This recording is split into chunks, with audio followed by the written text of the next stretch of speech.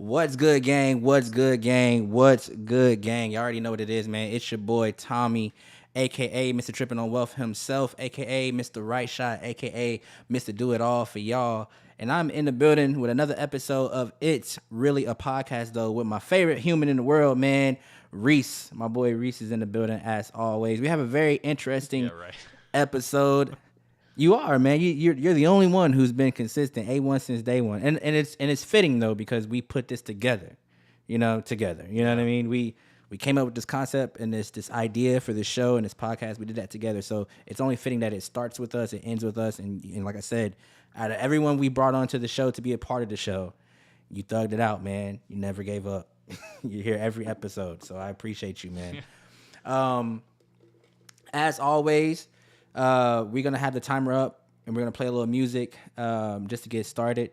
But today's episode, man, we will be talking about the current state of the United States and just our thoughts on Charlie Kirk, the MAGA movement, our amendments, our First Amendment rights, Second rights, just a little bit about everything and just what's been going on and just how we feel as young Americans. And so we have two special guests on the show with us tonight.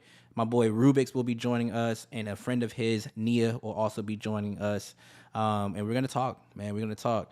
I know that personally, I'm like more neutral but liberal at the same time. You know what I mean?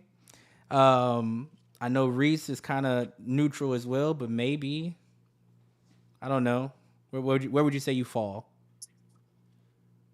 I don't know, man. I grew up super right-wing, and I'm just very disillusioned with it now. So I wouldn't really call myself, like, a leftist, but probably more left than right, for sure, at this point. And I know... But I really don't, the way it's set up with having to choose between Republican and Democrat is so frustrating because both of them are so like the party lines are never gonna fit with your particular way of thinking. I think people would call us centralists, right? People are just kind of dead center. I think that's what that stands for. I think that's what we want to call ourselves. Okay, well, I'm a centralist member of society, guys. I'm for some things, I'm against some things, but really I'm just on the side of common sense. But hey, while we doing all this talking, like I said, we're going to have a wonderful episode. We're going to get it in this song right here. This is called Proud of Me Now. And we're just going to listen to a little bit of music while we inform people that we are live, man. So I'm going to go ahead and send these evites out and let people know to tap into the conversation. You feel me? Let's get it. There is no way that I queued this up only for a commercial to hit. No way. No way. Yo, that is wild. It is like that sometimes. Yeah, it's a run-on thing, guys. If y'all follow me on the other podcast, the Play Us Now podcast, I know I'm not gonna ever pay for these subscriptions to not have these ads and commercials. It's probably just not gonna happen. But anyway, this is from myself. This is called "Proud of Me Now." This is from the Project 29. Y'all check this out. You gotta understand the fact that I'm proud of me now. Proud of me now. I'm proud of me now. Yeah. You gotta understand the fact that I'm proud of me now. Proud of me now. Proud of me now. Proud of me now. Hey. You gotta understand the fact that I'm proud of me now. Proud of me now. Proud of me now. Proud of me now. You gotta understand the fact that I'm proud of me now. Ain't no more doubting me now. I done put in too much work while you counting me out. You couldn't see that things could work, you believe in it now. You ain't listened up before, now you hearing me loud. Oh Lord, watch out, we about to break some. Niggas quiet in the room until we enter and we shake some. They understand that they can't take from us. We the kings of the hills and they can lie but they can't fake numbers. And even when they fake numbers, we do great numbers. We can tell the difference in the moves when we break commas. That's the difference, see we can't lose. We don't fear nothing and they mad cause they woke now and ain't no snooze button.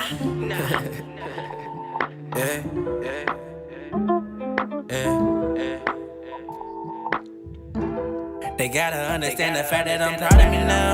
Proud of me now. Proud of me now. Proud of me now. Yeah. They gotta understand the fact that I'm proud of me now. Proud of me now. Proud of me now. Proud of me now. Yeah. They gotta understand the fact that I'm proud of me now. Proud of me now. Proud of me now. Proud of me now. Yeah. They gotta understand the fact that I'm proud of me now. Proud of me now. Proud of me now. Proud of me now. Yeah.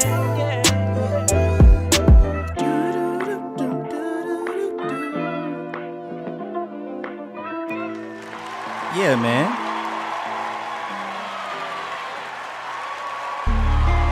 That was a song by me called Proud of Me Now. We got a few minutes still left on the clock before the show starts. Like I said, I'm sending out these evites, letting everybody know that we are live.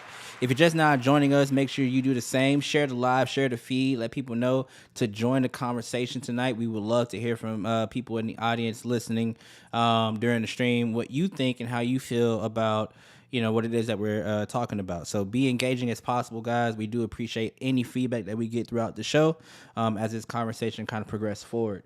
We're going to keep it going, though. This is another song, another good song, I believe, just to give us a little inspiration, motivation. This is from one of my guys. His name is King G, 1/3 of a group called Smooth Nature. Y'all check this one out. Let's get it.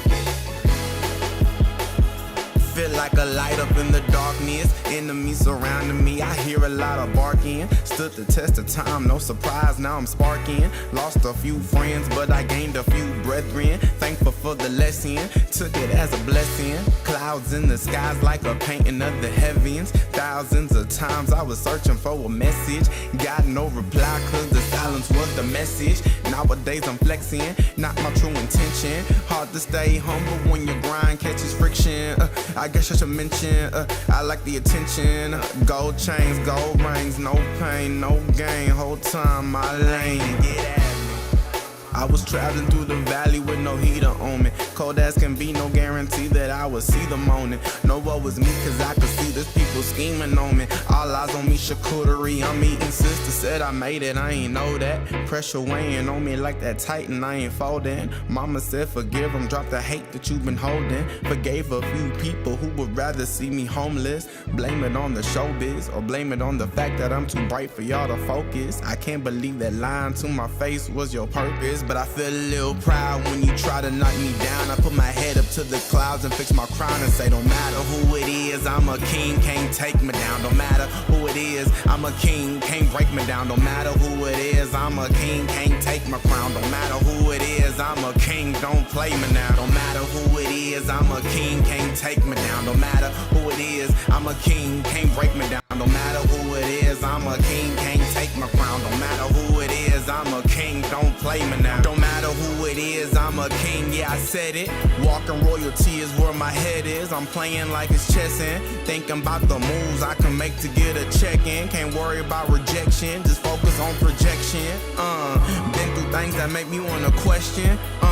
Like why I had to be the one you testing, trying to slow up my progression. Lot of names I could have mentioned, but I'm on another mission, trying to get my family riches. This for all the people that had rough starts, shaky past, messy in-betweens and hurt feelings. I hope you find some healing, we break them through the ceiling. These balls are right, are coming from the heart, I hope you feel them. Man, the city where I'm from is up in killings. Damn, the youth are lost, it's us who really missing. Hope y'all paying some attention instead of staying in division. I'm just praying that y'all listen, it's your business, it don't matter who it is. You a king, and ladies, it don't matter who it is. You a queen, yeah. No matter who it is, I'm a king. No matter who it is, I'm a king, yeah.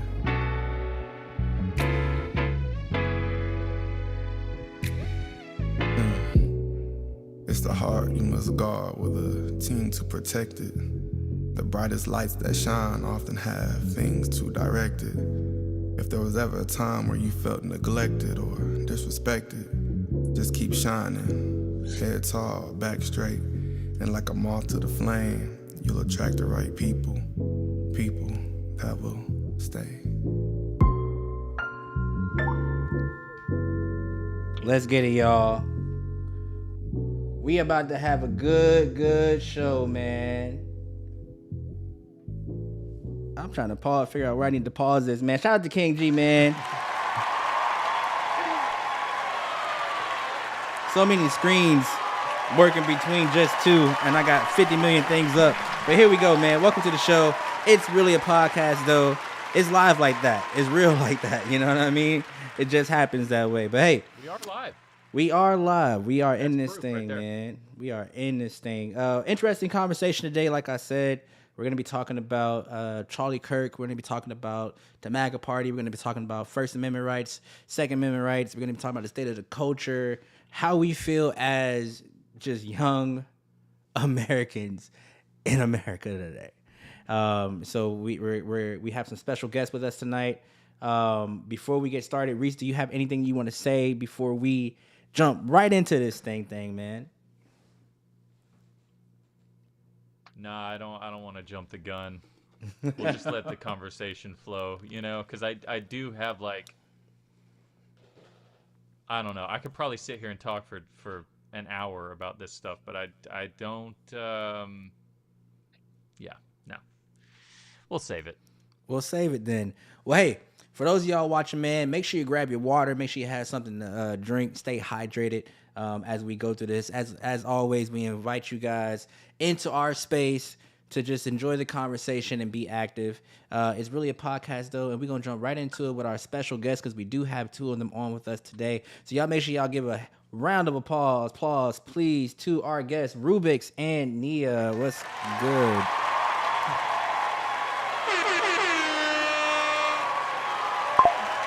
Welcome to It's Really a Podcast, though, guys. We're going to let that fade on out. You look real studious right now with the glasses. There you go, sir. You got. Well, it's a choice, It's a choice. How are you guys doing? Welcome to the show. Good. I'm good. Rubx, how you feeling? Yeah, I'm great. Yeah, I'm great. Thanks for having me on, man. All right, so we're just gonna dive right into it. Today is Sunday. It is actually the day that they have had Mr. Charlie Kirk's funeral service. So I want to start this show off by first saying this is not going to be like a hateful rant on Charlie Kirk or anything like that. We all stand by the notion that it was wrong that his life was taken over him just using his right to freely speak his mind. Personally, I do not agree with a lot of the rhetoric and the things that Charlie Kirk would say, but I do find it wrong just to take a life. He wasn't doing any harm to people physically, and I do believe in the First Amendment right, being able to speak your mind as freely as possible. So I want to start there with myself. I know a lot of you guys again feel the same way. But we're gonna jump into it, man. So Charlie Kirk, how do we feel about him individually? I want to kind of start there. So Reese, you want to lead it, or Nia? Oh, so me personally, I didn't even know who he was until after he died. Right? I'm at work. My coworker Charlie Kirk died. I'm like, who's Charlie Kirk? No, I don't know this man. Mm-hmm. But I don't agree with him. Half of the stuff he says, I just know, like you said, it was wrong the way he died, for somebody to take his life that way. But yeah, I really didn't know who he was until like last week. So. Yeah. Rubx, how do you feel? So I've watched Charlie Kirk like long before President Trump got reelected, and when I was more in my liberal leftist days, I kind of was kind of like listening to what what my side was telling me, oh, he's a fascist, he's a racist, he's misogynistic, he's anti-women, and I would just go with it because that's what people were telling me. But as the Biden administration, went on, I was like, Biden's really not doing really much for me or my people, and maybe in order to learn what's going on, I have to hear the other side. And when I started hearing the other side, he's a big voice for the right, and I was like, he's making a lot of sense. Now, I don't agree with everything that he says, but a lot of the points he makes are logical, and they really make a lot of sense. So I was kind of saddened to hear the news that he had passed away. Mm-hmm. I get that. I definitely get that. Reese, you want to get some thoughts? Uh, all right. Well, I guess out of respect for the man, I am not gonna lie. I hated him. I've hated him for years, and I hated him so much that I did not pay attention to anything he said. Like I would just tune him out. I didn't watch any of his videos. But after he died, I've been watching all these viral clips because I really want to know if he was as bad as people say. And the more I watch him, it's like, yeah, I still disagree with him on like almost everything, but um he's not he's really not overtly hateful in the way people make him out to be, and also um yeah, I think really it's just guilt by association. Like he was around a lot of people that are extremely hateful, and you can find these viral clips of him denouncing their ideologies and everything, but it's like because he was rubbing shoulders with these other guys, it's so easy to just lump him into that category, and I think he was different from a lot of those guys. No, that totally makes sense. That makes a Yeah. lot of sense. I think I agree with that. And again, I want to be sensitive, but I want to keep it real. It's just guilty by association. You know what I mean? I don't think that Charlie Kirk was a racist. I think that he had some really, really hardcore stances on things. And I think a lot of it for him was based, around religion, Yeah. which can, obscure people's thoughts, but also Right. you can't, people who are like hardcore Christian. Like I consider myself a Christian, but I'm like not a hardcore Christian. You know what I mean? So I know that I'm imperfect. I know that I make mistakes. I know that I'm working on my faith, but I'm not at that level of like I'm living by the Bible day in and day out. You know what I mean? Like hardcore. Yeah. You know, Yeah. And I'm not. Yeah, go ahead. Go ahead. Go ahead. well, the thing about it is he really weaponized his faith using it as like a political stance, which it just that's the wrong approach to take to your religion, in my opinion. It should not be political. You should separate that stuff because politics is for everyone. It's about everyone. And I don't, I, whatever. We can get into that stuff about how I disagree with that. But it also just comes from a place of me personally. I grew up in all that. And I know that it's not the answer.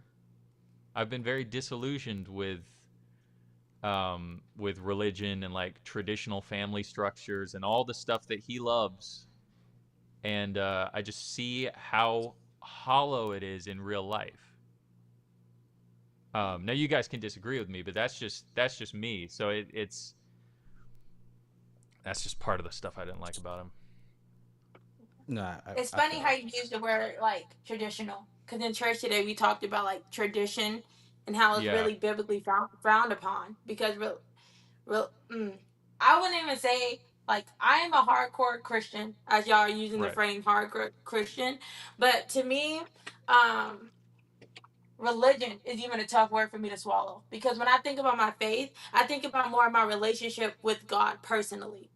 I right, don't think about the overall like traditional this should be this way, this should be that way. Because ultimately it's about your relationship with God, regardless of the right. tradition. Like my So that's faith what I says that the Ten Commandments should be displayed in every public school. Like what? yeah. Did you know I'm a public school teacher? And my classroom I have to hang up the 10 Commandments because they're donated. So if they're not Right. donated, we don't have to hang them up. But where I live at right now is like really conservative, small town. Everybody Yeah. know everybody. And I'm a I believe the 10 Commandments, and I did not want it to hang them things up. Like, I left them in Right. my box for as long as possible. They're like, "Cause Washington, why your 10 Commandments not up?" Because it's not my job to force that on people. It's my job to Right. let my kids know. It's my job to be that example of the 10 Commandments, that I live by the 10 Commandments. But it is not my job to teach, to have that up in my classroom. Like, Right. it No, don't match my decor. yeah. I'm kind of mad. It's like an ugly poster in the corner. I hid it in the corner, so like, yeah. But And not to veer off too much off topic, but I think that for me is like another issue with, you know, everything that's going on in the state of the world right now, especially in the United States, is it feels like, you know, religion and core beliefs are starting to be one-sided, or just political views on how we should treat human beings is starting to be one-sided. And I my problem with that is we live in the United States. The United States means united. We're one front. And so being that this place was founded on so many different ethnicities, backgrounds, religions, beliefs, values, but all still coming together as one to be one united front. I think that's what the moral and like the essence of America should be, and I think we're just getting really far away from that with just how we're treating one another, and it's kind of crazy. But that's my little rant there. That's my little rant. So I would say that, like, you know, I would argue that America was founded on Christianity. Um, like I believe that, like, you know, nations, they always like they always have mottos that relate to God or some sort of religion, where you say, you know, America is one nation under God, you know. So it's like, as like when Nia was talking about, like, I don't like forcing Christianity, or like, it's not our job to force Christianity. But if we are self-proclaiming Christians, like I am and Nia is, and how, you know, Tommy said he is, I don't know about you, Reese, but part of our job on this earth is to spread the gospel. And like, whether we spread it in church or in school or at our job, it's our job to spread it. Because, and this is my beliefs, and this is not, you know, political or anything like that. Once I die, once my time is expired and I clock out, I want to know that, like, I did my job. You know what I mean? So that's where I sit with that. Gosh. Okay, what's wrong with the 10 Commandments? Okay.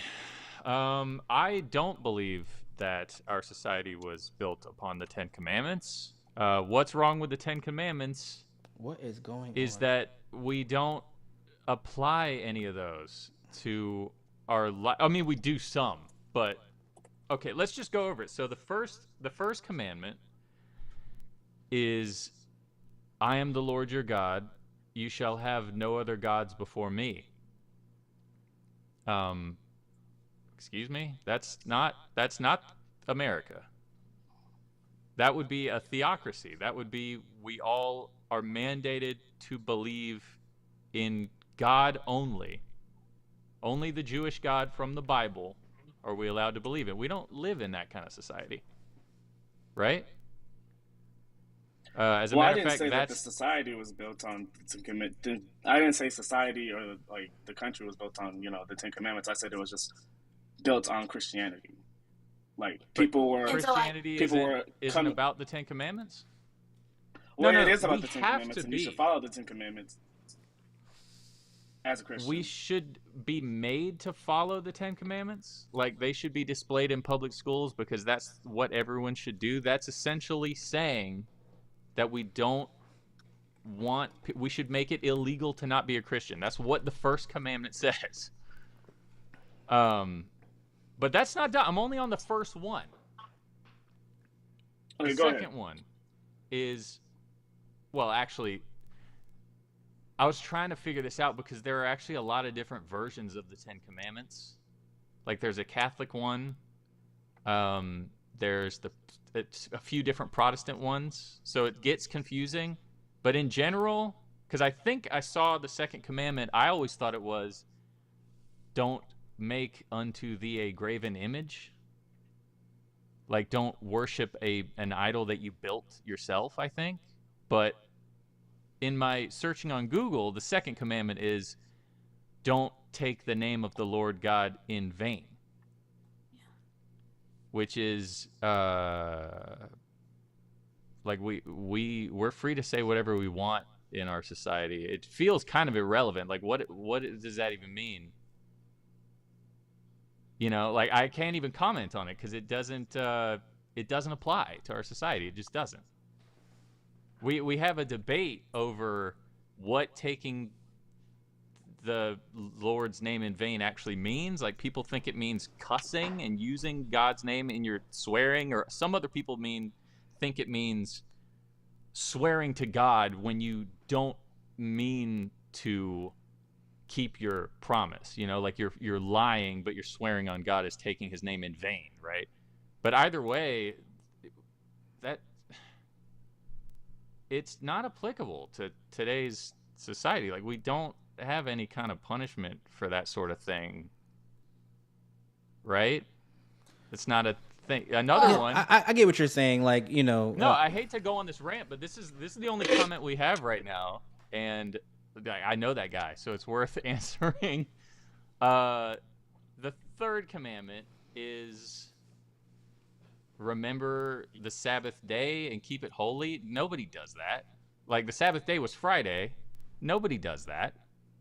We have weekends, that's Saturday and Sunday, that we take off generally. But we don't remember the Sabbath day and keep it holy. Who does that? Nobody does that. And we haven't mandated it in our Constitution or anything like that. Because it shouldn't. So I feel like and we absolutely shouldn't. Yes, if we tried to do that, I would be opposed to it. Because it's kind of crazy to think that you have a mandatory day off. Like you cannot work one day per week. It's just a weird thing to argue for. Because some people have to work every day of the week just to afford to live, you know? It can get one. Hold on. It can get real deep, but I just want to touch on what you're saying before you continue. All right. I know you feel this way, but at the end of the day, it just can't be implemented in a way to where it's like we're pushing it. I think what Justin was saying, I agree with. Like we are taught as Christians to spread the word of God. We are told as Christians to, you know, help people understand our point of view about how we view God, right? Because God is important to us. Now, you know, when it comes to religion, this is where it gets, you know, cloudy because you have Christians, you have Catholics, you have Muslims, you have, you know, just all these different religions. You can't put anybody in a box, not in America, which is why we can't allow Christian rhetoric to be as prevalent as it is in politics, because now you're pushing a certain religion over all religions, and it's not meant to be that way, right? We're allowing people the freedom of choice. I get that. Why would you not do that if you're a Christian and you believe the 10 Commandments, and the first commandment is we all have to be Christian, you have to obey God? Why would you not want a theocracy? Why would you not want to display the 10 Commandments in every school? Why would you not want to say that America is a Christian nation? You know, why would you not want that? It's the first commandment. Because I feel like because it's un-American. It's un-American, but I also feel like as a Christian, my belief, and this is just my point of view as a Christian, and people may disagree with it, but it is not our place to force someone to believe in God. It is our duty to spread the word of God, but it's not our job to force them. And I feel like the reason I can say that is because Jesus himself didn't force anyone to believe. It wasn't by make that point. It wasn't by force. It was by compassion. It was by, you know, genuinely gravitating to people who believed what he believed. And that right there is again the core foundation of what I think America should be. It's freedom. Well, we preach the word freedom. What does that really mean? You know what I mean? What did Jesus say about the 10 Commandments? Give me 1 second. I want to make sure I'm. Well, you can take this over. You can definitely take this over. But I do want to read Justin's comments just to make sure I'm following up with him. Yeah, 'cause I can't read them. They're too fuzzy. I'm sorry. I'm sorry. There's really no place I can really put them to enlarge them, but besides it's here. Fine. You can just read them. So yeah, I'll read this. Well, I'll start here first, just to make sure everybody addressed the first comment. God calls for exclusive devotion. This prohibits idolatry, false gods, and elevating anything above God. So money, power, people above God. Yeah, but we all do that. I feel like a lot of people do. Like our society would not function if we all put God above everything else. We're all putting ourselves first. You know, I'm saying there's nothing wrong with that. That's like the way it works. It's how society functions. How do you guys feel about that? Well, I feel like. Well, Reese, I'll ask you. Do you have a faith? Are you a Christian? I used to be. I'm not anymore. We talked about that earlier. I'm like, yeah, I'm out. Okay. But before the pod, yeah. So like, you would ask, and you know, I Jesus actually said, look before we continue with this.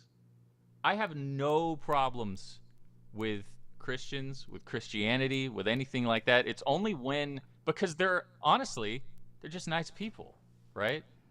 That's all I care about. People just need to be kind to each other, and that's all it really comes down to.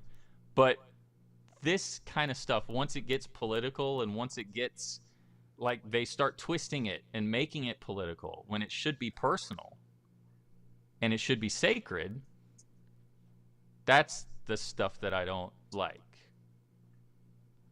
That's all. Anyway. Well, I was just gonna say, and I'm paraphrasing, so like, for all the Christians watching me, okay, I'm sorry. He said that if you cannot follow all these commandments, then follow the one golden rule. Have you heard of this? The golden commandment, the one above all.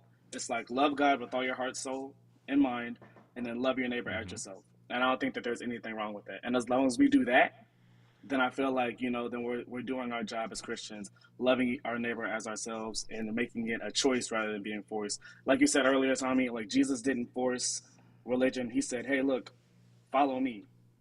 Like follow me. It's a choice to follow me. And some people said no. And they said, okay. Yeah, that's exactly what I was going to say. I want to go back one. Go ahead, but I want to go back one. Well, that's the reason why a lot of Christians say they don't want to force their religion on anyone, because that's what Jesus was about.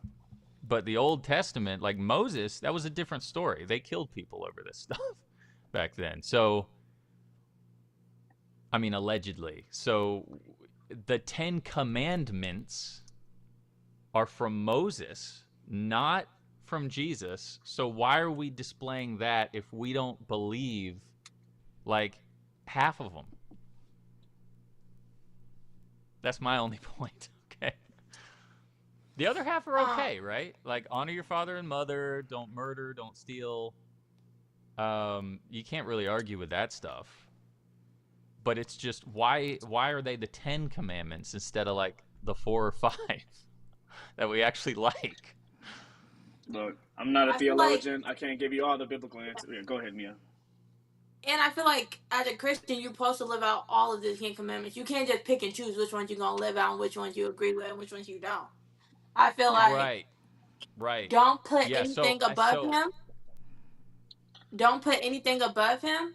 I do that every day. I don't put anything above God. God comes first. He comes before my husband. He comes before my child. He comes for everything. So, like, I don't understand when you said, well, we do that every day. The world wouldn't function. And, like, keeping the Sabbath day holy. What type of work are you doing on Fridays? And stuff like that. That's keeping it holy, I guess. This goes into apologetics, and I suck at apologetics. My husband is really good at it. I'm not. But this kind of goes into that gray area.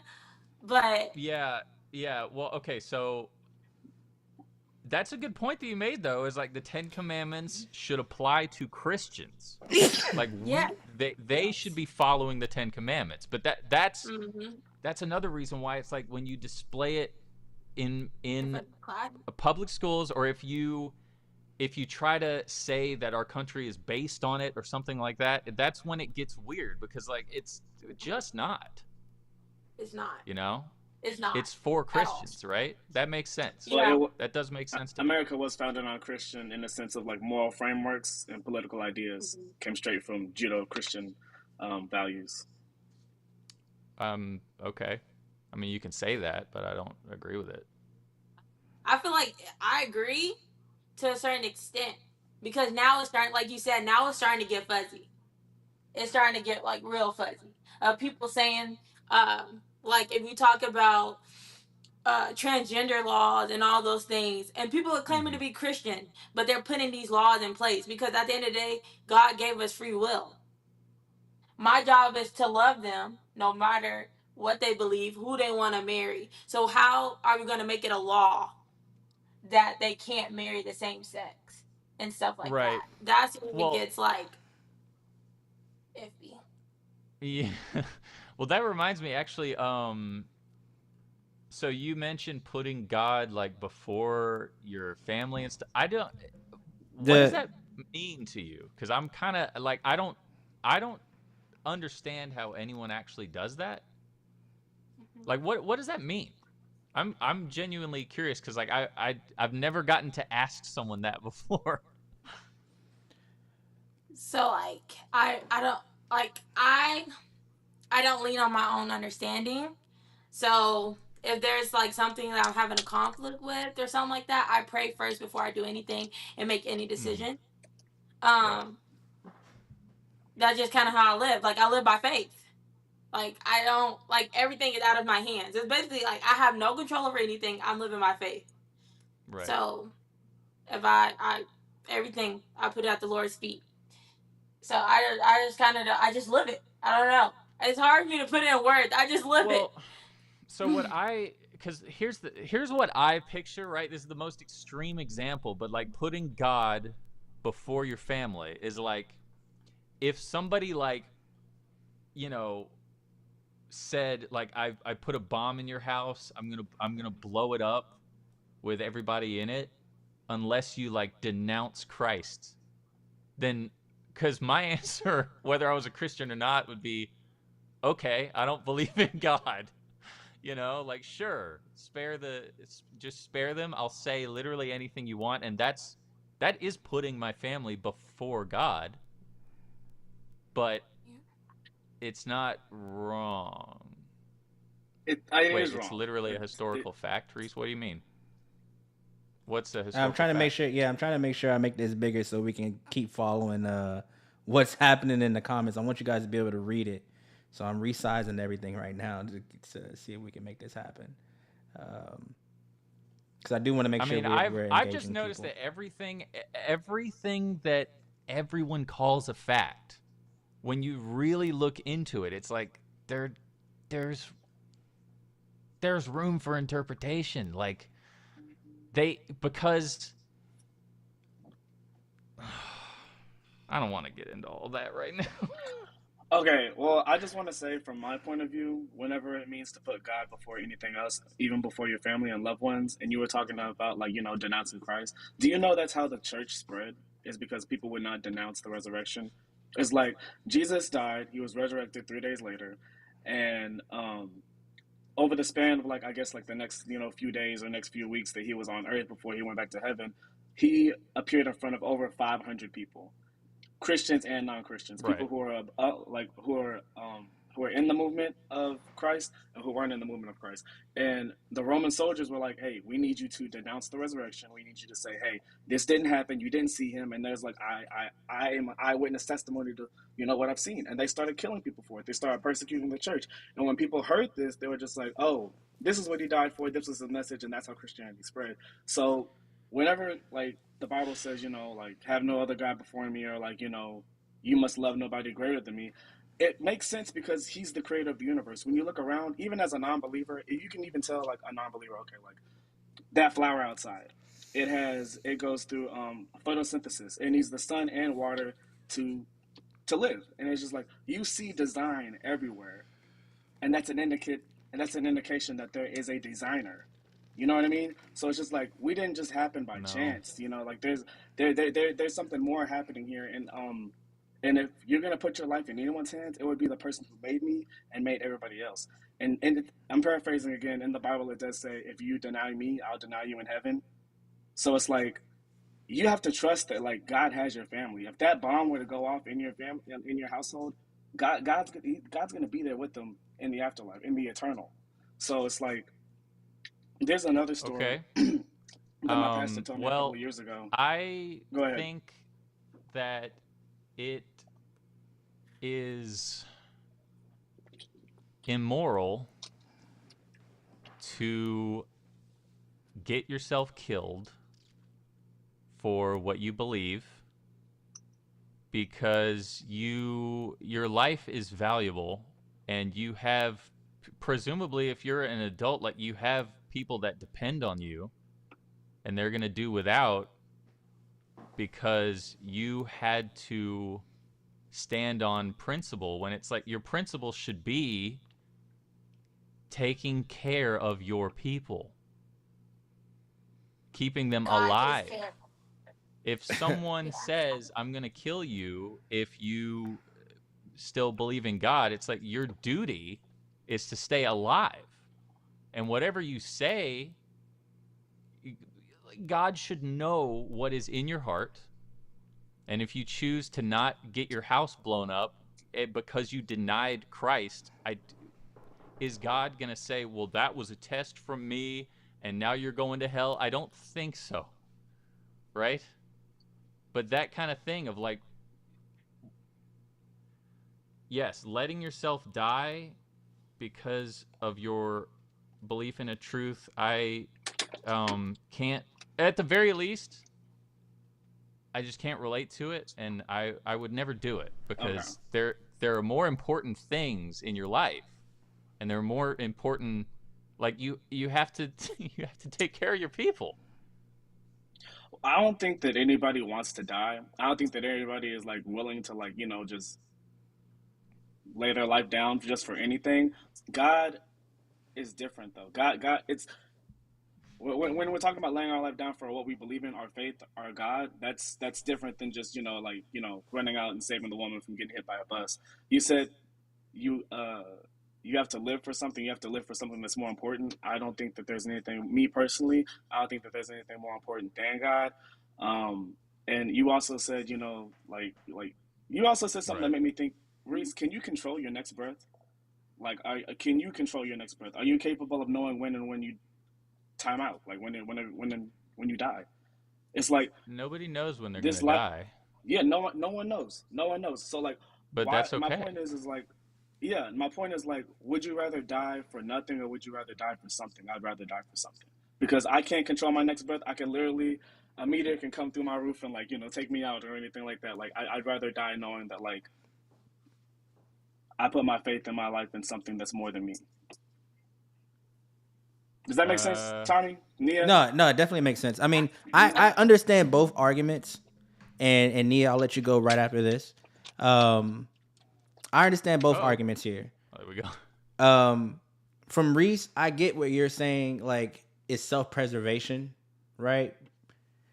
You Right. want to live. It just sounds like you just want to live. You know that you have people depending on you. I can get all of that sentiment of like, I have a family, I have this, I have people who Well, love me. look, I I don't want to just think go out that's the like this. point.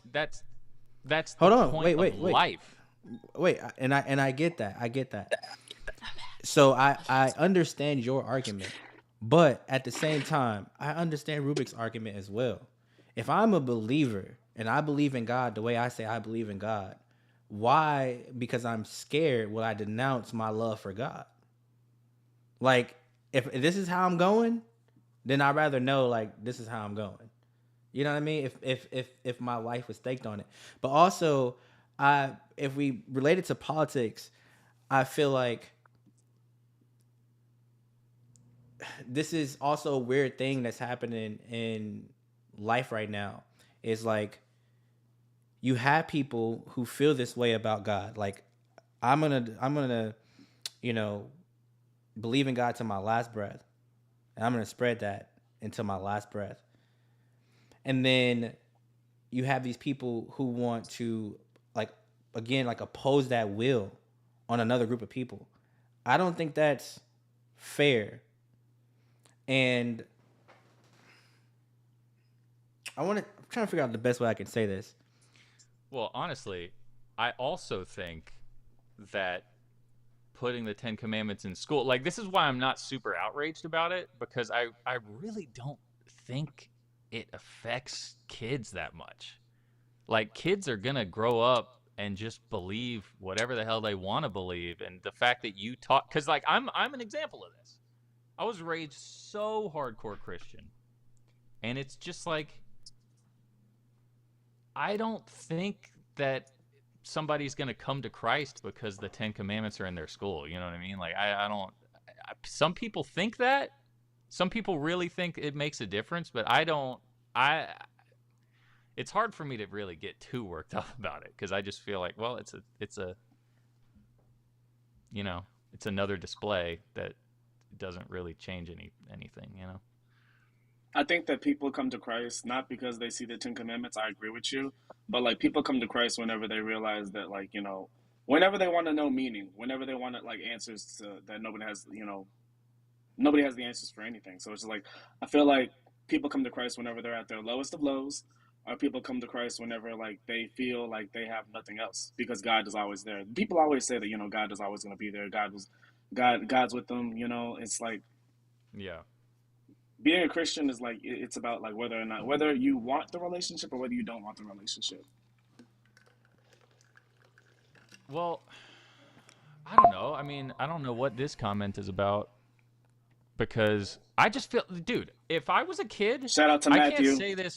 can't say this with like total certainty, because I'm not a kid anymore. I can't go back in time and talk to him. I was a very different person back then. But I just feel like if my dad was in a situation where he had to deny Christ, and he didn't, and they killed him, I would feel betrayed as his son. I would feel like, why did you do that? I understand you have principles, but like, why would you put anything above taking care of me and my brothers? Right? That I would be so angry about that. It's so, I mean, I get that, but it's really just how you grow up. And I feel like, no, I think it's hypothetical. No, I think when it comes down to it, because you can say that to people who commit like homicide by jihad or whatever like that, right? Like, they believe in their God so much that they will run out and blow themselves up and kill a bunch of people. And then their children may feel like how you feel, but also I feel like they're raised in such a culture where the children digest it differently, if that makes sense. Like, maybe they're proud of it, right? Yeah, like my dad went and did this. My dad is a hero for God. You know what I mean? Yeah. I wonder if people think like that. So my argument to what you're saying is like, yeah, I get what you're saying and how that's applicable and how that could make a child feel, but also children understand too when it comes to their faith.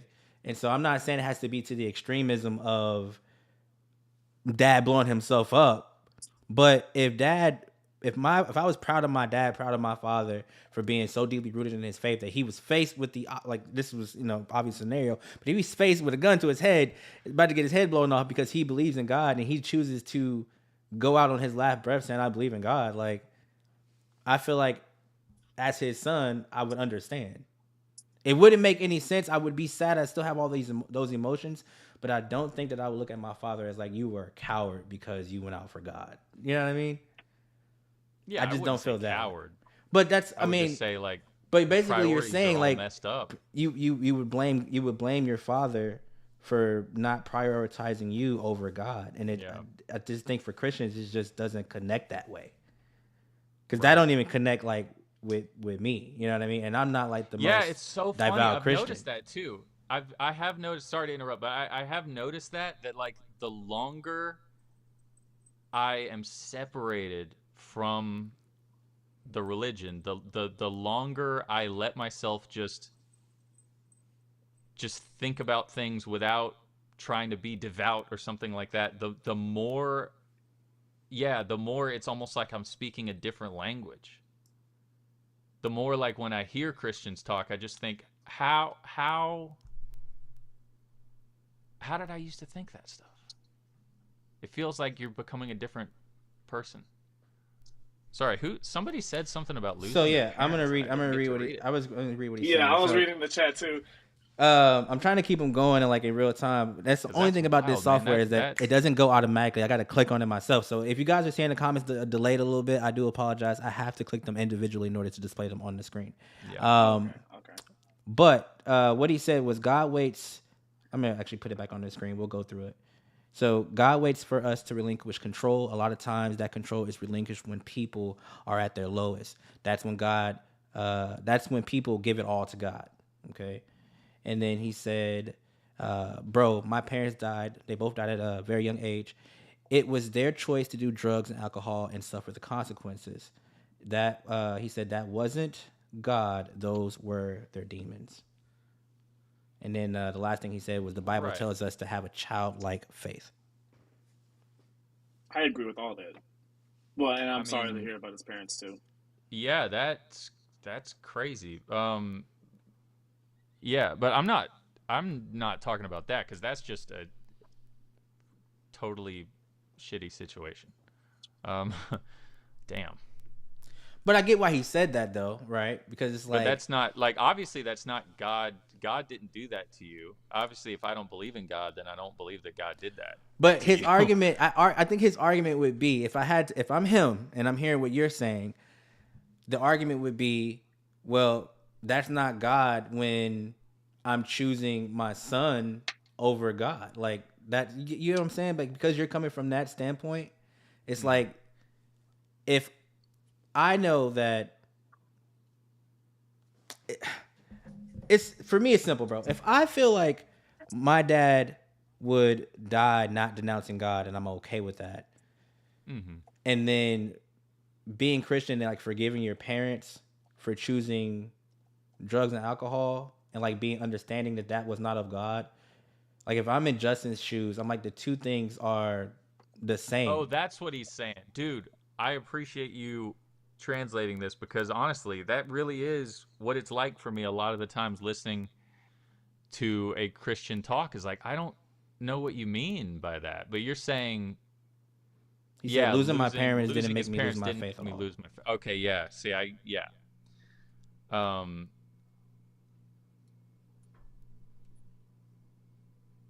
wait, what? He said, how do I join this podcast? I can definitely bring you on. Bro, come on. Yeah, I'll send you a call. I'm not trying to offend anybody. I'm not trying to turn anybody away from their faith. Like people who we know. You just have questions. No, like I have all the respect in the world for somebody keeping their faith in spite of all the terrible things in life that happen to you. Because God doesn't, like, I don't believe in God, so I don't think God does that stuff to you, right? But I think even as a Christian, you would have to think that like bad things just happen. Yeah. Right? And God is who you're supposed to turn to in those Justin, times. I'm gonna give you a number and you can call this number, and if you want to join in, I'll let you join the conversation via phone. Because ultimately God never promised us that bad things would never happen. Right. Like he never promised that in the Bible. There's never anywhere that he says bad things won't happen to you. Mm-hmm. Yeah, it says but when the those rain falls on the just and the unjust, right? Yeah. Something like that. And also, it also says in the Bible that like the God of this world, the quote unquote God, little g of this world, is Satan. So it's like Satan has control and dominion of what goes on here on earth, and so does God. Right. But Satan also has some sort of influence on our minds and our spirits as it pertains to like us being Christians or just, being a non-believer, because it's just like we think that our desires are better than, what was that? So I think I have him on Justin, the line. I think. Yeah, Justin, are you with me, brother? 1 second. Let's go, Justin. Let's go. He's been commenting the whole time. Check 1, He's been 2. calling There it we the go. whole We time. got you. We got you, brother. He's Cool, y'all invested. can Let's hear me? Good deal. go. Yes, sir. We Hey, can hear first you. off, I want to say I've known Tommy and I've known Reese for quite a while, um, uh, and it's a pleasure to see you guys talking about this. I mean, these are really important topics, and I believe it's really important to have these kind of conversations brought to not just a table, but a table where we don't try to like rip each other's throats out. You know what I mean? And I love the dialogue Yeah, so there's far. I been think enough it's of really that. respectful. Reese, my point was, no matter what has happened to me, my faith is so rooted that I know that the things that I've experienced negatively are not of God. They can't be. Right. You know, they absolutely Right. 100% cannot be, because I know how it feels to be blessed. And I can give you a testimony. I can give you all of my testimonies. The whole reason I believe in God is because my life was completely saved by Him. And I grew up in a household that Yeah, was not good. I assume. Oh shit! Did we lose him? No, we didn't lose him. It's still connected. yeah, there's a delay. I'm hearing a delay. I wish I could jump on a video with you guys. I mean, I can make that happen. I thought this would be easier for you, but No, I'd love to do a video. If I can get on a video that doesn't lag. I mean, I've got a DJI camera I can set up too. I mean, yeah, I mean that's totally fine if Oh, if you he's can have it ready. professional. I'll send you the link so you can join. Just let me know when you're ready to Okay. actually come on, and we'll continue the conversation until then. Yeah, because I'm getting kind of confused by the lag that's going on. Let's see if we can figure out how to get me on video. Okay, that's fine. So I would love to, because Yes, I'd like sir. to share with you guys, since there is some kind of what's the word I'm looking for? Not a denial in faith, but since there's someone here that was a Christian and is no longer a Christian, I would love to share my testimony, especially a recent testimony. And let me go ahead and let me speak on that. In the last 2.5 months, I've been dealing with some of the hardest things I've dealt with, honestly, since my mom passed away. Finances. I own a business. I've had my work truck catch on fire. I've had a work truck wrecked. My wife's car was wrecked. They totaled it out. I was not in a financial situation to take care of any of that. I was stressed out. All sorts of other things were going on too. It was just an insane amount of negative things seemed to be coming at me. And while I was out on tour with the band I play for a few weeks ago, I sat in a hotel room and I prayed. I prayed the hardest I've ever prayed in my life. And I said, God, I don't want you to make it obvious, but I want you to give me opportunities. I want you to give me opportunities where I can give of myself and try to figure out how I can elevate myself out of this current season that I'm in. I just need, please give me the ability to see these opportunities and have the wisdom to understand that they are opportunities from you. And so some amazing things happen. Again, I was in a financial bind. I own a business. I've never had an employee fired, but all of a sudden the Texas Workforce Commission is writing me a check for $3,300 as a refund for the taxes I paid in. And then we got a $4,500 settlement out of the car wreck my wife was in, right? These things I prayed for. I prayed for relief. I prayed for opportunities to, and here's the big opportunity that came about. This last week, I was off the road, and me and my wife and our son went to Sam's Club, and because Heston wanted pizza. Well, as you know, or if you don't know, Sam's Club makes you, they check your membership before you walk in, just to make sure you're a member there. Otherwise, you can't get in there. Well, and you have to order food on the app now. You can't just go in and pay cash for a pizza. Was working there when they made that change. It was a disaster. Oh, right. Yeah. I mean, that's an unfortunate change, I think. Well, anyways, we're here in Waco, and we're sitting there, and we order our pizza before we ever get in the store. We do our shopping. We go to the cafe. We get our pizza. We sit down, right? We sit down, and we're eating, and I look up, and I see these two homeless guys. Now, how these two Yeah. homeless guys ever walked into Sam's Club is beyond me, because apparently you have to have a membership, right? Well, I looked at one of the guys, and he had the bluest eyes. If you know me, I have blue eyes. I have some of the most bluish eyes you've ever seen. This guy's eyes were angel-like for this guy. And Yeah. I looked him dead in his eyes. He looked right at me, and he looked away, and he walked past me. And my wife said, "Man, that makes me really sad." And I said, "Yeah, me too. Buy him a pizza." That's only $9, you know? But I'm going through a financial hardship, right? I'm going through a financial hardship. But it was only $10. So Yeah.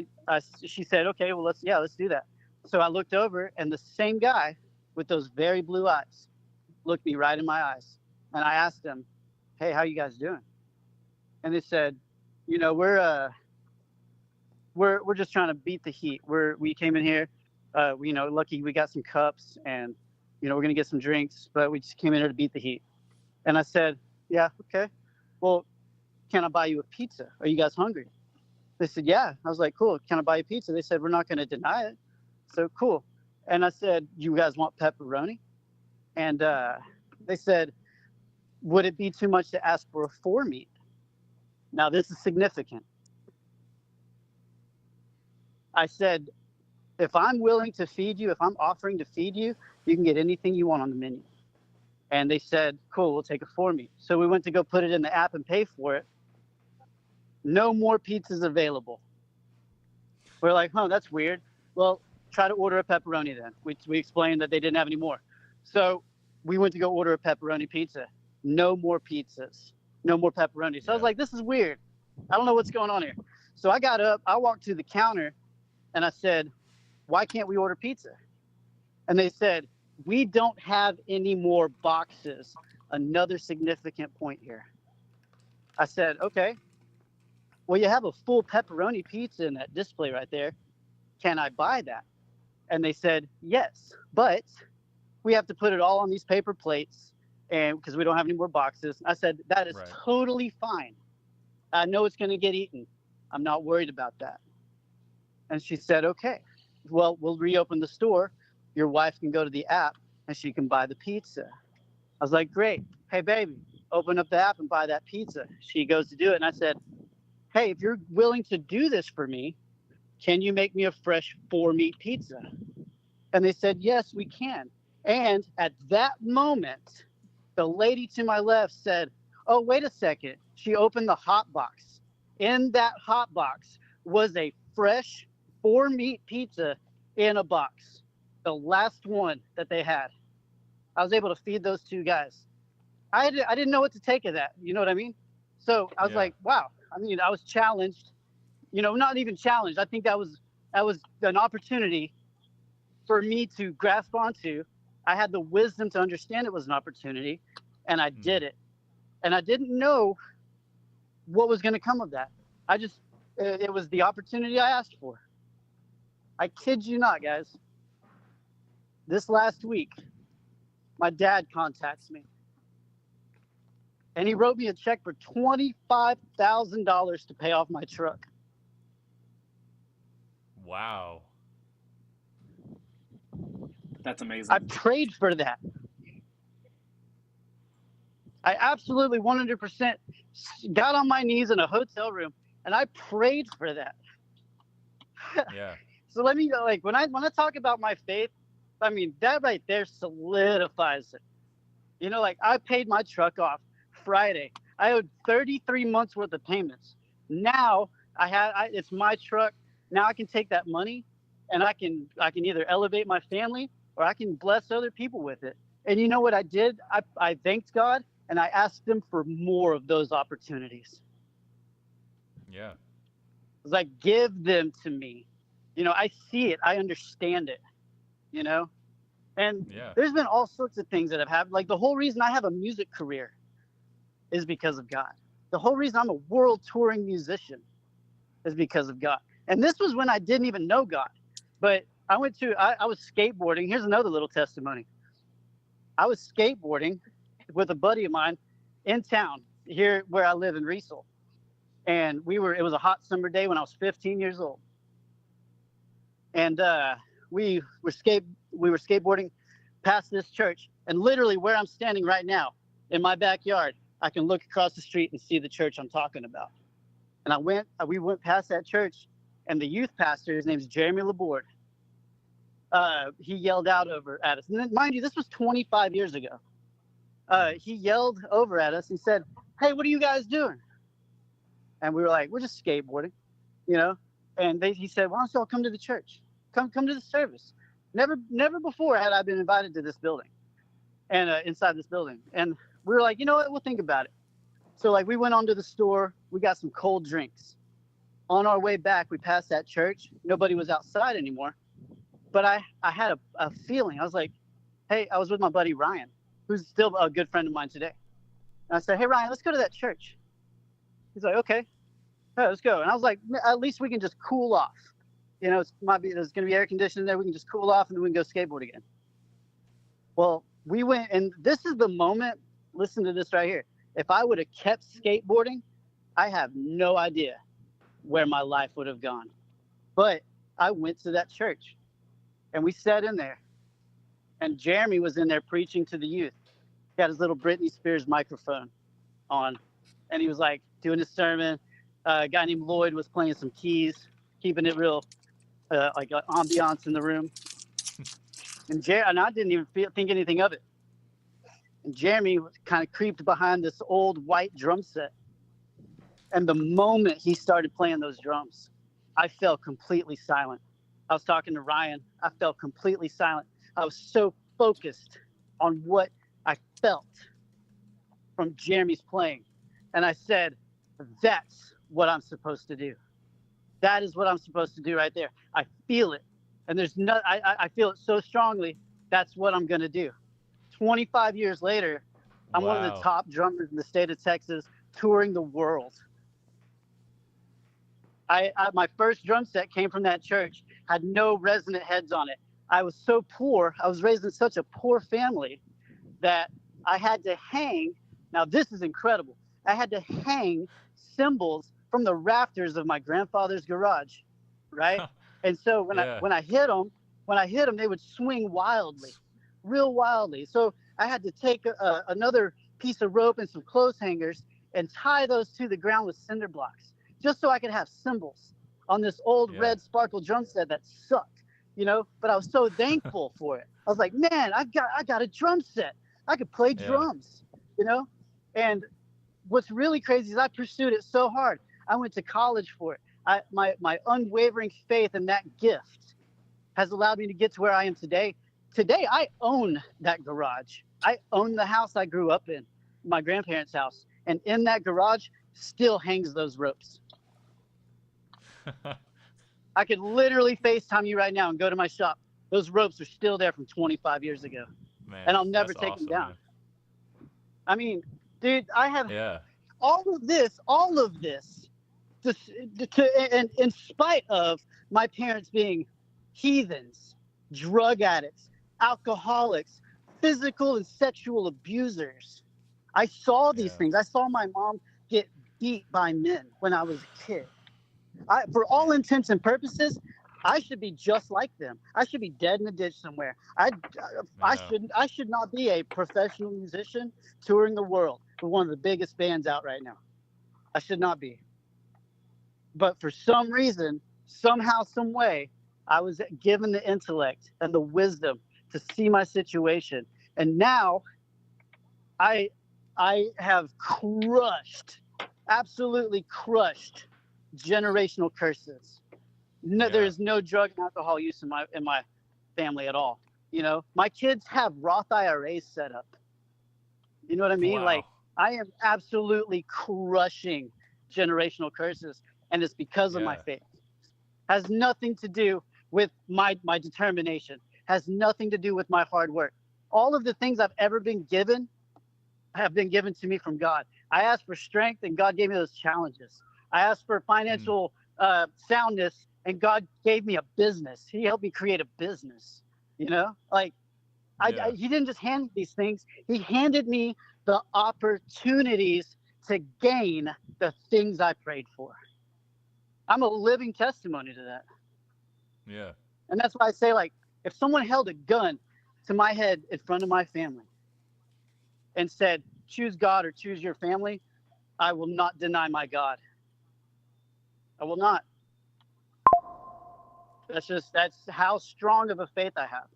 Because I know that if God is willing to take me from my family, he's going to provide for my family. Amen. Amen. So that testimony right there, just the things that I've been through and how and the things I've been able to overcome, that's why my faith is so rooted. That's why I stand so strongly on those foundations. Yeah, that's an amazing story. I know, and I know it's heavy, but it's not supposed to be light. It's supposed to make you feel a certain way.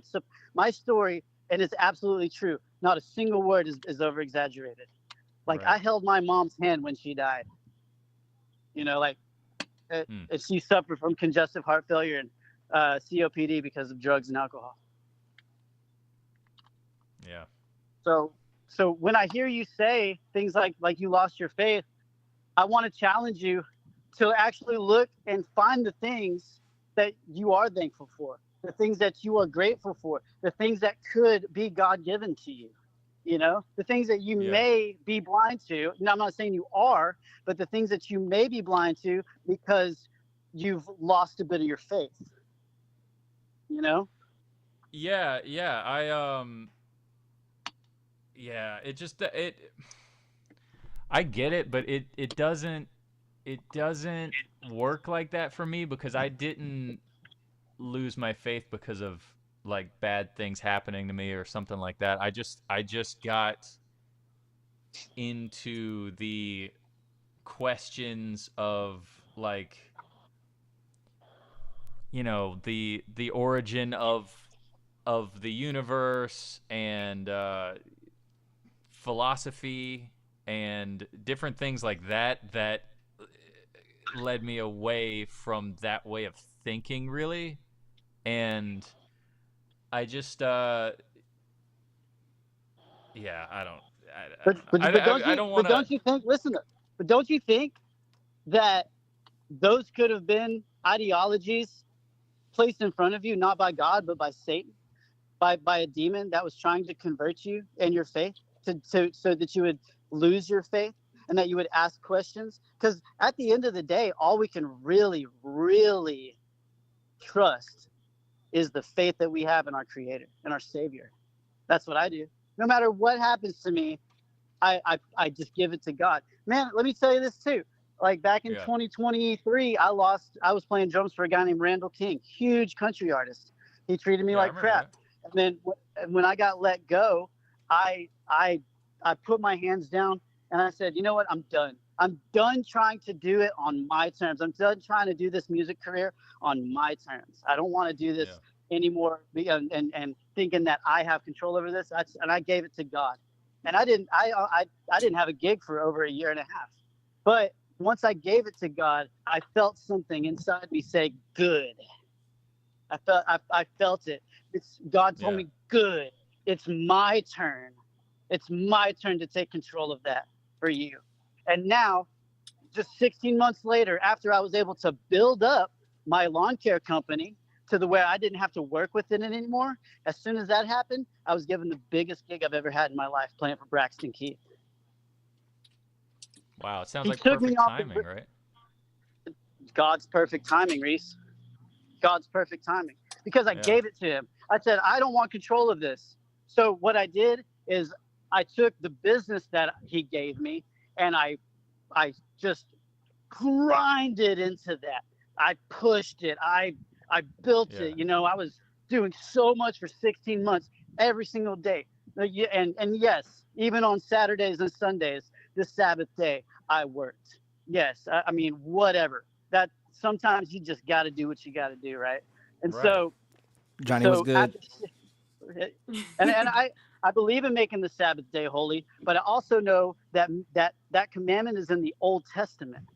Right. Jesus came 2,000 years ago, died on a cross so that we would be forgiven for all of the sins that we commit. You know, he didn't come to abolish the law or to abolish the prophets. He came to fulfill it. and that's why you're forgiven for your sins. It's not about that not being applied today, like the Ten Commandments being applied today. They're if anything, they're more relevant than ever in the current climate that we're in. That's how I feel about it. I agree with you, Justin. How is the first commandment more relative? Okay, look, I get it though. It is more relevant now for Christians. I think really because that's what Nia said. Like she made a good point earlier, but I just don't. It's not relevant as it pertains to public policy. Is the point I was trying to make.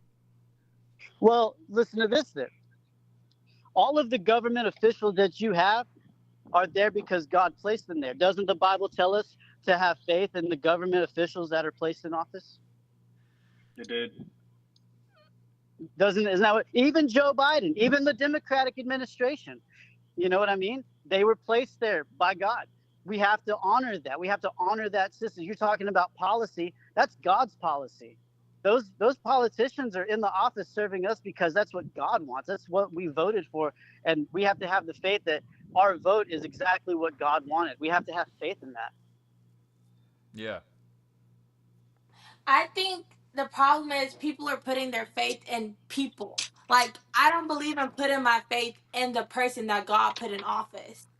No, I believe God placed him there for a reason and that they're there for a reason. But ultimately, I do not put my faith in that person.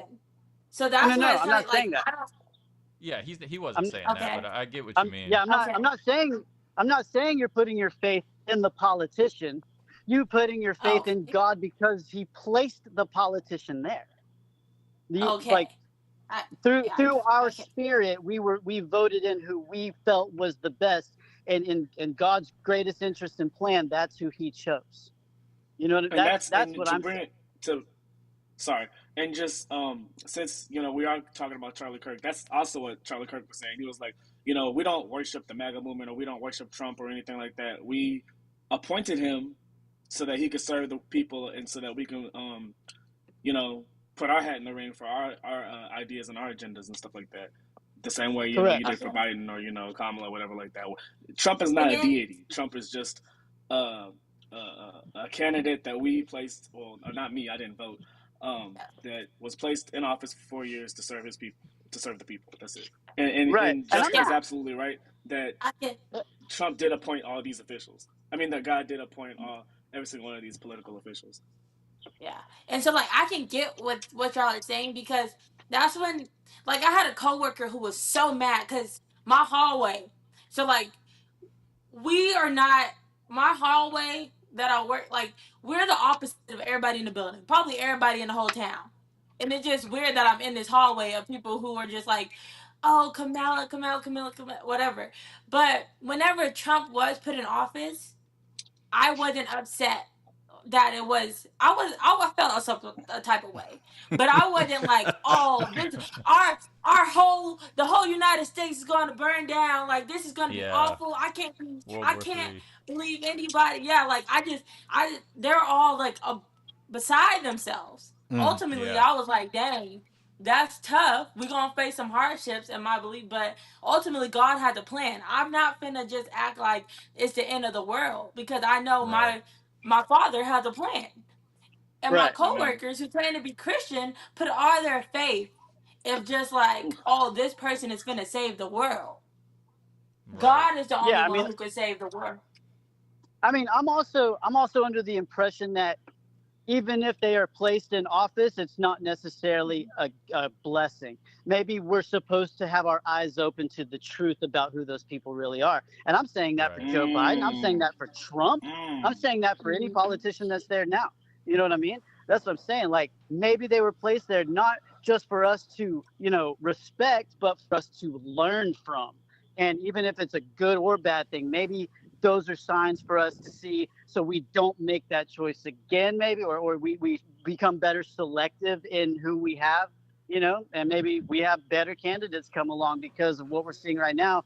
I mean, I'm not the biggest fan of what Trump has been doing, but I have to believe that he's there for a reason.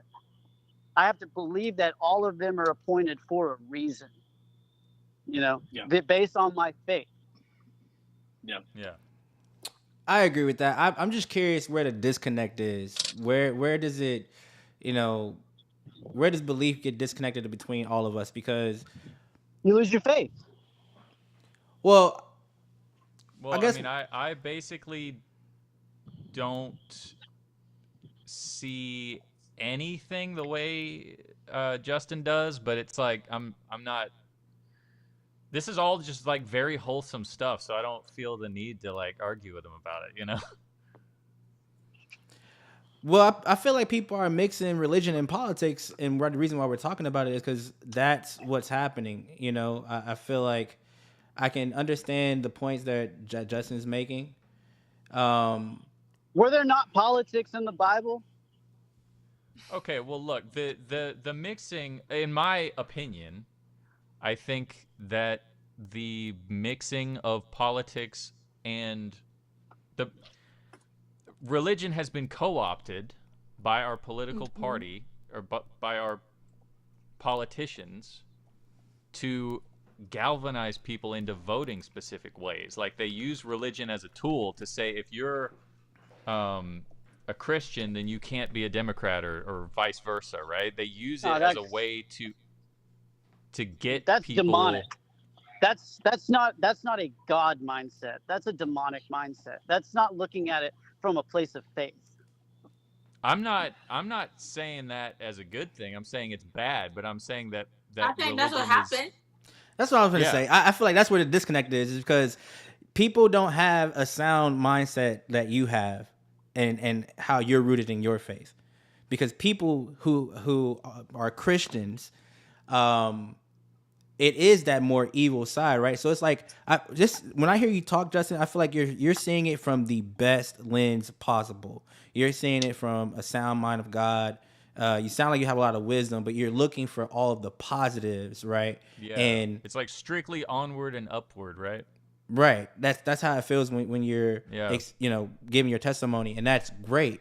And I think that is the like most perfect view one can have as a Christian, right? To just always be able to give it to God that way. But there are a lot of Christians, but on the flip side of that, Justin, there's a lot of Christians who don't give it to God that way, where they kind of get rooted. That's the problem. They get rooted in this. That's why I go back. That's a demonic right, and they thing. claim to be Christian. That's a demon. And that's what I go back to. That's a demon taking you from your faith. You have to have rebuttal. You have to rebuke those demons. You have to rebuke those negative mindsets and the negative things that happen to you in your life.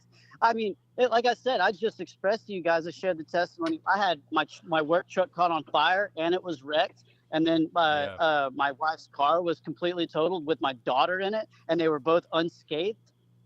No one got hurt in that accident at all, but they totaled my paid off car. You know what I mean? Those were not things of God. Those were things placed in my way to, one, maybe distract me, or also to try to get me away from my unwavering faith.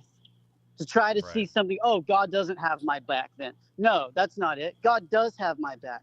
I just had to ask the right questions. I had to pray for the opportunities and for the wisdom to see those opportunities so that I could possibly give of myself and relinquish control in order for those blessings to be given to me. And you know what I mean? That's really how I feel about it. And I've always, I don't pray for much. I don't pray for opportunities. Someone asked me one time, they said, what do you pray the most for? And I said, I'm just thankful. I thank God all the time for the things I have, for the things I've been able to do and the blessings that I've been given. And even if I deal with some hardships, I know I'm blessed. You're literally talking to a guy who watched his mom die from drug and alcohol abuse. My dad died in a halfway house in a bathtub in 2020 because of complications of COPD and congestive heart failure. I had a sheriff come to the house I live in right now and tell me that they found my dad dead. All of these things that I've been presented should absolutely crush my faith. They should absolutely wipe it all out. I mean, why, God? Why are you doing this to me? why are you implementing all of this in my life and making me experience all of these negative things? But it's not God. Those were not things of God. That was Satan trying to get in my way, man. You know what I mean? Yeah. And my determination and my unwavering faith was what got me out of that. Because then I said, what do I have to do, God? What do I need to do? Give me the opportunities. What do I need to do to show you that my faith is strong?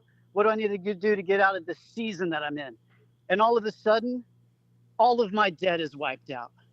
All of a sudden, all the things that I asked for were given to me through opportunities of me giving back. And when I did that, it opened up the blessing. And I had over $32,000 in debt, and it all got wiped out. And that was my struggle. That was my big struggle. Is like, how am I going to feed my family through all this? How am I? Because I had to repair my work truck. I had to, I had to buy Taylor a new car. I had to go all of these things. I'm thankful I had the money, but it drained me. It drained everything. Yeah. I was like, how are we going to pay our electric bill this month? And all of a sudden, all my credit card bills got wiped out. All the debt I had got wiped out. Everything. My truck, I owed $25,463.20, and it got paid off Friday because my dad cashed out an annuity for $60,000 that wasn't growing. For some reason, that was just a coincidence. I think not. It was placed there. It was done for me because of my faith. And I thank God, and I'm sharing that testimony with people because it has made my faith just so much it's rock solid. You know what I mean? Yeah. Like, I don't think I've ever been more faithful. Yeah, I mean, it sounds like it sounds like you've had those kind of experiences would definitely change your way of thinking. Don't you think? Will we all agree that maybe that there's just two different types of either Christians or two ways of thinking about Christianity? Can I just weigh in on this real quick? I feel like there's only one way of thinking, one way of Christianity, but people who claim, like I said, people who claim to be Christian out there doing stuff that's not godlike. And I think that's where it's like, But again, those things that people do, because I sin every day. I fall so short from the grace of God every single day. Amen. You don't think? Do you think I'm a perfect saint over here? You think I'm some white kid out in the country who's just like, you know what I mean? Like, it's because of I firmly believe, like where you're going back. People might interpret the Bible in different ways, but the only true way, guys, is to accept Jesus as your Savior. That's the way. And when you do that, your sins are forgiven. But you're going to sin again. And that's okay because you're forgiven. That's why God gave us Jesus, and Jesus paid the ultimate sacrifice. And that's why when Jesus was crucified, he told God, please forgive them, for they do not know what they are doing. Why do you I'm sorry, don't mean to cut you off, but just reading the comments. Said this combo is repulsive, low key, no disrespect. I'm curious on why you think the conversation feels like it's out of pocket. Well, I'm just curious. I'm curious to know. I'm wondering if he's hearing us and he's like calling bullshit about it, how it sounds, or I don't know. I mean, that's a troll comment. Like there's no substance there. That's not a troll comment. Yeah, well, hey, there's a troll comment. Hey, I come on here to express my faith. I come on here to share my testimony, and all of a sudden, there's a demon-like mindset in the conversation trying to create dissonance in that Yeah, message. well, yeah, and the problem is, like, I don't want to. I'm not saying Jason's demonic. I'm just saying that mindset is not of God. Coming at me and attacking me and saying it's repulsive, that's not of God. Yeah. Well, I don't know if he's directly attacking what you're saying, specifically. I wonder how he feels about the entirety of the conversation, because that's kind of what it was more directed as, just the conversation in general. In order. Yeah. The thing is, it's dude. He said it's my freedom of speech opinion, no troll. Those are not mutually exclusive. Right. Okay. I mean, I don't Jason's know, more than man. welcome to have his Because it's opinion, like my obviously. instinct is to try to like. Yeah, no, I just don't feel. I don't feel like this is all good stuff, man. This is all good stuff. I'm not trying to argue with you Reese, about that stuff. Reese, the table's open, bro. The table's open. This is healthy dialogue. Like, please present your argument. Let's have a conversation, man. That's what this whole Like, thing is about. All of this is about us coming together and having a conversation about it. I'm not against what you're saying. I'm not against anything in the chat, but I'm just coming to express what I've experienced. What I feel in my Yeah, heart is to be true, you know? yeah, yeah. I get it. It's just for me. Um. Yeah.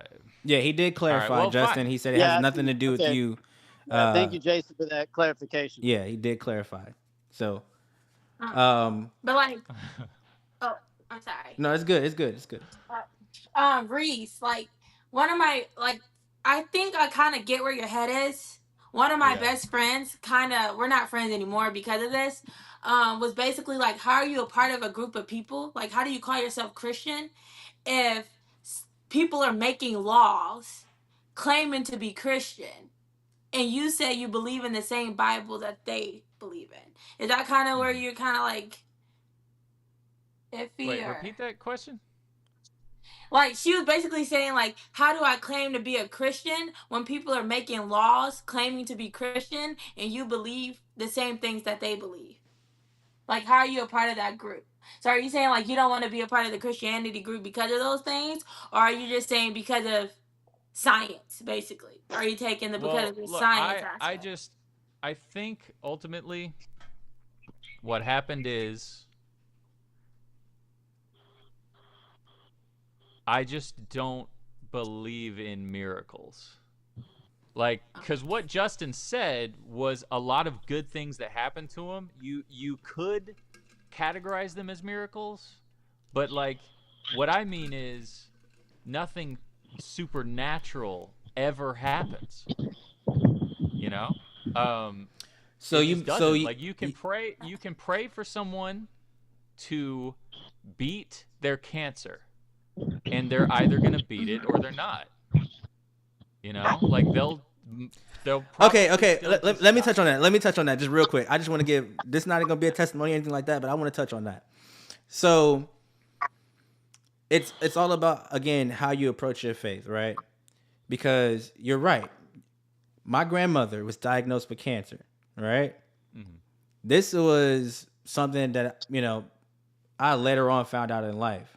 But this is the testimony here, and this is how I believe a Christian mindset you want to think about things. When she passed away, she died 20 years after her diagnosis. Oh, wow. Mm-hmm. You know what I mean? And so, or what did she do with that 20 years? Let me rephrase that. No, it was 20. When did my grandma pass? I think 22 years, 22 or 23 years. I don't remember the exact date, but I know it's been that long. So that was a 20 to 23 years that I got to experience this lady and know this woman, because God preserved her, to beat those odds. And so my point is, in saying that, is I could easily look at that and be like, oh, miracles don't happen. God's not real because my grandma died of the diagnoses. Like, that was always slated to happen. But when you can go 23 years living and creating memories and moments, that's a miracle to me, because we know cancer kills. You know what I mean? I mean, sometimes, most of the time.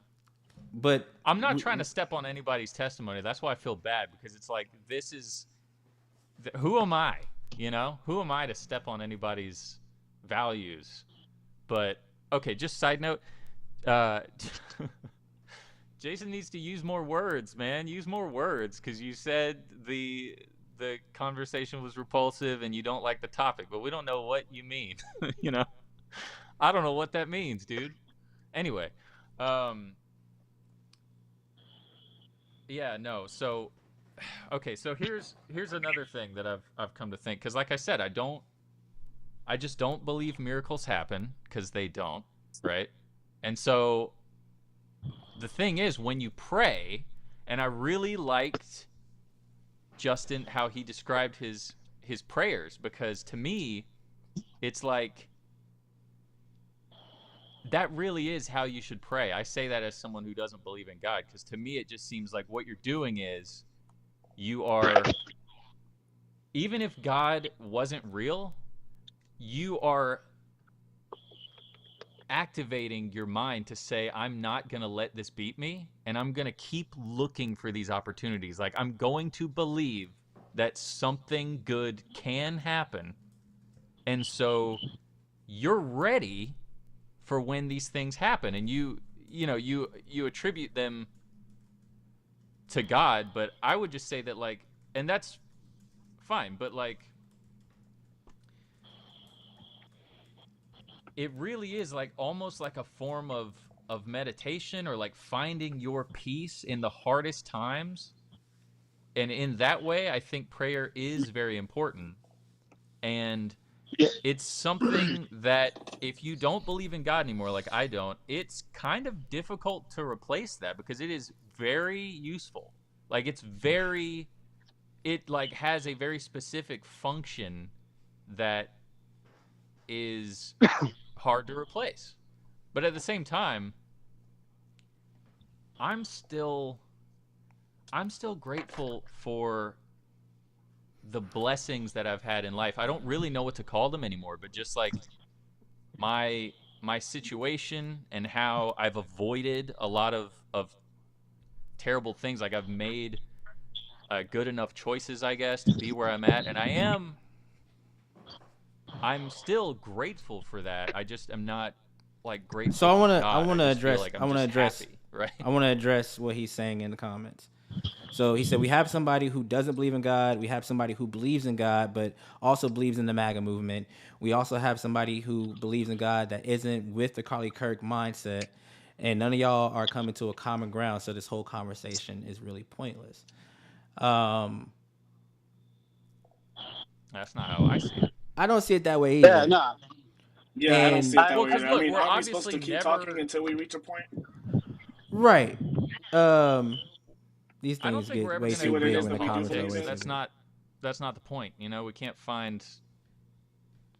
I guess we can find common ground, but it's not going to be. You know, the circles are not going to overlap a whole hell of a lot. Yeah.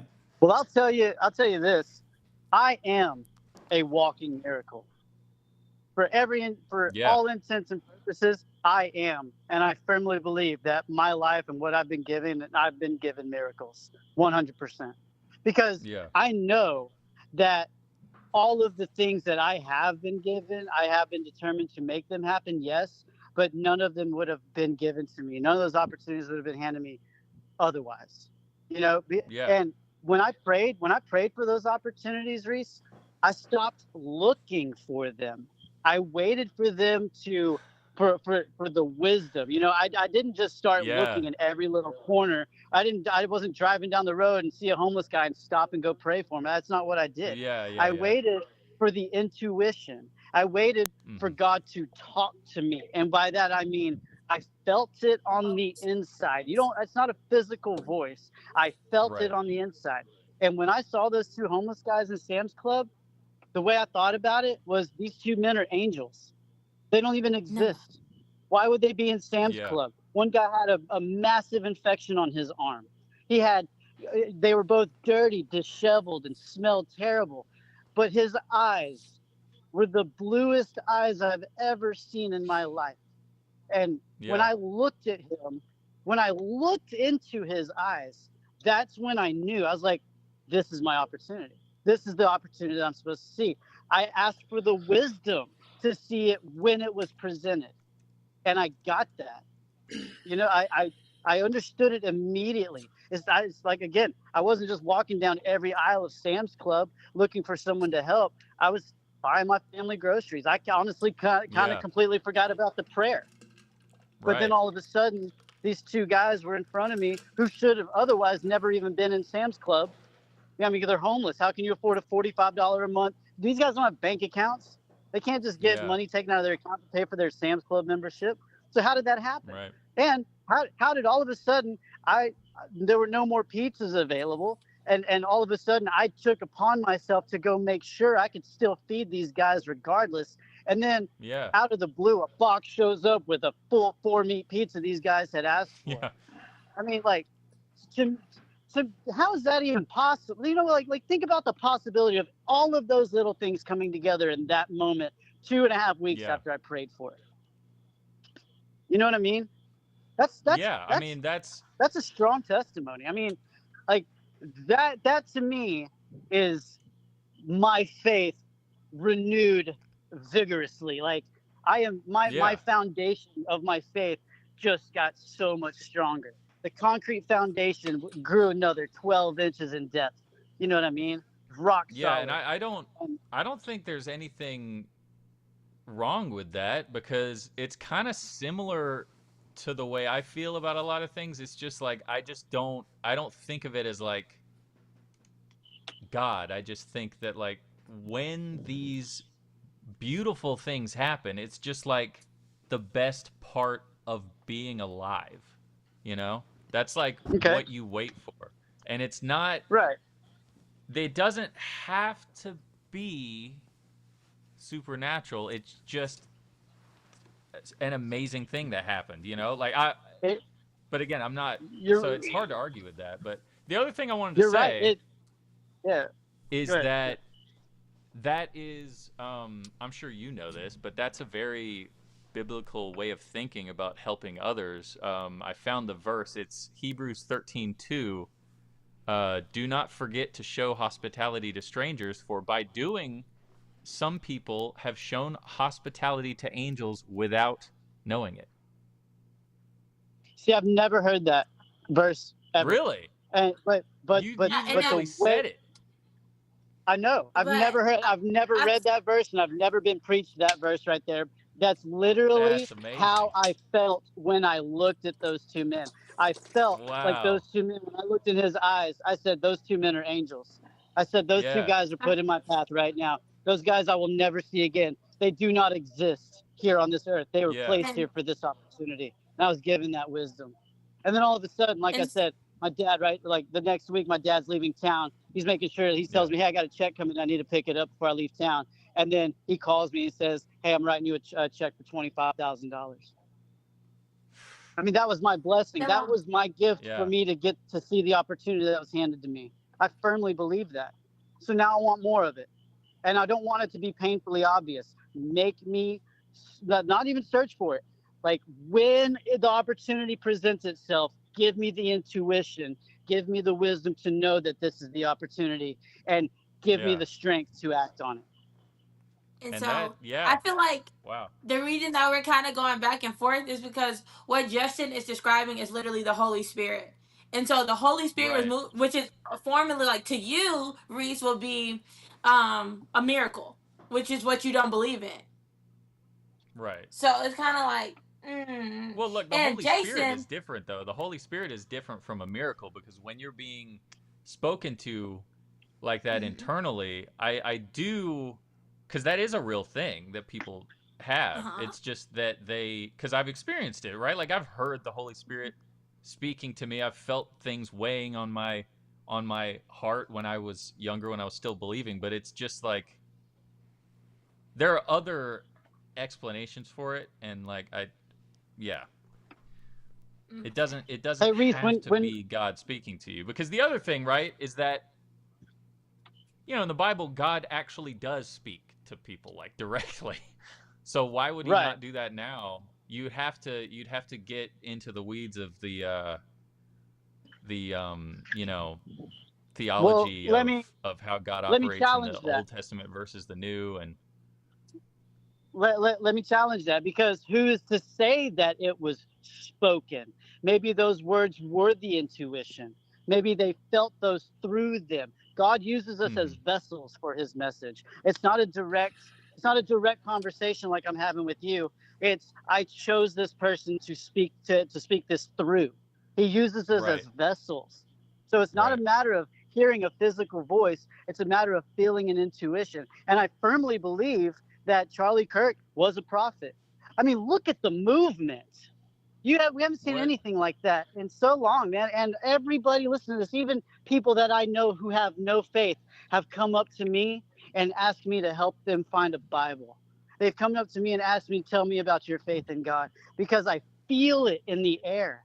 After all of these things that happened recently, and Yeah. not just the political, but our spiritual warfare that we have going on, all these people are saying it's right in front of my face now. I Yeah. feel it. If that's not God moving through people, I don't know what it is. You know what I mean? And I'm Yeah. not I don't saying know what like it is Charlie either. Kirk That's the thing. Is was like I haven't. Jesus incarnate. I'm not saying that, but I'm just saying like there was a reason Charlie was put on this earth. There's a reason he died for the things that he believed in. There was a reason we all saw it. And there's a reason why Erica tonight forgave the assassin. Because if Jesus was on that cross suffering and he was able to ask God to forgive those people because they know not what they do, like think about that. I mean, it's the same situation. The assassin didn't know what he was doing. And look at it's not just the nation, it's worldwide. There's a worldwide revival of people coming to God because of this. People didn't see it as a negative thing. This opened people's eyes. This brought a spirit back to the world that we've been missing. Yeah, and to hop on that, like I've seen that too in my timeline. I'm also seeing it like uh, in my life, and I want to go back. Like my internet kept going out, so that's why I had to like keep rejoining the pod. But I want to go back to like something that like Reese was saying earlier about like and something that Jason also said about mixing religion and politics, and I think that like Christianity just gives people a natural moral compass. You know, it's where you get your ideas like justice or protecting life, caring for the poor, being honest, and those values are like central to like you as a human being. And of course, it's going to show how you vote. It's going to show up how you vote and how you lead. It's not about forcing a religion into politics. It's more about like letting your Right. faith guide your discussions and your Right. decisions. Yeah. That I so disagree with that because that's one of the reasons that I quit believing in God was because I am still disgusted by the things that God commanded in the Old Testament, and maybe even in the New Testament. I can't think of anything offhand, but it's like, yeah, no, I You can't. can't I think of think anything offhand? you But have to hold be on. taught. Well, I Let me mean, clear this up. So let me clear this up in the comments. So Justin, there's two Justins in here right now. So I have the twins on. So this conversation may be throwing you off in the chat. So the twins are Jason and Justin. And I think they also might be having a conversation. I don't think it's directed towards you, Justin. That I don't know. So one of y'all clear that up. Well, Jason, clear that up.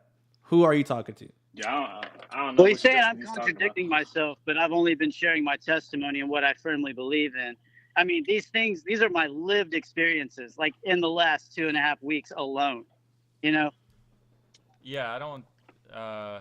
That's the problem. You I think you he's. got to use Okay, more no. I, So words. You he is can't just talking. Okay, he say is talking such to a Justin. short sentence because it doesn't. We don't know what you mean when you say that. Like, how is he contradicting himself? yeah. How? Like, I mean, Like, Jason, if you're gonna Yo, come to this Jason, conversation call and my tell me I'm phone. contradicting Jason, myself, I need you to explain that call my phone, because buddy. I want you to yeah, explain what's going on here. sorry. yeah, Wait, were you talking to me? No, I'm talking to Jason. yeah. I'm talking to I don't know Jason too. because I'm asking like, what's Okay. what did I say? I mean, off the 4 people in the panel currently, what did I say that was contradictory? okay. So me, when I hear what I'm hearing about whatever the contradiction, I can see it as in when you were saying like Charlie Kirk was put on this earth, he brought people to Jesus, everybody is following him, and all this stuff. It's making it seem like to me that you kind of put your faith within him because he's No, no, like, no, no. if that makes I, sense. No. I'm not putting my faith in Charlie Kirk. I see God moving through Charlie Kirk. I saw God's work through him. I mean, how else would a Okay. 31-year-old man have that kind of memorization and recall on every subject ever? I mean, how do you have that? I mean, I'm 40 years old and I don't have But like, near that intellect. And I read see, books and I read the Bible and that's you know what where I mean? okay, and Like, that's where some of it come in because I don't believe, like, I believe he was a vessel and he was used, but some of the exactly. stuff that he said and put out into the world, I don't agree with, and I don't think it was of God. Some of his beliefs, I don't think was of God. Like the what he thinks about immigration, and then we go into race and all that stuff. I don't believe somebody Yeah. who with that was of God. Like, do I believe he was a vessel? And yes, I do believe he was a vessel in some way. But some of the stuff that he put out, I just can't believe that God thought that way. Look, Tommy, I think this would be the So perfect time to start playing those clips I sent you.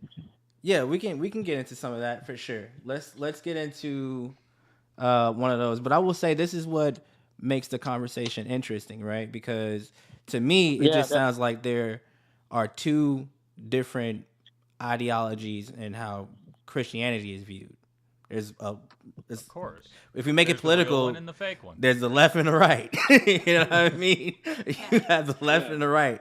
You know what I mean? Type of Christians, and that's But like, where the but disconnect comes in. my pastor always said that, like, you know, like the kingdom of heaven isn't right or left, it's up. So like it's not like we don't vote based off, you know, like, you know, a left side or a right side. Like we vote, you know, as Christians, you know, like we want to honor God Yeah, but that's what I'm saying. I through the think politics that we And see. two Right? things that's can not easy you to saying do that these two days. things can be true though. You can have a set of, you know, Christians who believe the way is up is different than the way you believe the way is up. Right? I mean, two things can be true. It can be a Yeah. left and a right side of Christianity. It has to be because I mean, we hence all don't the worship the same. denominations, right? Yeah, we don't worship the Yeah. same. We don't see and read the Testament the same way. You know, some core foundations like may be there, but there's still a way that they practice their religion, and it's all Christianity. We just You know, practice this is also differently. interesting. This is also interesting. It's like people's view of God is based off what people like hear about God and what they've read. But like people don't. How many people do you know actually have read the whole Bible? How many people do you know have actually, like, you know, read an entire book of the Bible or whatever like that? Like I think that's where, like, you know, in similar, like, and I'm not trying to, like, you know, compare like Charlie Kirk to the Bible or Jesus or anything like that. But I think that people characterize God out of context, and I think that people will characterize other people out of context because they're not getting the full picture. So like people who like have judgments or they care or they have opinions of the Bible that are negative, I don't think those people have actually like really read and studied and like actually looked up the full context of what the Bible was. Yes, I did. I There read the whole is book. a Bible version well, no, I'm not talking about you specifically, Reese, but saying, like, you know, there are people. The Bible does say stuff like it's kind of like, oh, like, what's that one verse? I The don't point I'm want trying to. to I make can is like go down the The Bible list. does make I it just seem like wrote like a few grievances here in off the top of my head. Well, cook if Yeah, you feel well, like you okay, can cook. so a lot of Dang, Not I lost my apologetics point. But like, again. do you see where I was getting at? Hi, baby. Yeah. yeah, Hi, baby. actually I believe Love you. that a lot of people believe, look, as a former Christian who has read the entire Bible, did a bunch of Bible studies. I had like software on my computer that like tells you what the original words meant in the original Greek and Hebrew and stuff. I think a lot of people believe the Bible because they haven't read the whole thing. Like, I believe the opposite. Because unless you just ignore the Old Testament and you say, oh, Jesus changed all of those laws, Jesus revoked, you know, everything. But that's not what do we happened. want to get into this? He did. Yeah, he did. That's not what he did not come to abolish the law of the Old Testament. He speaks this. Right. Well, that's it's in that's a this is even in the Bible itself. It's not contradiction. He came to fulfill the laws. He didn't abolish them. He came to fulfill them. God put Jesus What on does this that earth mean? to die. so that we to fulfill the laws of the commandments. No, we need Jabril in here. I know. That's okay. what I'm saying. We need my husband. Bro, He will Jabril would eat this up. Bro, Well, so like I said, quote. the floor is open. He wants to come on. This is the full quote here. I'm gonna pull Jabril, it up here come on get Nia's camera BibleGateway.com. The baby's How do we do sleeping. Let this? me go make sure that he put my baby to bed right. Okay. Okay, so here we go. Do not think, because this is what happens when you go to church and a pastor will preach this to you. They will not read the whole thing, because it says here, Matthew 5:17. Do not think that I have come to abolish the law or the prophets. I have not come to abolish them, but to fulfill them. Right? And then it carries on. Mm-hmm. For truly I tell you, until heaven and earth disappear, not the smallest letter, not the least stroke of a pen will by any means disappear from the law until everything is accomplished. Therefore, anyone who sets aside one of the least of these commandments, like the Old Testament commandments, and teaches others accordingly, will be called least in the kingdom of heaven, but whoever practices and teaches these commands will be called great in the kingdom of heaven. For I tell you that unless your righteousness surpasses that of the Pharisees and the teachers of the law, you will certainly not enter the kingdom of heaven. So what he's saying is, I'm not trying to make the rules more lax and more gracious. I'm making it more intense. Well, good. And then, right. I mean, look, and then, yeah. Which means make it more intense. Raise the standard. You know what I mean? Raise the standard. That's what he's doing there. He's raising the standard. He's not saying he's going to abolish them. He's coming to fulfill them, and in that fulfillment, he's going to raise the standard. Because if you're going to get into the kingdom of heaven, these are the unwavering laws that you have to abide by. It's not about good works.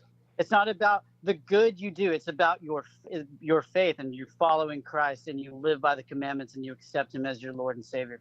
That's what it is. All good works aside, if you don't believe in God, I mean, you can do all the greatest works and give to all the charities in the world and be this very gracious and giving person. But at the end of the day, if you don't accept God or Jesus as your Lord and Savior, then you are not forgiven of those sins. I mean, that's why he was here.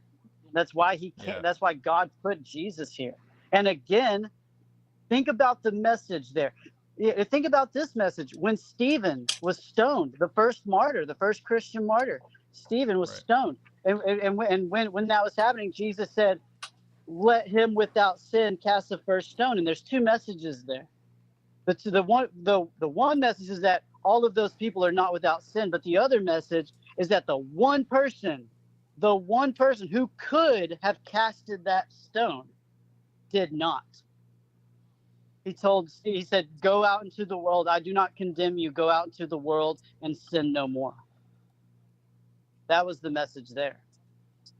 Right. There's two sides to that. The one man who could, and that man still forgave the people that put him on that cross.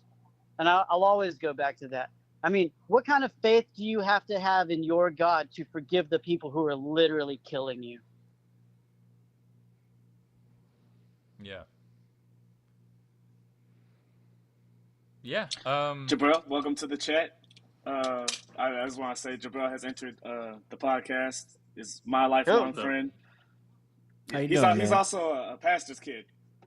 Okay. Oh, sweet. Yes. All right, what's up, y'all? Just to clarify, and this what you were saying, Justin C, it was dope, but I just want to make sure when he said the let he who's without sin cast the first stone, that was for Mary Magdalene. That wasn't for Stephen. But your point still stands. Oh, okay. Thanks for the correction. Yeah. Yes, sir.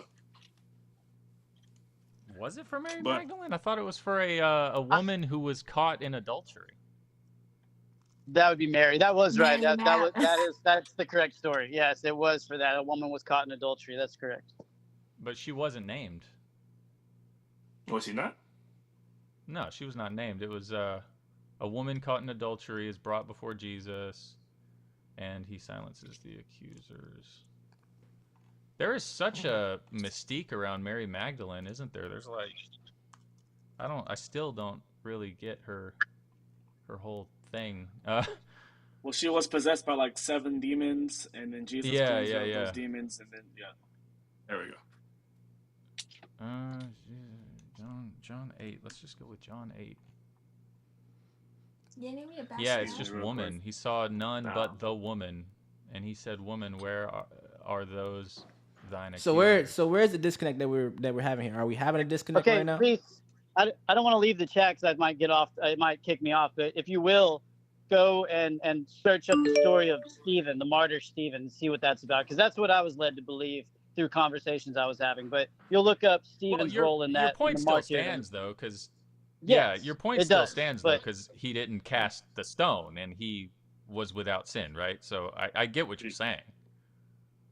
We were just trying to look for a little clarification there, is all. And for me, that's just a really good mindset to have, because people are gonna wrong you. People are gonna do wrong by you. You may go to work tomorrow and you might get fired from your job for no reason at all. Are you going to hate that person? You're going to have forgiveness in your heart. You're going to search for other opportunities that might be presented to you because you were relinquished of an opportunity.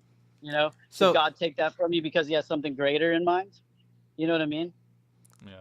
Let me tie the question back into something that we can talk about, because I want to make sure that we are seeing it from both sides.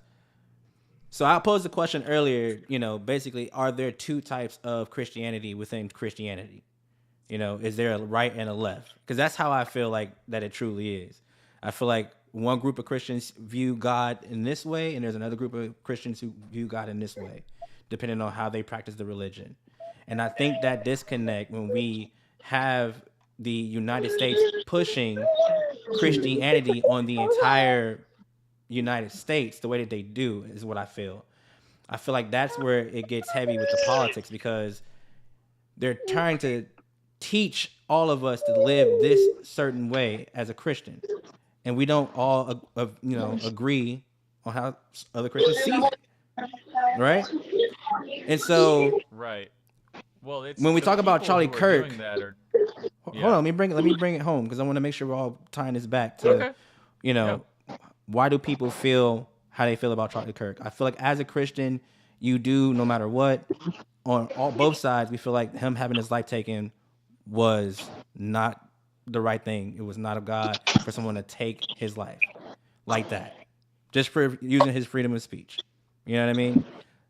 I think that just makes sense, common sense across the board. But we have Christians that are using this as an opportunity to press a certain way on how Christians should be reacting. You know what I mean? I think a lot of Christians are reacting very wrong to this. Personally, I don't think they look at it in the right context, really. I saw a guy talking about it. If it wouldn't have been a bullet, it would have been a heart attack. But September 10th was Charlie's day. And the way that he was taken was it like I said earlier, it was eye-opening for the entire world. It was literally evil incarnate on this planet, and that's what took Charlie out. Look,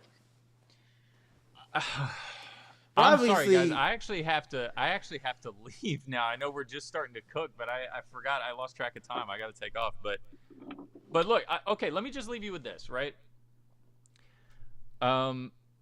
Charlie is being painted as a unique situation, but it is not. Political assassinations are becoming the norm in this country. School shootings happen so often that you just can't imagine. We shoot people all the time in this country. And I don't think it will ever stop. I don't see an end. And we can talk about how Charlie is like so special and he was shot for this reason or that reason, but it doesn't really matter. The point is, he got shot, and there's no way to prevent someone else from getting shot.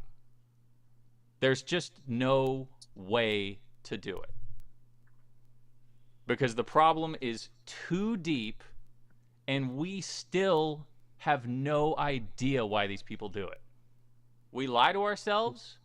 We make up our own reasons for their motivations, but we have no idea, because if we did, we would have a plan to stop it, and we don't.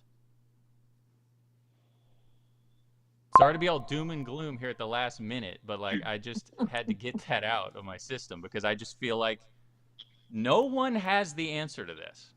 Everyone's talking about how, oh, it was senseless, and oh, it was, how can we not, how did you not expect this to happen?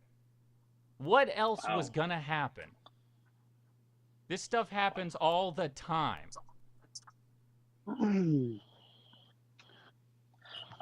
I disagree. And it will not stop. I know you. It's gonna keep happening, and I don't want it to happen. Right? I'm sick of it. But it's not gonna stop. Why do you think it's not going to stop? Like, because look, because the things that they, because everyone who goes out and senselessly shoots someone does it for a different reason. They're all different. They're all unique, and so there's no way to stop it. Like the only way is if you if you took away everyone's guns so that they could not shoot anyone. And we all know that's not going to happen. Yeah, right? but I don't think that's the only way. See, I think when you think about it like that, you make it seem like it is the only way, but that's not the only way. Okay, so you've cracked the code. No, I haven't cracked the code, but I feel like people want to believe that there's a fucking option here, right? Like, let's just keep it a buck, right? When we talk about these things, Reese, if you're a true believer, you got to believe that good is going to balance out. It's going to win. It's going to win at the end of the day. You know what I mean? Yeah, but no, okay, that's fine. But people still have guns. They still hate people who are talking about stuff on the internet that they disagree with, or they're still getting bullied. Or there's still, all of these problems are not going away, and like, hold on, let me cook, bro. People are gonna keep shooting each other with guns, like, and I'm not even for gun control. Like, I'm not even for repealing the Second Amendment, because I just know it's never gonna happen. Like, in reality, you just need to arm yourself and be prepared, because this is the world we're living in. Right?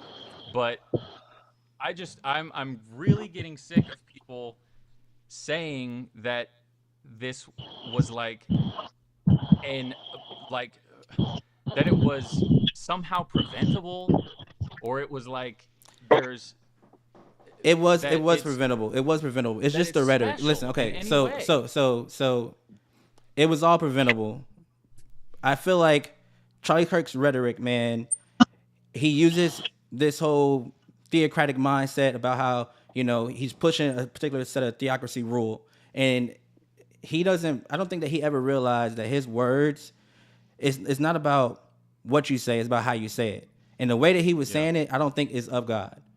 Like, he took a lot of stances on things that obviously gives him the support of people who are demonic. And they metastasize themselves to this fake, what I think some people view as fake Christianity. Because I'm just speak for real. I really genuinely feel like, bro, there are two different Christianities, and I'm tired of like being in the middle about it. Like, certain people, the way they think about God, the way they view God, the way they view Christianity, bro, it's straight up loony bins. It don't make no sense. It don't make no sense. That's That's Yeah, dangerous. when it doesn't make any sense, that's when you have to rely on your faith. That's the whole point of faith. That's the whole point of being rooted in faith. And for me, yeah, I mean, was it senseless? Maybe. But look at the revival worldwide right now. There is a Christian revival unlike anything we've ever seen in modern times. Yeah, I don't think that's worth right a human now, life, right in though. front of people's faces. People are converting themselves right now because of what they saw and what they felt, and they feel God and they feel that spirit. And I mean, how is it that a group of people that I've never known before, like, have come up to me and they've asked me about my faith? They've asked me about the things that I've posted and I've shared, and they're like, "Man, this incident really has me thinking of where I'm standing with God." I think just touching on what Jason's saying. I think people look at Charlie Kirk in two ways. I think because two things can be true. The man could be of Christian faith, and he may mean well. He may believe, that the words he chose to speak during his time here didn't really have any repercussions because what he thought was God's word, or what for him to whatever. You can argue that point, but at the end of the day, what he said were some racist things. What he said was, bro, just be real about it. He spoke Tommy, negatively. Look, he spoke that's negatively. A dangerous lot of road people to go down because that's a different conversation. He can't, play the clip, man. Play the clips. You can't. No, look, you can't blame somebody me when too. they I get don't know how shot that's a different conversation. senselessly. When someone gets shot by we'll a psycho, play. You can't blame them for saying something that pissed off the psycho. The guy was psycho. I'm gonna be fair here. Getting shot was not his fault. No. The guy was crazy. And I absolutely agree with that. I agree with that too. I don't. Okay, but the root of it is why are these people are crazy? Why are these people crazy? The root of it is evil. The root of it is evil. It's evilness, and without goodness in the world, you can't have evil. Without evil, there is no good. It's the yin and the yang. It's how that works. I mean, you want to go back to Taoist principles and talk about that. The Taoists consider the woman the chaos and the men the order. I mean, if you're into Jordan Peterson, you read his 12 Rules of Life. He goes into the Bible and the aspects of Taoism and all of that, and it's really eye-opening. It's crazy eye-opening. And Tommy, I would like to have a conversation with you. Assuming Tommy, I've gotten that you're saying, because I would love to hear your interpretation about the things that Charlie brought to the table, and I want to see if I can present an argument to help you see it differently. Because everything I've ever heard from him, if you see it from not just a political, I don't look at it from a political stance or even a religious stance. I look at it from a logistical, like from logic. He spoke logic. It wasn't hatred. It wasn't blasphemous. It wasn't against anybody. It was just, here are the numbers. These numbers are based off true statistics and facts. These things happened after these certain things were implemented, like the Civil Rights Act. I mean, certain things did happen when those things were implemented, and a lot of those were not for the better good of people. And he has those opinions, and he sets them right in front of you as facts. They're not his opinions, really. He goes off numbers. He goes off facts. These things actually happened. These things actually happened because of things that we put in place. I mean, he's not just spouting crap, Yeah, sorry, man. I got to go, but I just want to say that I don't believe that God killed Charlie Kirk to start a revival. No. Which is kind of what you're implying. No, I'm not saying God. No, I'm not saying that. I'm saying there was evilness in the world that took Charlie Kirk out, and in place of that, people are now starting to see that evil. Yeah. That's what I'm saying. Yeah, but it's not. It's not. Yeah. Okay. Well, as a person who does not believe in God, I think that there are real psychological and societal issues that are plaguing us that we don't understand, that are affecting these people and driving them insane to do these crazy things, to go out and kill people. And Until we If figure you out go what back that to the word, is. if you go back to the story of Noah, God flooded the earth because he saw all the evilness. If you follow that story, God flooded the earth. He gave Noah the word and he flooded the earth because it was not as God intended. He didn't Yeah. intend for it to be full of evilness, and that's why he got rid of it, because it wasn't in his perfect image. The people that he put here, he gave them free will, and it was not within within his perfect image, and that's why he did that. And then once it came to fruition, his plan, that's why, according to the Bible, I'm not saying this is a true thing, but in the Bible it says that the rainbow was given to us as a promise that God would never flood the earth again. Right. I mean, these are things in the Bible. I mean, that's all I'm stating, is like the things that I've read and the stories that I know about. But That's one you of know, that's that's one of that's the when it comes things down to faith and free will. that really affected me in a negative way. Is I do dang it, man, I gotta leave. But I look at the flood story and I think, how did God not know that they would all go bad? Why is God's immediate thing to wipe them all out? And how? Why should we believe in that God if he was so short-sighted that he didn't see that, and then his immediate response is violence and to wipe out the entire world? That's despicable to me. Jabril, please answer Reese before he leaves. Reese, hold on, just wait, just hear my friend. Jabril, answer that question. I've heard all the answers. They're not good enough. I'm sure you have. I don't doubt that whatever I'm about to say you haven't heard before. But as I listened to your first question, I believe you said, how could God be so short-sighted to not see it coming? And I want to make sure I'm quoting you correct. All right. So how could God be so short-sighted? If we're talking about God, then we're talking about somebody that's omniscient. He specifically says that he regrets making humanity. So you said that you had when you read the Bible, that you had software that gave you all the words in all the languages, right? Yeah. That word regret, that's the same regret that we use today? I mean, it's been a while, man. I don't remember. I respect it. Well, obviously it was not even in the same language. It was a different language, the word, so. But the connotation. Yeah. If we look at that word regret, he doesn't mean in the sense of somebody who made a decision and they didn't see that outcome coming, so now they feel like they should have did something different. That regret, the word that we have translated as regret, would actually be more like grieved. He grieved that decision, that he was disappointed in the creation, not because he didn't see it coming, but because it came to fruition. Like, God is all knowing. It would make no sense that he would not know what happened or what would happen, in the same way that he knows what happened to Charlie Kirk. He knew what would happen tomorrow. He knew what would happen yesterday. That's fine, but that's not the only time in the Old Testament that God is surprised by something.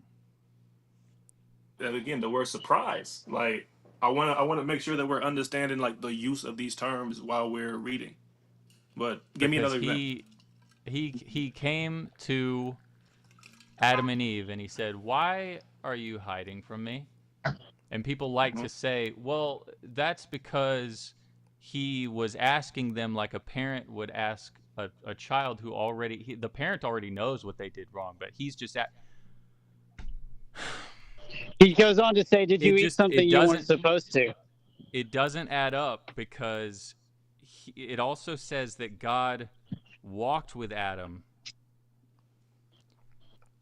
in the garden. God walked with Noah. God had a physical body. And then for some reason, when it came down to Moses, he had to hide his face. Now he's thunder. Now he's a burning bush. And ever since then, God doesn't walk with you. God doesn't forget things. He's not surprised by anything. Now he's all knowing. Now he's everywhere.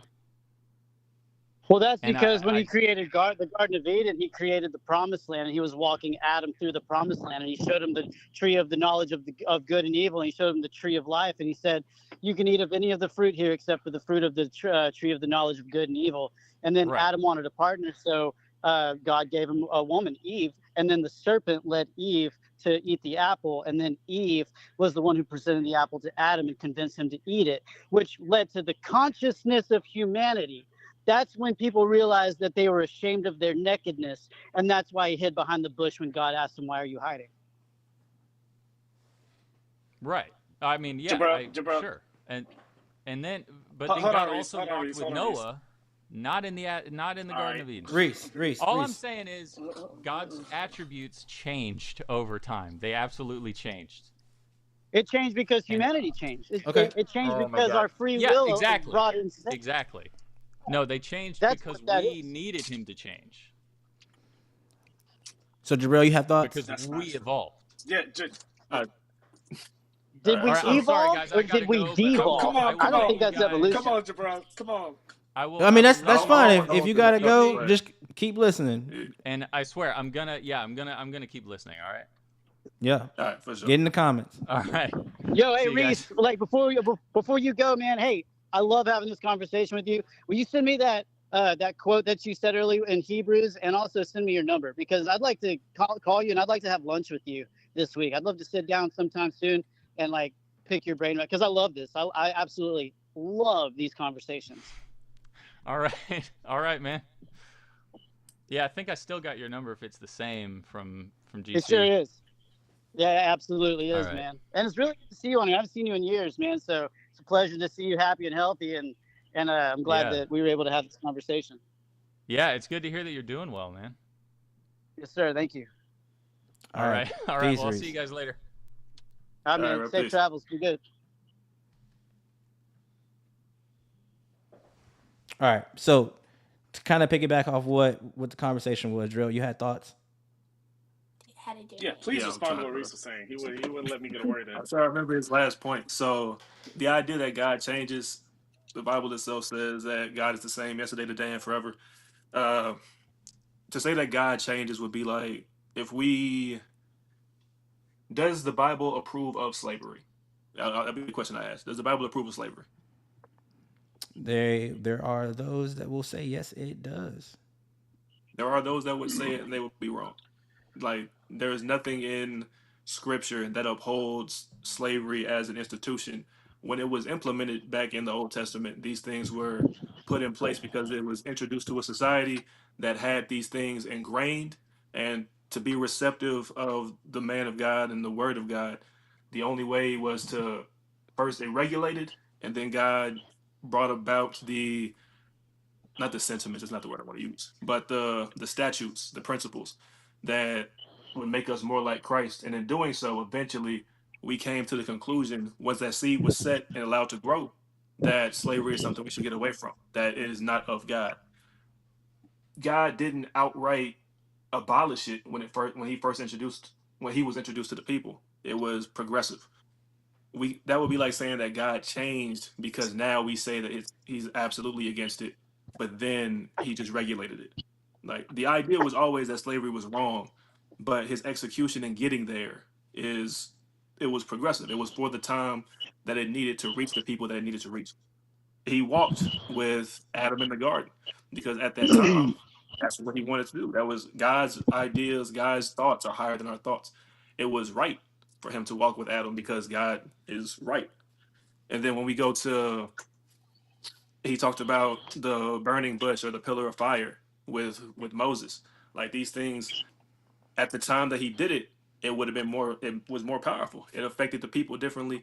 It evoked a certain reaction, and it evokes a reaction in the reader. As we read these stories and we see the power of God, it reflects, and now we get to see it. Now we get to be changed. So it's an oversimplification to just say God was changing. God was reaching the people where they were to get the desired reaction, if that makes sense. No, that makes sense. That makes sense. I think that once Eve ate the apple and then convinced Adam to eat the apple, at first Adam was created in the perfect image of God, but after he ate the apple, he was no longer in that perfect image because he did something against God's original plan. He did something against his original will, and so then God hid his face because of I don't really know how to explain that, but I feel like God started hiding himself because we messed up. Not because God changed, we changed.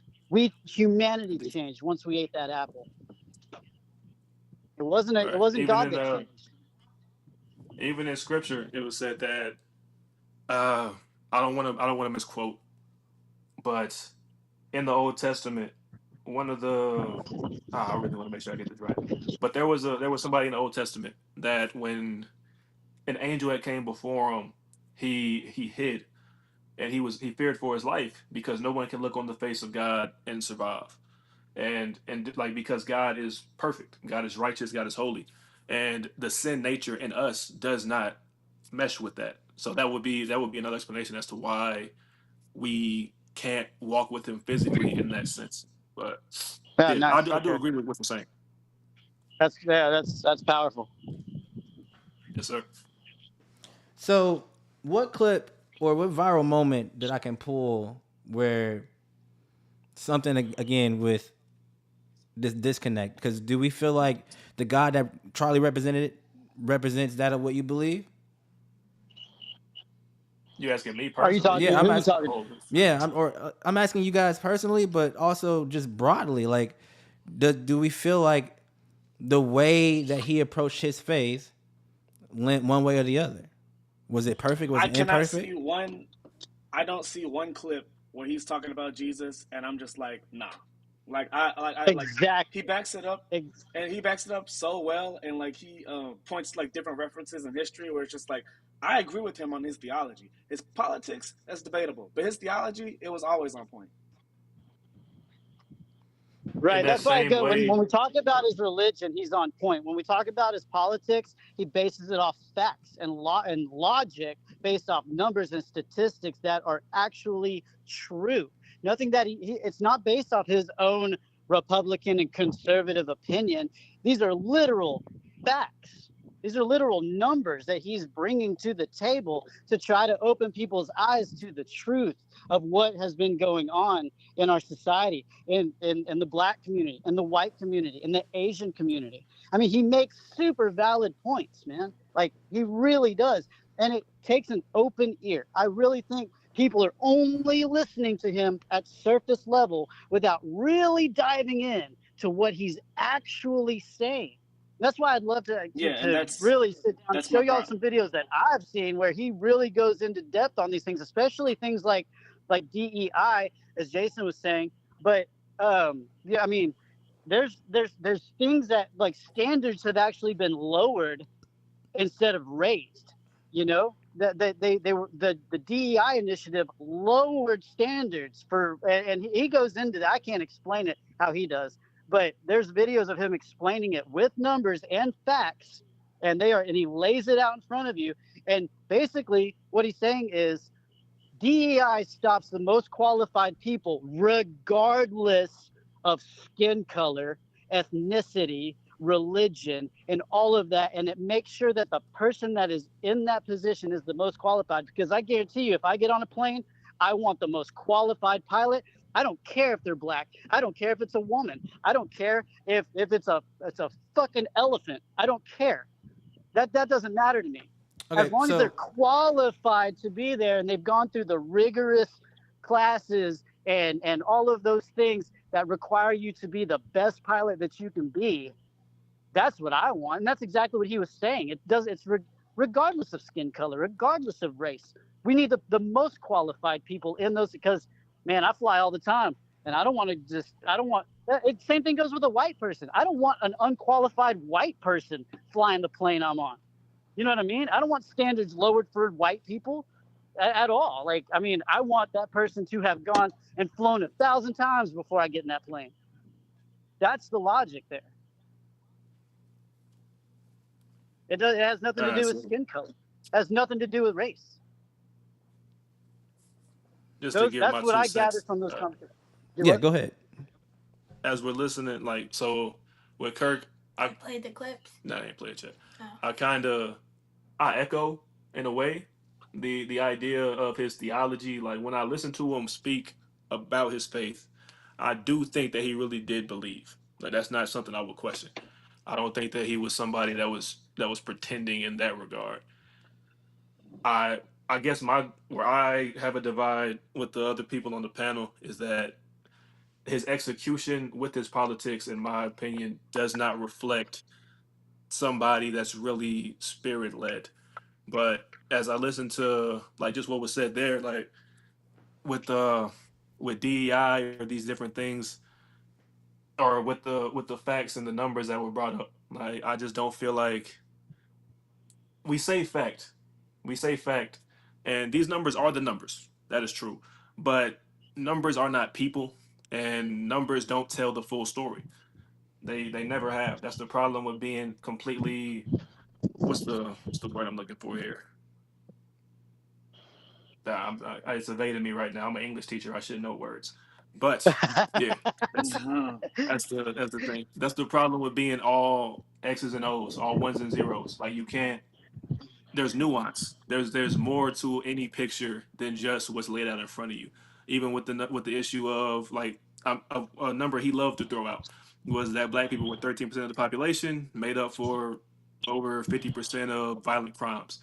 But what we wouldn't mention is the redlining that led to black Okay. people being put into these communities, these communities being over policed after the ending of Jim Crow or even during Jim Crow. Like these, all these factors go into making these numbers the numbers that they are. So it's, Well, and if I then you're know going to have that to and I'm explain. listening to them, You'd have to explain to me why there's successful black students and individuals who are attending colleges that I never even had a chance to attend. I mean, think about, like, I come from a very, very, very poor household. That doesn't mean my white privilege is going to get me into Baylor University here in Waco. You know what I mean? Like, okay, there's a definitely counter argument to that. The other thing is, yeah, I mean, I don't know about the whole play. I need to do some more research on that, but it comes down to also fatherless homes. And I was raised in a fatherless home as a white man.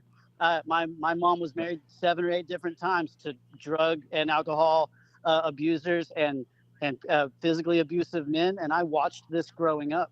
I watched these people hurt my mom, and uh, there. I mean, I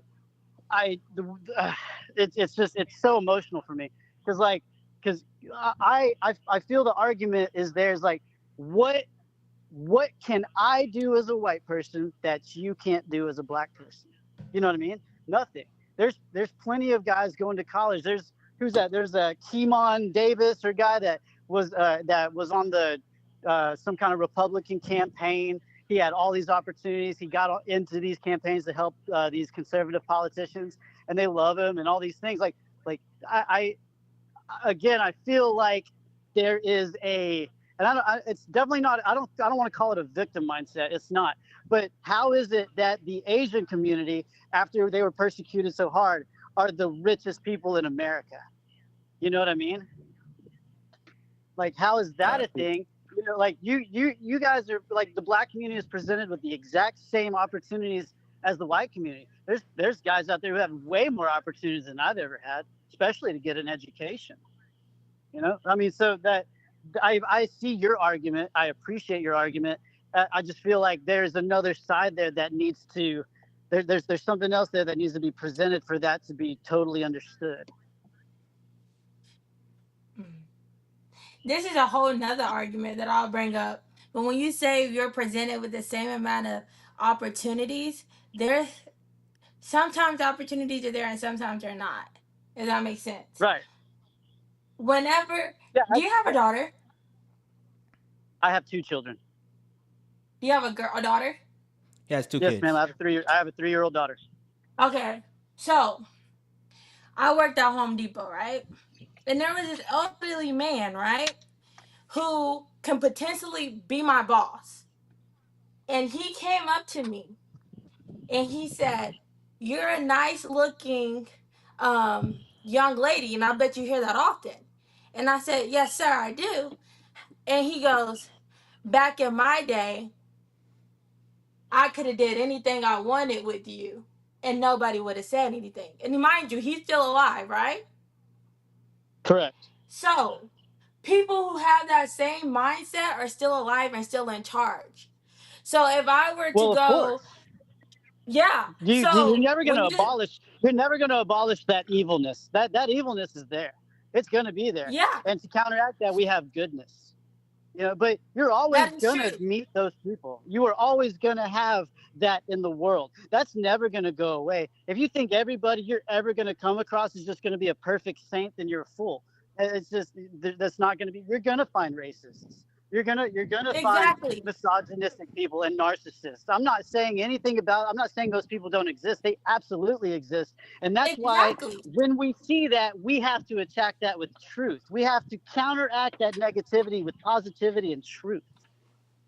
Okay, but then you're saying those people are still alive. You're saying that's still true. So why would you say that we're presented with the same proper opportunities? Because no one would ever say that to a white person, even if in any aspect. So that person Can I could have tell been you a my story? boss. Huh?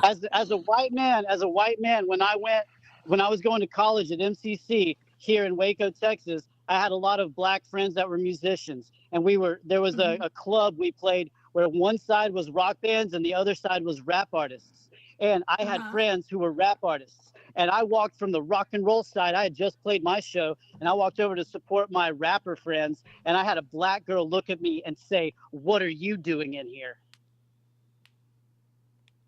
Oh, So okay. explain that. I do It goes believe that both black ways. people can be racist. I mean, Yeah. right. I think it goes both ways. I think so. What I don't want to make this conversation about is getting too into, hey, you believe this, hey, you believe that. Mm-hmm. I want a general consensus of how do people feel? How do people really feel? Because what this conversation to me seems to be going towards is more so like Race you're, based. yeah, you know, what I mean? Yeah, it's like let's not do that. Well, let's. But that's How kind of about this, how I Tommy? feel about How the whole about Charlie how Kirk about thing. you?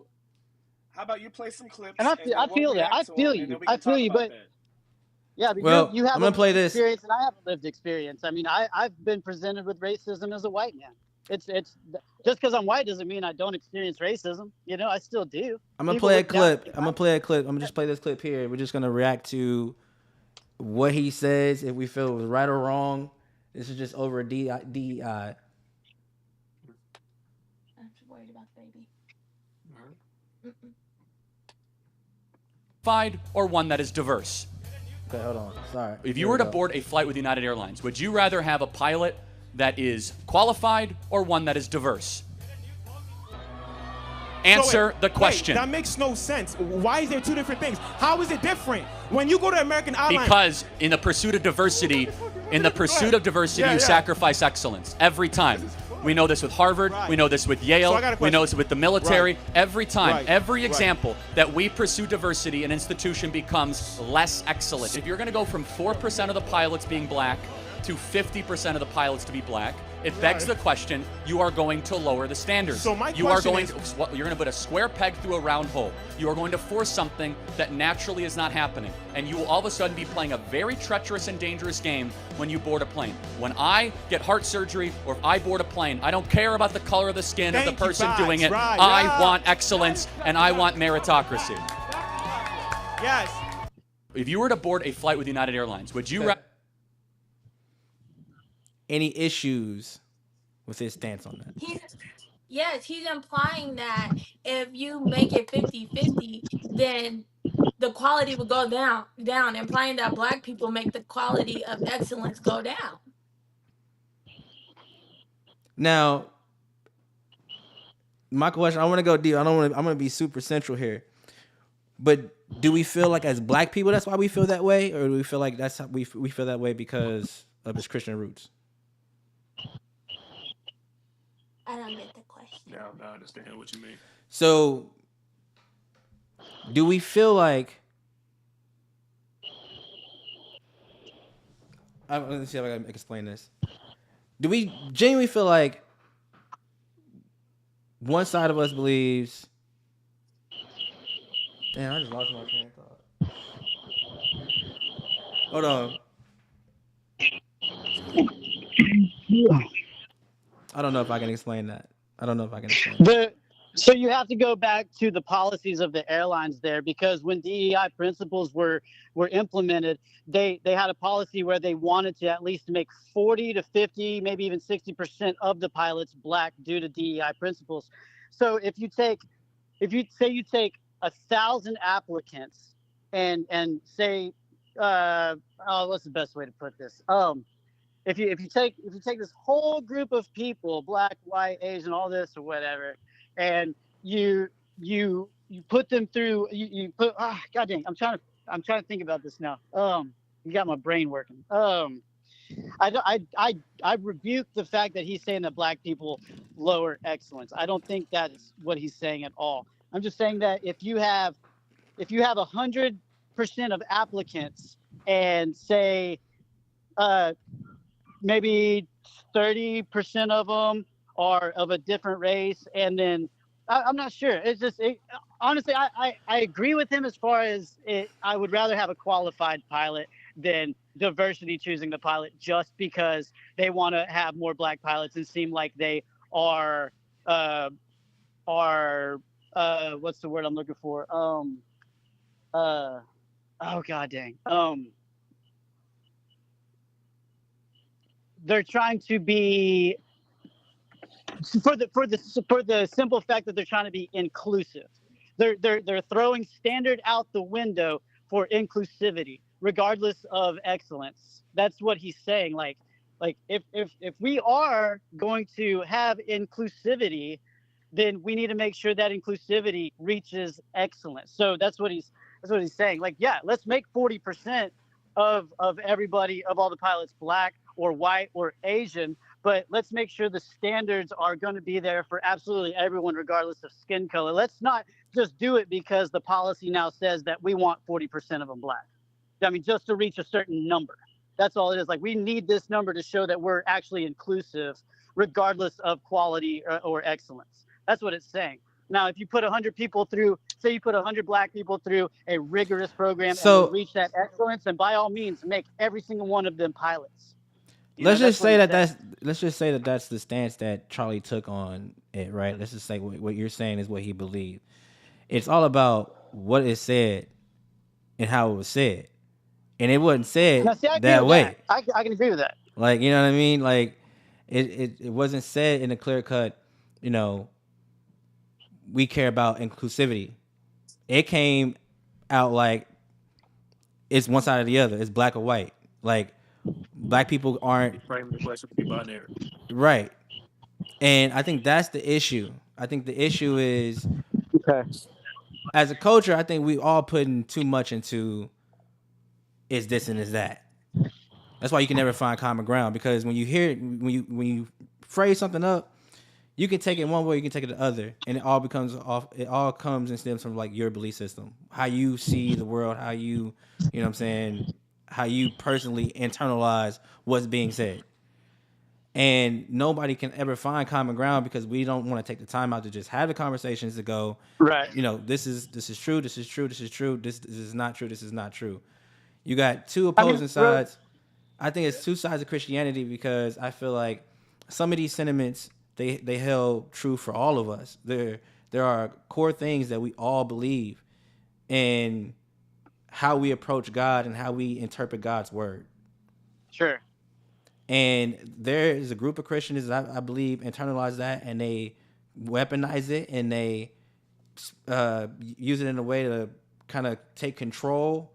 And it is not of God. It's just a weird way that they that goes back to it, of being not of God. Yeah, I mean, I agree with that. I think that the way that he spoke, although his belief is his belief, that it came out in ways that really was more divisive, really was more harmful rhetoric than it was good, no matter the intention. Right. I guess the best way to put it, and take the word blackout. Let's say you have 100 Asians who are trying to become pilots. Is it? Well, let's raise the number, 10,000. Let's say 10,000 Asian applicants are trying to be pilots. What is the reasonable, realistic, logistical number that all 10,000 of them are going to reach excellence. I guess the narrative for me, bro, is it just all boils down to the narrative that is being told is black people are less than, we don't qualify as much versus white individuals. And I think Charlie's arguing that, and people are arguing the opposing. Like, I don't know if that makes sense. I'm wondering if that conversation would have been different if it wasn't had with that black student. Like, say, if like an Asian student came up and had that or an Indian student came up and had that conversation with him, he would have presented it in a different way. I wonder if that's there are different clips of him talking about DEI and stuff like that. Sure. I want you to get to the clips that I sent you, but like, okay, let me play something you sent me. Because there also was a claim in the chat that like Charlie Kirk was racist, and like Okay, let me get to this. I don't believe that he was racist. I don't think he was racist at all. Not by any means.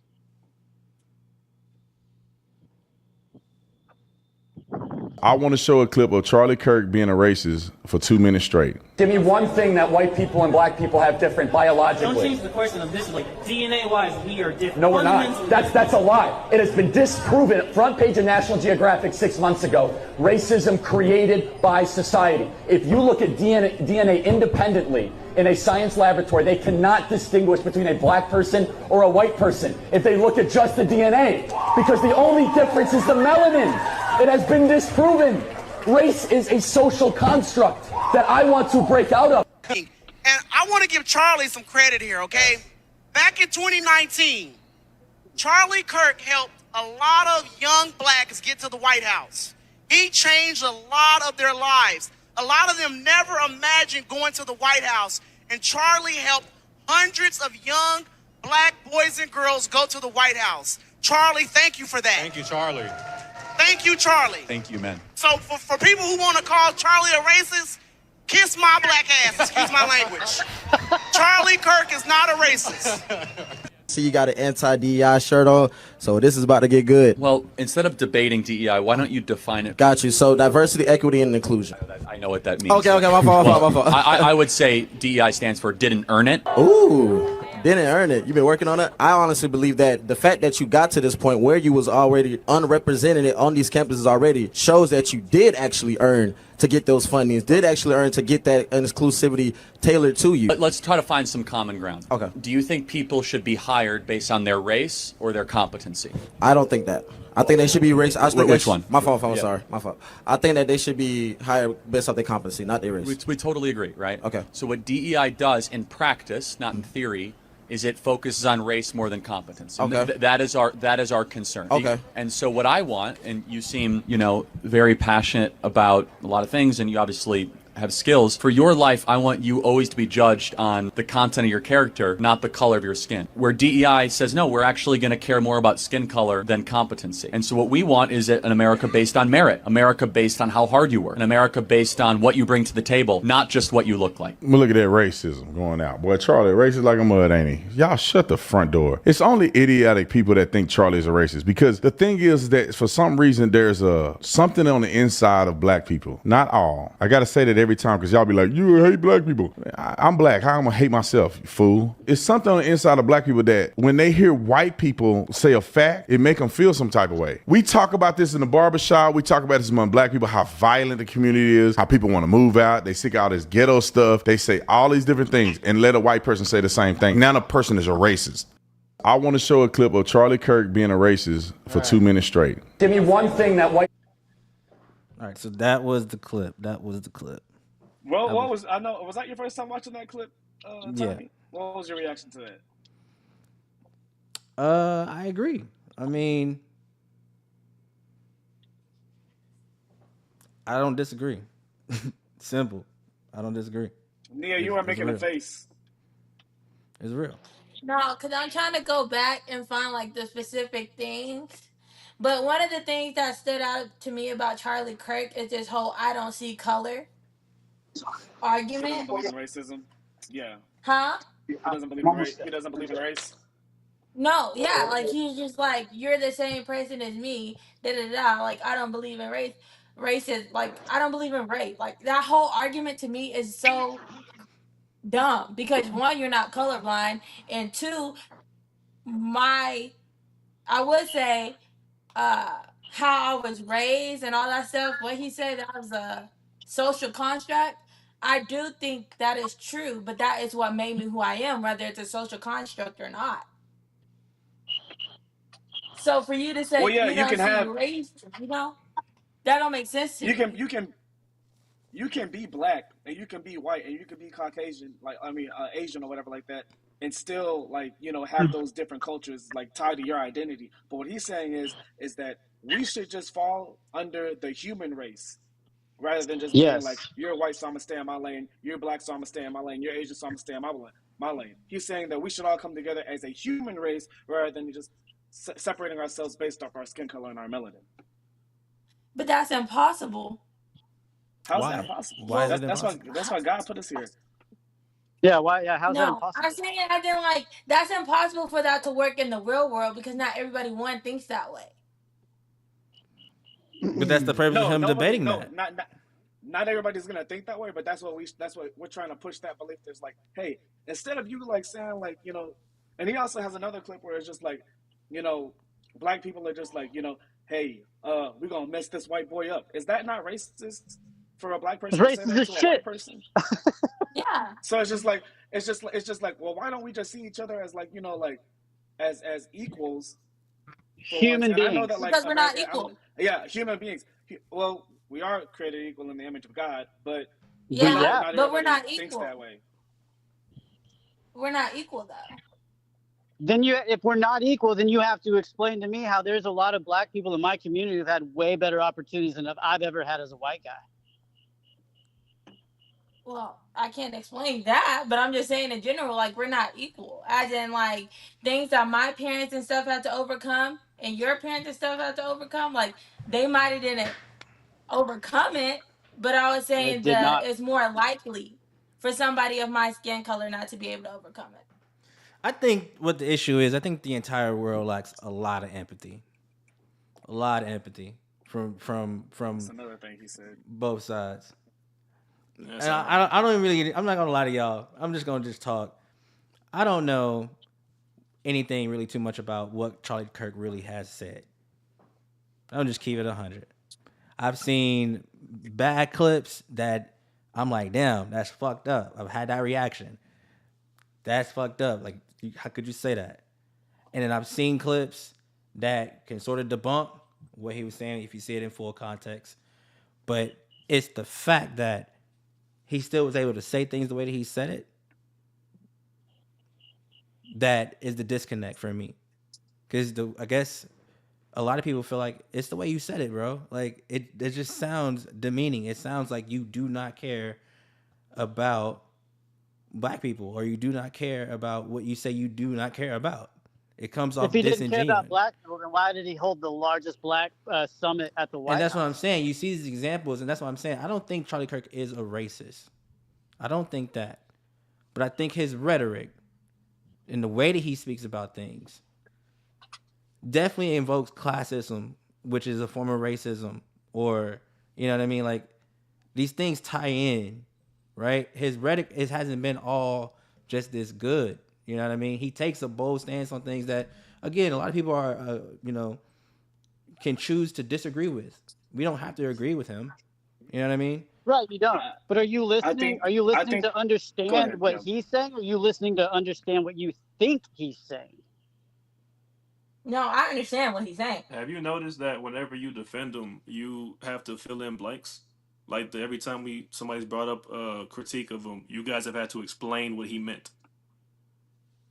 Well, that's because I don't think people are truly understanding what he said. I mean, I look at it at surface value. I don't look at it, and obviously I do not have the same history as the black community. I am a white guy, so I don't look at it from the same. I just look at it from, I'm a very logistical, blunt, by the numbers guy. And that's how I've always been. I just see what he's saying. I see how you guys can see it coming off wrong, but I try to look I try to look past what he actually said and try to see what he actually meant. Is what I do. Like, and I do that for And the reason everybody. I mean, I've done that. the Go ahead. reason why we the reason why I feel like I like and like defending him the way that I am is because like you'll see a clip and you'll be like Charlie Clerk said so and so and so and so, and I'll be like, and then y'all be like, damn, he really said that. What I did was I went to go back and look at the full podcast or the full video, the full hour, the full 40 minutes of what he said. And now I have that extra context. And it's just like, you only saw 3 seconds. You only saw 7 seconds. I saw the 30 minutes before and the 30 minutes after. And this is what he actually meant to say. Just like Tommy said, I don't really know what he really said. But there was a narrative painted like, he does say some things and, it kind of makes me think blah, blah, blah, blah, blah, blah, blah. And it's just like, okay, well, I have the context for some of those videos that I've watched. I'm not gonna lie. After Charlie Kirk died, I soaked my brain with like 52 hours worth of Charlie Kirk content. I looked at interviews, the George Janko podcast. I looked at interviews that he did with Cliff Connectley. Or however you say his name. I looked at all these different podcasts and I soaked my brain with what people had to say about him to see if what I was believing was true or not true. And I just every single time that he spoke, it's consistent with what he said in the past. And people are taking these clips, these 7-second clips, and like painting a narrative that he's something that he actually has denied. Like people say he's homophobic. There's a clip that I sent Tommy where it's just like that's debunked. You know what I mean? Like they say that Charlie Kirk said that gays should be stoned to death. That's not what he was saying. He was making a comparison in the Bible. Well, I got that too. So Thank you. To answer your question, bro. Like I'm not going hard for Charlie Kirk because I know him. I don't know him at all. And like I said, I disagree with what he said about George Floyd and Juneteenth. I told that to Tommy. Like I have disagreements with him, but he is not as bad as what people are pointing him out to be. For sure. But as I look at it while I was listening to you talk, we're all familiar. We're all believers in this on this podcast, right? So we all are familiar with the verse that faith without works is dead, right? yeah. All right. Yeah. As we think about this, that is even the Bible saying that our beliefs and our practices are not always married. They're not always one to one. You can believe something, but what you do in effect doesn't always reflect those beliefs. That if you have faith, there should always also be works. There should be fruit to show from that faith. You're showing me like stuff that he said that shows that he might not be a racist in belief, but then you also say other things that he said or other institutions that he support that would lead me to believe that this is something that a racist would think. Do I think he's racist? I don't think that he believes it. I don't think he believes he's racist. But it's very possible that what you believe and what you actually put out into the world are two different things. I agree with that.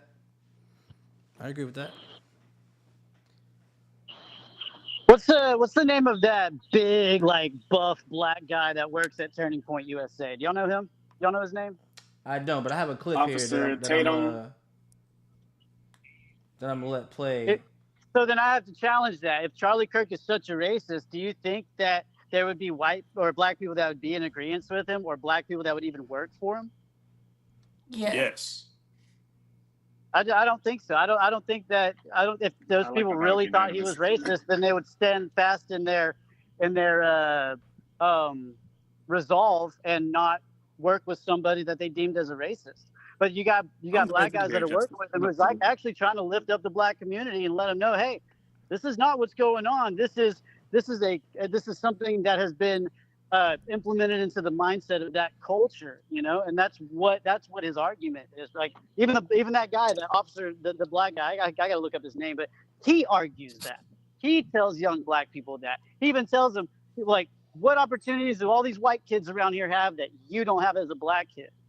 And they do not have a logistical argument because they're at the same university. They're studying the same things. One guy had a 4.0 GPA. I mean, I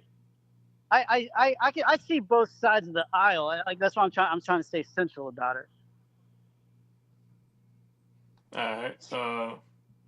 But So yeah, I mean, just if to he's truly a racist, why would black people work for him? That's, you know what I mean? Why would Asian people work for him if he was truly a racist? So again, this is I'm not saying that he believes that in racist ideals. That's not the point that I'm making. Well, I am kind of saying that, but I'm not saying that he internalizes it. That's the point I'm making. He's not internalizing racist ideals, but in practice, he's upholding racist ideals, and like the same thing with the numbers. But to answer your question as to why would black people work for him, I'm glad that you're here for the sake of this. I think this is the diversity we need for this conversation. So, Yeah, uh, right. I'm open minded. That's what I'm but asking. for sure. So with Justin, with Justin, my dog Justin White, he understands this. I know he does because it's my boy in real life. The idea that not all skin folk are kinfolk. Like we know this, right? This is something we've heard before, Tommy. Yes, sir. Yeah.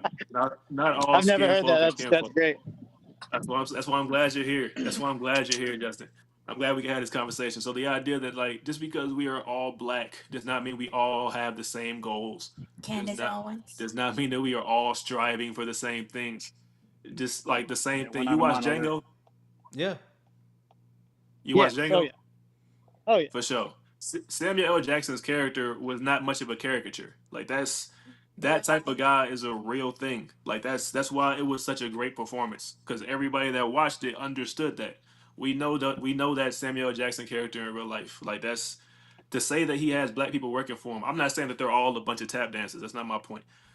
I'm sure there are good people that are working for him. They're just on that side. I'm not saying that he is an overseer or a slave master, but what I'm saying is to say that you have black support means that you are doing good or that you are only altruistic and only benefiting the black community is a crazy stretch. Like that is not. It's very possible to have black supporters and you're not actually having black interests at heart. Does that make sense? That makes sense. Yeah, but For I sure. firmly believe he does have black people's interests at heart, or else he wouldn't have led the 400 black people to that Washington D.C. summit and actually boosted them up and actually like helped them thrive. You know, So like why what I would a think racist man do that? You know, and Django was set in a time where racism and slavery was super alive and well. You have black people that work for Charlie because they believed in his message and they believed in what he was trying to do for this country. Not because for sure. he was a trusted slave, you know, like the black. That's not that, you know. I mean, it's two completely different situations there, as far as I see it. I hear you. I mean, they're But working for him because Yeah, that and message. you They want to see the country thrive, you know. And that's why they supported Charlie because he wanted to see everybody thrive. indeed. And that kind of brings me to my point. So with Charlie wanting to see everybody thrive, it's not it's not hard for me to believe that a guy who believes that we are all playing on an equal playing field, we are all completely we're not divided, that we're not separated by race as far as opportunity, that he would bring 400 black kids to this summit to make that point. Why would he have to do that in the first place? Exactly. Like that's not a I'm not shocked by that. Like that's not a in my mind. I know you're not trying to have a gotcha moment, but like in my mind, that's not a gotcha. Like it's like he would do it to make his point. Like that's he's a politician. Yeah. Like well, he's not a politician. He's a political activist. So like he has a platform. He needs to do things that benefit his platform. It would make sense that he was like, all right, if I want to show that we can uplift black people without these things, let me use my platform to uplift these black people. But that doesn't mean that he's still trying to take away these things that were put in place with the intent to uplift black people. And as far as the Django being set so far, like so long ago, like life imitates art. Like this, even though that was like I don't want to misquote you because I don't want to put words in your mouth. But you said that that was in a time when slavery and racism was like a really big part of society. Like the idea that it's not anymore. Like slavery in and of itself, chattel slavery as we saw back then. Yeah, I'm not in a field with shackles on my wrists, right? But Right. the idea that racism is not still a big thing and that it's not still in these institutions and black people that kowtow, that do get down, that do cozy up, don't benefit from that proximity to the people in power it's misleading. Like these things do happen. These things are still a very real thing in our society. And then as like a I public believe school teacher as well, like people like to argue that, oh, we don't need equity, it's just equality. Everything needs to be the same. It's all the same. No, it's not. Because then why do my white kids perform higher than my black kids? Why do like stuff like that? That naturally just happens. Why does that happen? Do you think that has to do with the parental household? I think I mean, it's because deeper than a parental household. I think it's I think way it deeper than starts a in the home. parental I household. think it starts with raising your children right and without, like, I mean, that to me that speaks about the parents there. Like, and that's not to say that white people are putting more into their kids than black people are, but again, the statistics on that, as logically speaking, is that there is a much bigger fatherless situation in the black community due to systemic things, right? I agree with that, like being placed in certain communities. I fully agree with that, but that also goes to single mother, households. You have to have two parents to thrive, to have your kids thrive. That's a known thing. Like, if you just have a mother, then the children are going to be raised without a father, and they don't have all of those masculine qualities. I mean, we can go into all that. It's a completely different conversation, but and obviously I'm coming from a very, again, central standpoint, that, and I don't know, but I would say if my kids aren't thriving, if my son and my daughter aren't thriving at school, I blame that on me. I don't blame that on the teachers. I blame that on me. I blame that on my absence in their life, and that means that maybe if they're failing, I need to be more present in what they're doing in school. I need to understand why they're having difficulties and help boost my kids. So that kind of thing for me starts in the household. Yeah, and so economics. Okay, so household, and then you go into economics, right? So Mm-hmm. economics fall under that branch as well. So I'm confused of just you being there trying to support what they do in school is going to be enough for them, as in like giving them experiences, um, and all those things. That falls into it too. Not Sure. just you being I mean, there, I because agree you with can that. be Yeah. there all you want to. But if you can't give them the experience and other things they need to, they won't be successful ultimately. And to make sure Well, that that's not to happens, say we they have to won't make be sure that we're successful. addressing the I'm, things that I'm bring those into place. like, I'm a prime example of a very successful man who came out of extreme poverty and put himself through college, and am now a world touring musician and a business owner. I did that without my parents, if they would have led me, they would have led me into a fucking ditch of drug and alcohol abuse. And even when I was given into the custody of my grandparents, they were old white people. They never boosted me in any kind of way. They never said, you should try to be a doctor, you should try to be a lawyer, you should try to be a dentist. They never said that. They said, do whatever you want, it's your life. So my grandparents, my old white grandparents that I was really raised by from the time I was 10, never put into me the time. Everything that I tell you is of my own doing.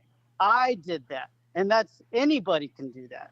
Again, I took a situation where I could have dubbed myself as the victim, and I made something of my life, and because I did it. And it had nothing to do with me being white. It had to do with being determined to get out of my situation, be an autodidact, which means I studied and I learned on my own, and I'm thriving because of that, and I've destroyed generational curses that would have otherwise put me into a victim mindset and said, oh, I should just be the product of my upbringing. I should be the product of my parents. My parents were drug and alcoholics. What drug users and alcoholics? What makes me think I could be better than them? I could have lived that life. I could have had that mindset, but I didn't. I saw my situation. I got out of my situation through hard work, determination, seeking the right counsel, putting myself through college with grants and scholarships because I had no money. I was raised in extreme poverty, but I put myself through that. And it has nothing to do with me being white.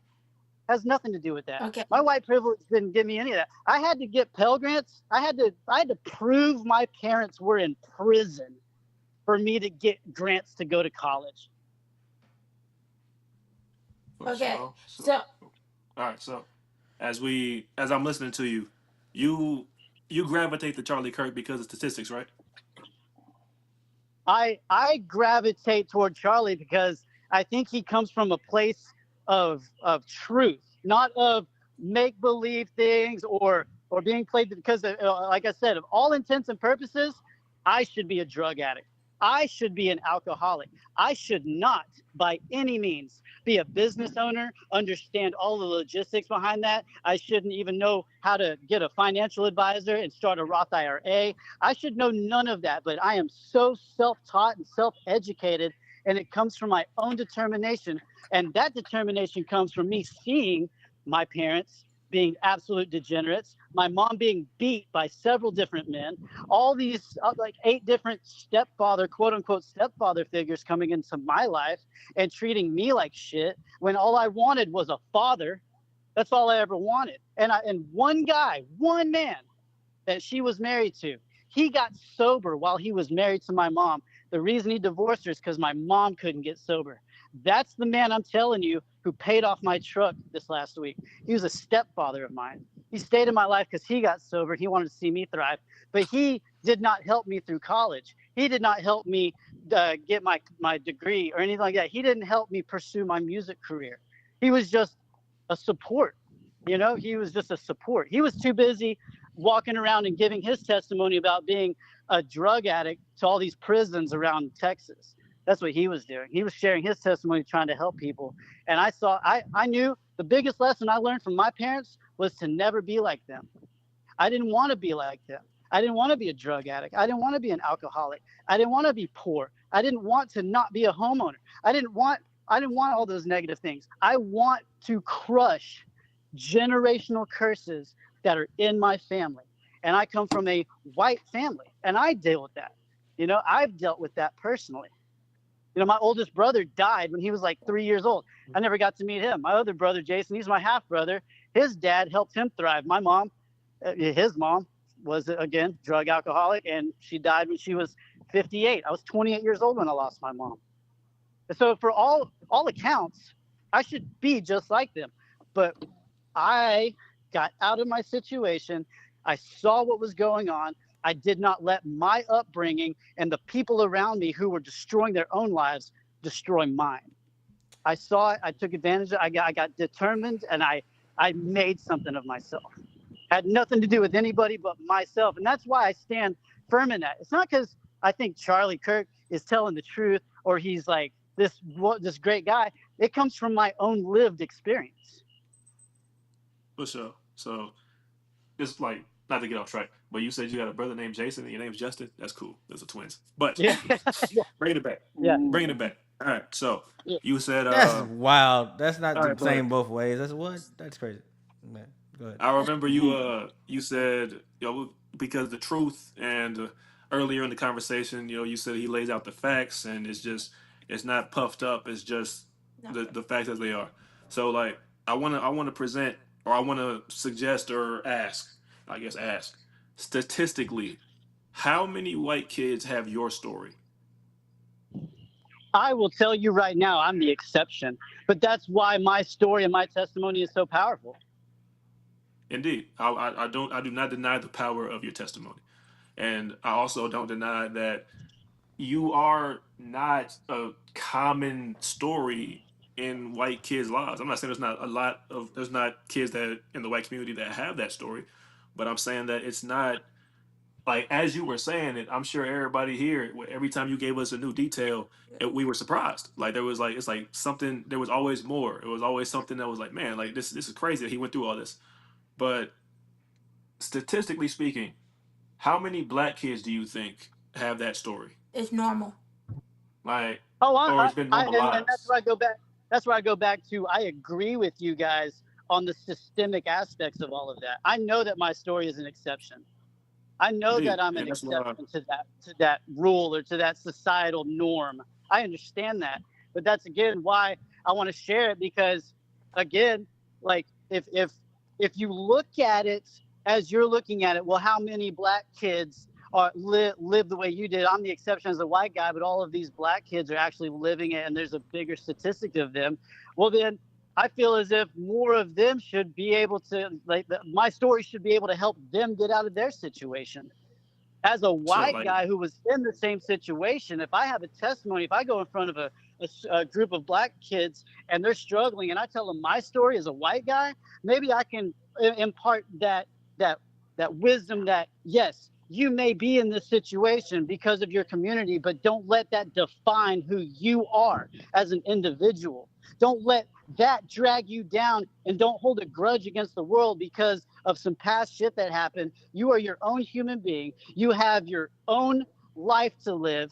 Get determined, make something of yourself, get past all the systemic shit, and show the world that it's fake. Show the world that it's So false. Go out there and do this it. shit is all just a trickle down effect, if you ask me. It all starts at the top. And I think we would have less and less of these conversations if the world was really as fair as it really should be, and it's just not.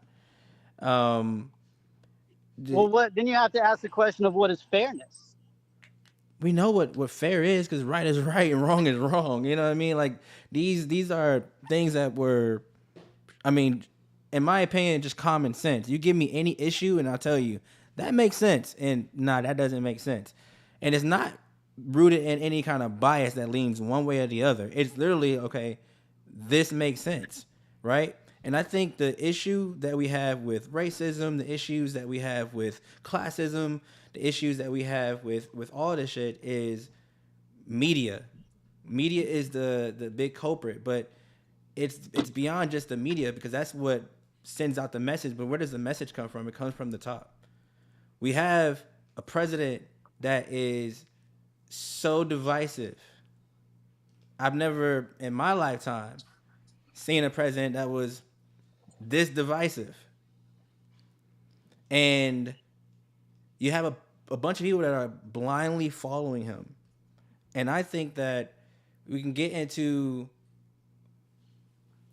the religion conversation and, oh, these particular type of Christians follow Donald Trump and they believe this, or, you know, vice versa. You can get into the weeds of that, or you can just keep the shit simple. I think we make everything more and more complicated as we keep adding on these layers and these layers and these layers and these layers of these things. It all just comes down to right or wrong, bro. Common decency, humanity, like just being human about it. Would you treat someone, you know, we're talking about just golden, simple rules. Treat someone the way you want to be treated. Would you treat someone like this?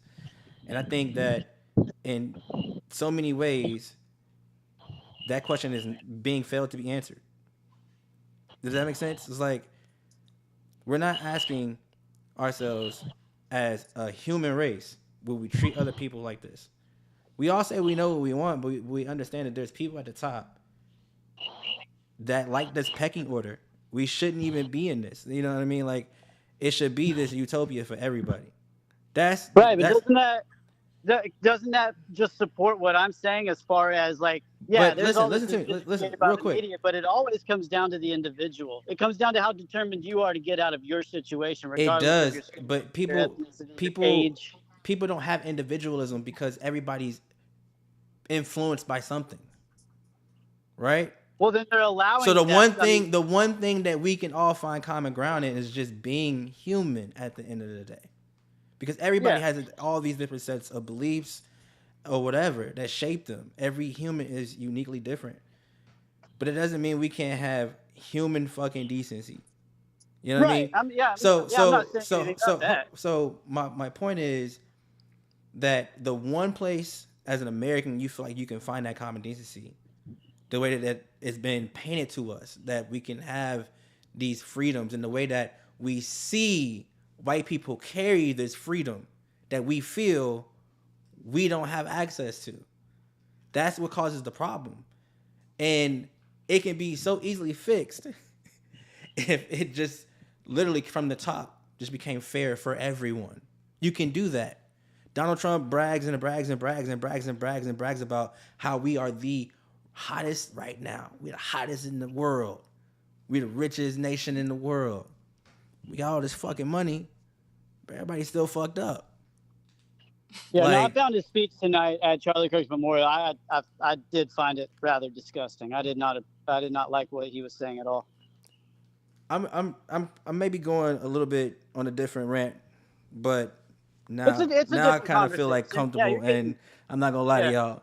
This first part of this show, this gummy right here, it took me out like I thought it wasn't going to, but it did, and I couldn't think. I couldn't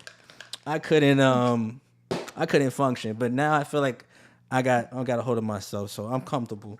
So I just genuinely think, and I genuinely feel like, man, this shit is fucking easy. It's fucking simple. It's so easy, bro. It's so much good in the fucking world. Why do we let all this negativity just keep us from being good in the world? You know what I mean?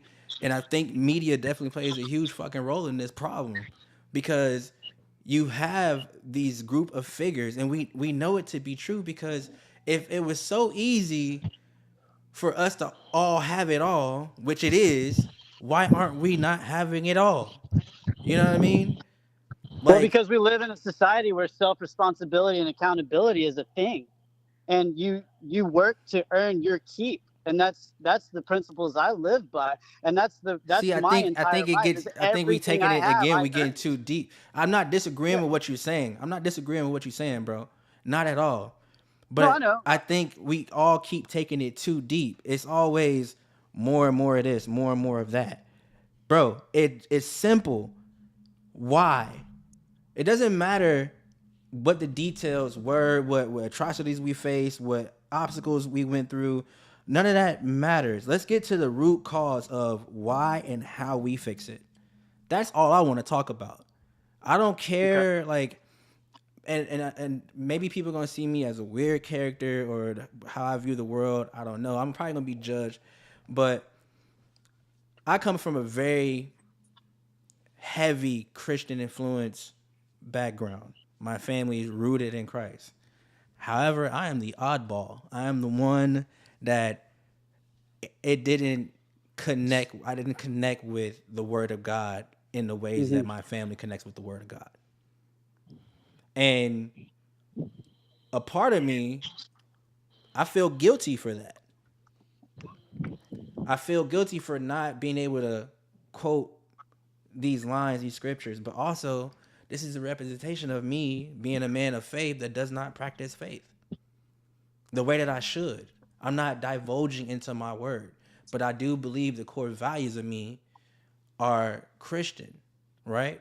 And so then the question becomes, how many people are out there who are like me, who maybe don't practice what they preach? You know what I mean?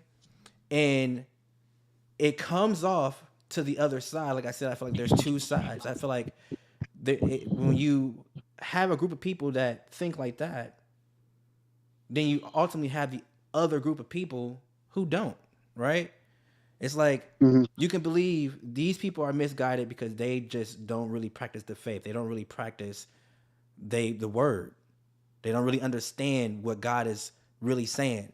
They're not really interpreting it the way that God really meant it, right? Because everybody has their interpretation of what the word of God means. Yes, I genuinely find that when I hear a black pastor or minister interpreting the word of God, it makes more sense to me. Because it almost, to me, feels more empathetic to me. I feel like it's comforting. You know what I mean? Sure. And it's not so, when I hear other people preach, feels so divisive and hardcore and like, you know, and I get, you know, God was cruel in the Bible. I'm not, you know, disputing things like that. But it always comes from a place of these are the things that make us better humans to me. And when I hear from other pastors, it doesn't feel like that. It feels like I'm using this as a tool to shape people into just believing this. And it doesn't have any humanity. It doesn't have any empathy in it. And I don't know how to explain that, but it's just weird. You know what I mean? It doesn't feel like they're preaching the word of God. And my question is again, if I feel that way, how many people feel the complete opposite of that? And that's why I think we have all this discord, because no matter how I feel and how I view things, it could make sense to a lot of people, but it could also not make sense. And we're going to always have that discord no matter what, until you take this classism out, this racism out, the disadvantages, all that stuff. If you just made it simply fair for everyone to have the same opportunity. And again, that makes it sounds like weird, but like, why couldn't we not live in a world where you had healthcare, I had healthcare, period. We all take care of each other. I get we live in a capitalistic world. That's why people are always we done took things that really shouldn't mean shit. Gold is now the value of $1, and $1 is the value of the currency of the world. Like, these things that we gave value to don't mean shit, in my opinion.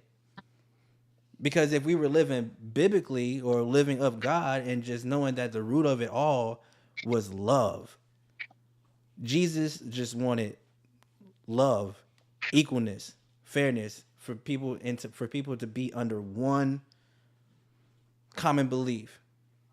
And somewhere in there, as time has progressed, we have forgotten what the essence and what the root of his sacrifice is really supposed to mean. He loved us so much that he died for us. So why don't we embody that? Why don't we die for each other in positivity and being equal and just being fair? It's because we live in this political and this capitalistic world that says these things are viable and you got to get here, you got to get there. But why is it not just like, if you are told from conception that you can be this and you can be that, and then you choose to be this, why isn't that pathway there easy as it should be? Right? We put all this shit on it, like, oh, it's not as easy because I had these disadvantages and I had these disadvantages are there. That's true. That's your experience. That's our culture's experience, right? Mm-hmm. So these things are true, and I think we keep trying to disprove each other. Like, no, that's not really true because you can be this, and if you work hard and you do this, but it's like, where is the common thread? Like, you can clearly see when people are meant to do something or be something, and when they're guided and they have the tools that are in front of them, they can actually be that thing.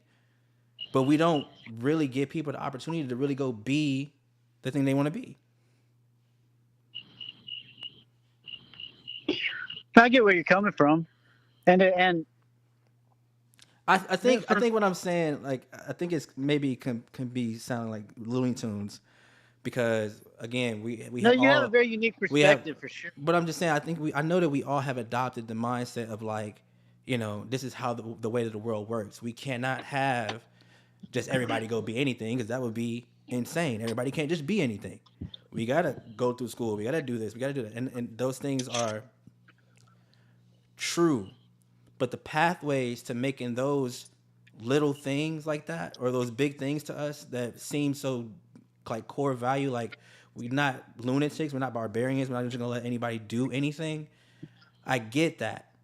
But the opportunities to make sure that each person has that real fair shot, that's what I'm saying the identity of America is to really see if we can utopiaize or create a utopia of the United States. That's what we get fed from, what the United States stands for. When you hear people talk about these ideals and how we want to be a better country and this and that, and you get inspired by wanting to be the best version of what the United States is, I think that's when you become a true American.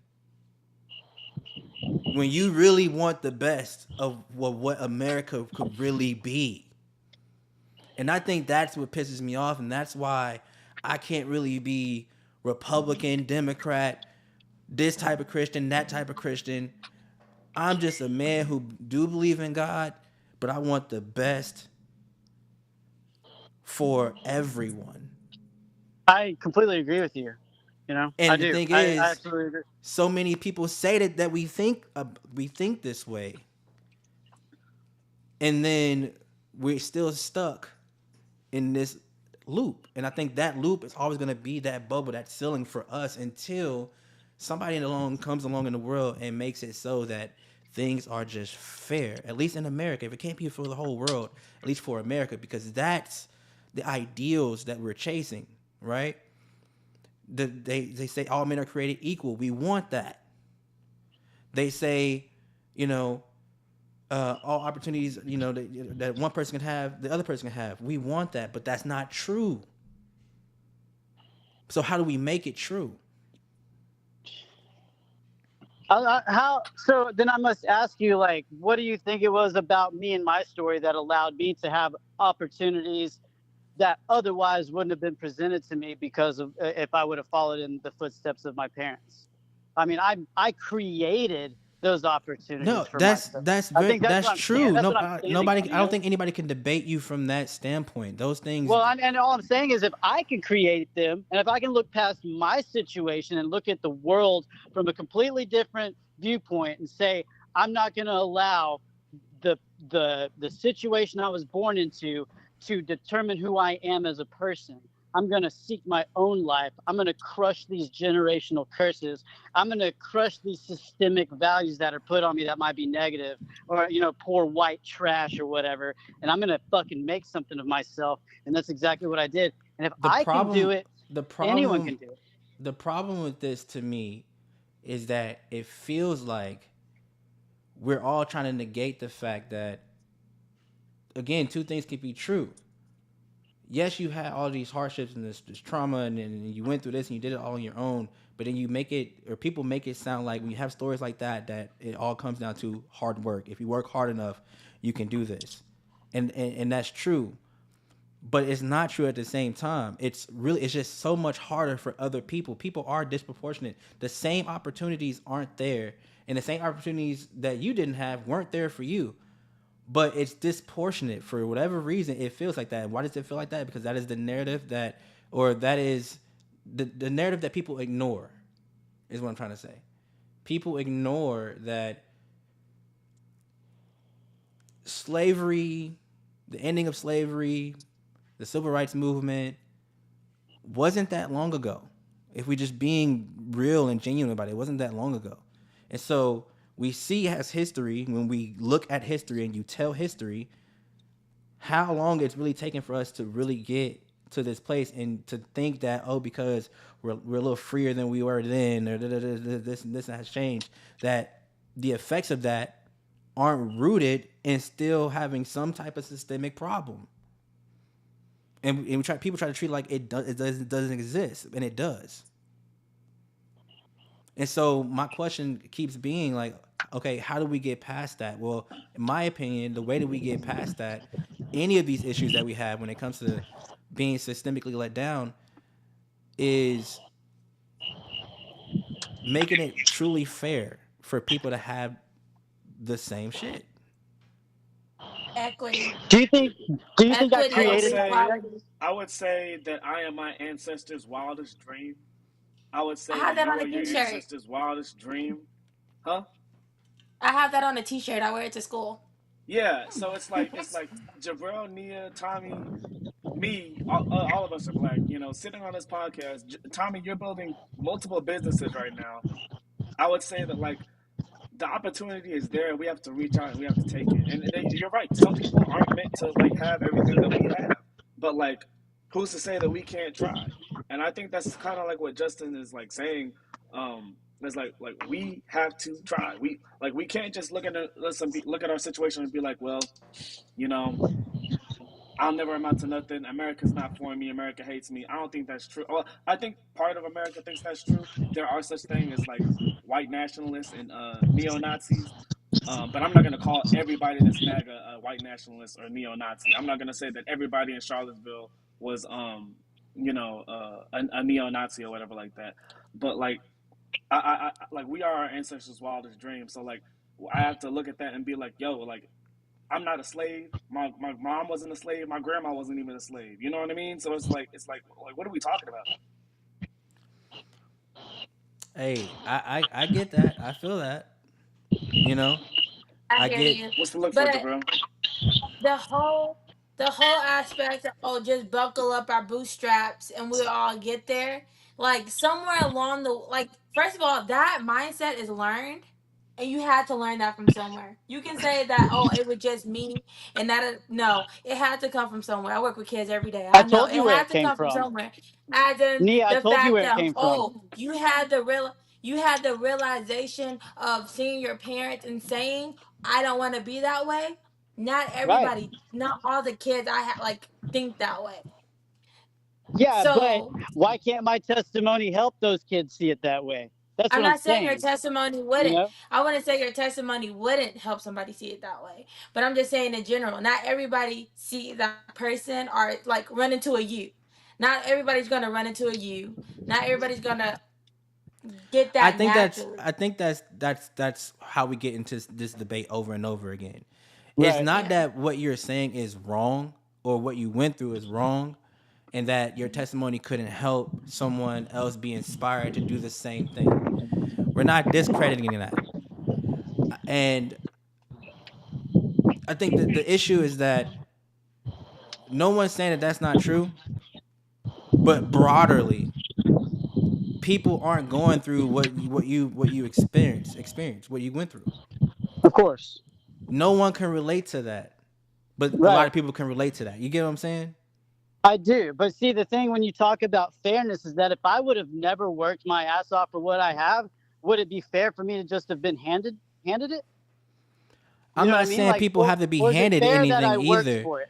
Is it fair that I actually did pull myself up by my bootstraps and I did work I for it? think It is I created the fairness. I saw it. In I wanted reality, my fair share, and I went out and I got my fair share, and I still work on my fair share. And not only that, but with the knowledge I've accumulated about the things that I've been in, I've been able to help people not just think differently or get out of their situation. I've also taught people how to save money. I've taught people how to open Roth IRAs. I've taught people how to gain financial freedom because I learned it. But I did all my own research. I did all of those things. I got out of my situation, like, again, and now I have the opportunity to tell people about the things that I did. I did not come from a place of privilege. I came from a place of poverty. I came from a place where, I had to crawl out of a hole just to get my foot in a few doors, like, and I had to work for those. I was so poor as a kid. I applied when I was 18. I applied for food stamps. I got denied. I was struggling. I was starving. I And I get was I trying to put myself through college. Yeah, I know my situation's unique. I get that. But what I'm saying is, even though my situation is unique, I feel like I'm an example of what anybody can do, regardless of systemic situations, regardless of skin color, regardless of anything. If you put your mind to it and quit listening to the media, quit listening to the negativity, you set a goal for yourself and you work toward that, you're going to be successful. I'm a prime example of that because I've broken bones from my career. I broke my leg out here touring, like touring the I world. think And I nobody and no but I I think didn't I nobody never let it disputes stop that, me, bro. you know? My Yeah. my my thing would be in real life, when you tell a child and you give them this hope that they can go be what they want to be, they can become whatever they want to become, and that pathway has been proven with all the statistics you can pull up that show where there's disproportion. No matter, and I think this too. We keep making this a black and white thing. It is not just a black. This is a human thing. This is a human thing. At That's what I'm some trying to say. point, It's a human thing. no, Like, I'm not coming. I'm just saying no, that no. I'm white and I have a unique situation, but it's a human thing. Any human being can do what I did. No, I'm not saying they can't. What I'm saying is this is the reason why we're in this situation. And what I want the group to think about is my point of it just being fair, right? I know Right. I keep saying that and it sounds like ludicrous, but going back to everything that you're saying, you're metastasizing your experience and internalizing it, and then saying everyone can do this. And it's like, yes, they can, but no, they can't. It's just not. It's not possible for everyone. There are disparities, no matter the race. This country is built on someone being in control, and it's supposed to be about the people being in control. And the country is not ran that way because you have so many people divided. My point is, how do we get people more united than you divided? We all have these differences, and we all keep saying that America is supposed to be the land of the free, the home of the brave, the people who believe in all these core values, the rule of law, this and that. But you have all this discord because people believe this over that. How do we create more unison as a people when that's all based on fucking morals that we can all agree on? And the reason we can't agree on is because we're getting jam-packed every day with, you should think like this and this is the right stance when it comes to media. And no one's really listening to what's really happening or acting like common sense. What we see statistically isn't there. For every piece of data that has some type of disfranchisement, whatever, between race, between prosperity level, between whatever that gap is, should be 0 in America, right? That's what I'm saying. How do we get there? It'll be growing pains for sure. Like that's just Because like you you said, have, it's so deeply rooted. Like yeah. it's just gonna be, yeah. And that's why I'm saying we are the hottest country in the world. We have all this money. We have all this shit. When does America stop playing the world game and say, let's focus on America? If it's make America great again, which I don't believe in that slogan at all, because America to me has not been great. I agree with that. We are a growing country. We are a growing nation. We are overcoming years and years and years and years of growing pains because we're ever evolving. And the issue now is that people, they want to say woke. Everybody's woke. I would say damn right people are woke because you see with technology what's really going on. It's easier to keep repeating a type of history and mentality that you want when it's not being talked about or widely known or discovered, right? That's how we keep improving the country, is because technology keeps growing. You're able to be more social. You're able to see what's really happening in the world, and these things that have been rooted for so long are starting to crack, right? People are getting hooked on, man, this rule of government is not making sense because shit keeps happening that shouldn't be happening. And that's why you have all of these support groups and then these narratives being spun on these support groups or movements. You know, people can argue all day long what the core of what Black Lives Matter was supposed to stand for.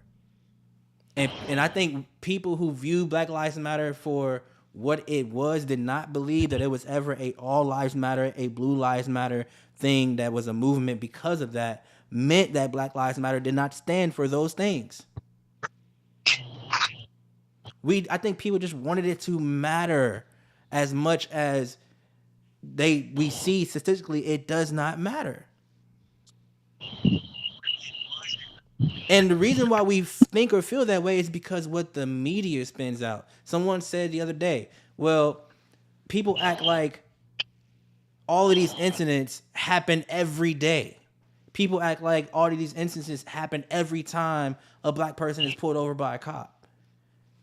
Like I said, we live in a technological age. The news ain't covering every daily stop. Every daily just, this went perfectly fine, nothing happened, talk to the officer, he let me go about my day. They're not reporting that shit. Of course not. We know that. But you could help people not feel like that if you kept news reporting fair and not. We are in complete agreement that media completely screws up the whole thing. I fully 100% agree with that. I think media is I the agree with that most too. We gotta evil reject entity mainstream media that's ever been created. They make you feel like this country is divided. And again, you can see with history that it has been. But you get people to create these mentalities behind how they feel about it that does not help us actually come together and heal about it. If that makes sense. I know I'm Sure. speaking in like, but that's how I take it. I take it as like you're ignoring a thing that you should be paying attention to and acting like these things don't exist or haven't exist or could not exist because we're so much better as a country now. These things exist. Yeah, I'm not denying that I'm not denying. I'm not saying that existence. you are. I'm not saying that you are. I'm not saying that you are. I'm saying humanity is. Yeah. No, I agree. I agree that that's still there, and I think that it might always be there because you're always going to have people of that mindset. It's not ever going to be 100% either way. But I agree. There can be things that can change and should change so that everybody does have equal opportunities. But I also think those opportunities do come with self-responsibility and self-accountability, hard work and sacrifice, and the determination to get oneself out of their situation. I'm gonna play this clip, and we can talk about it. If anybody has, I have 10% left on my battery, just so you guys know. And I'm probably here's what I'm going to request. I've absolutely loved this conversation. I appreciate you guys letting me share my story, letting me share my lived experience.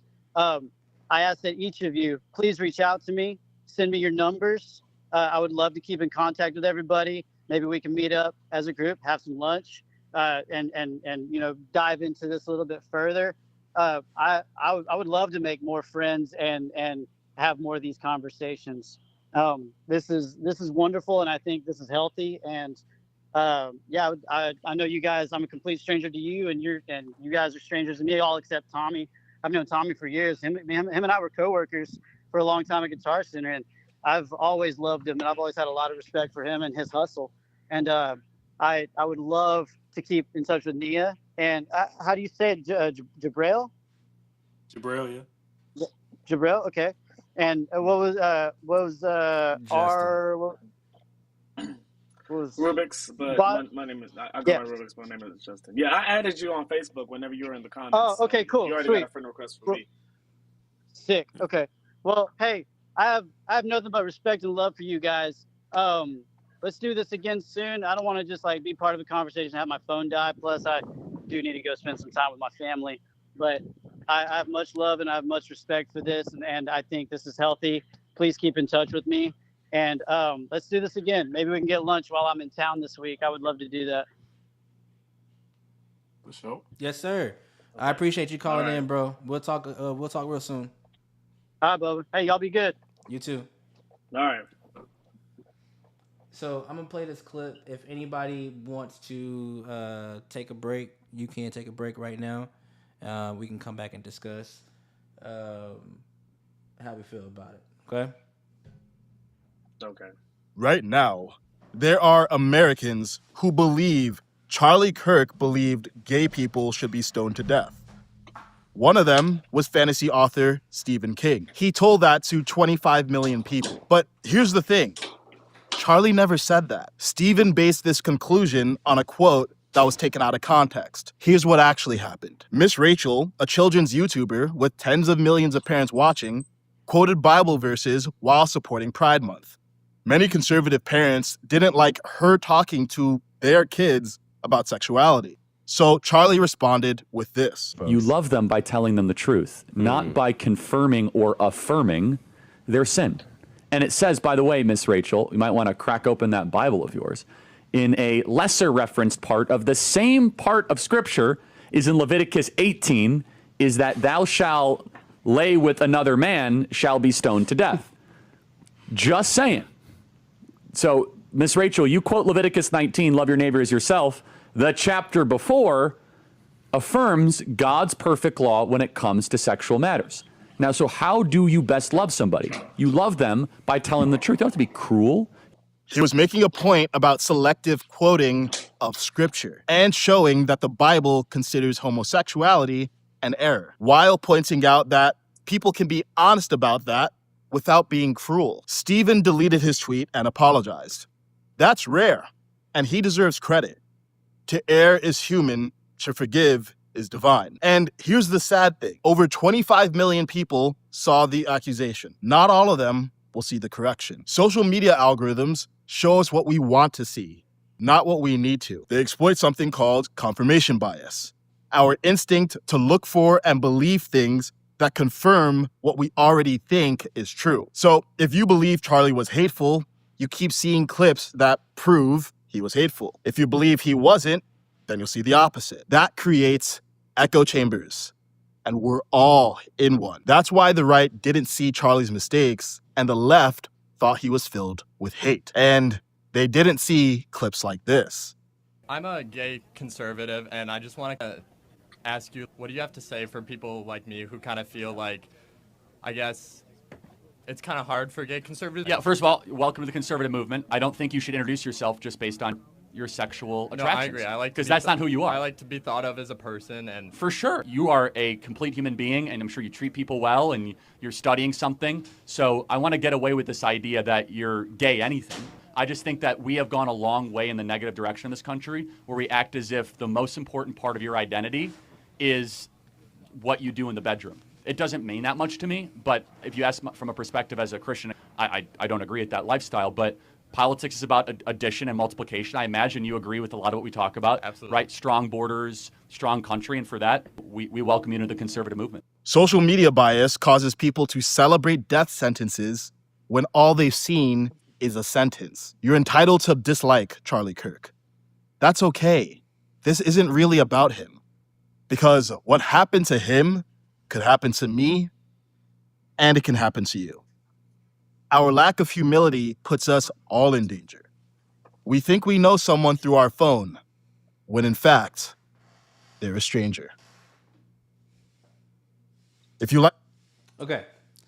Now, I didn't have to really be here through that to keep my same stance. And I know my stance is maybe again, sounds a little loony, but it all goes back to how do we create a society that is fair?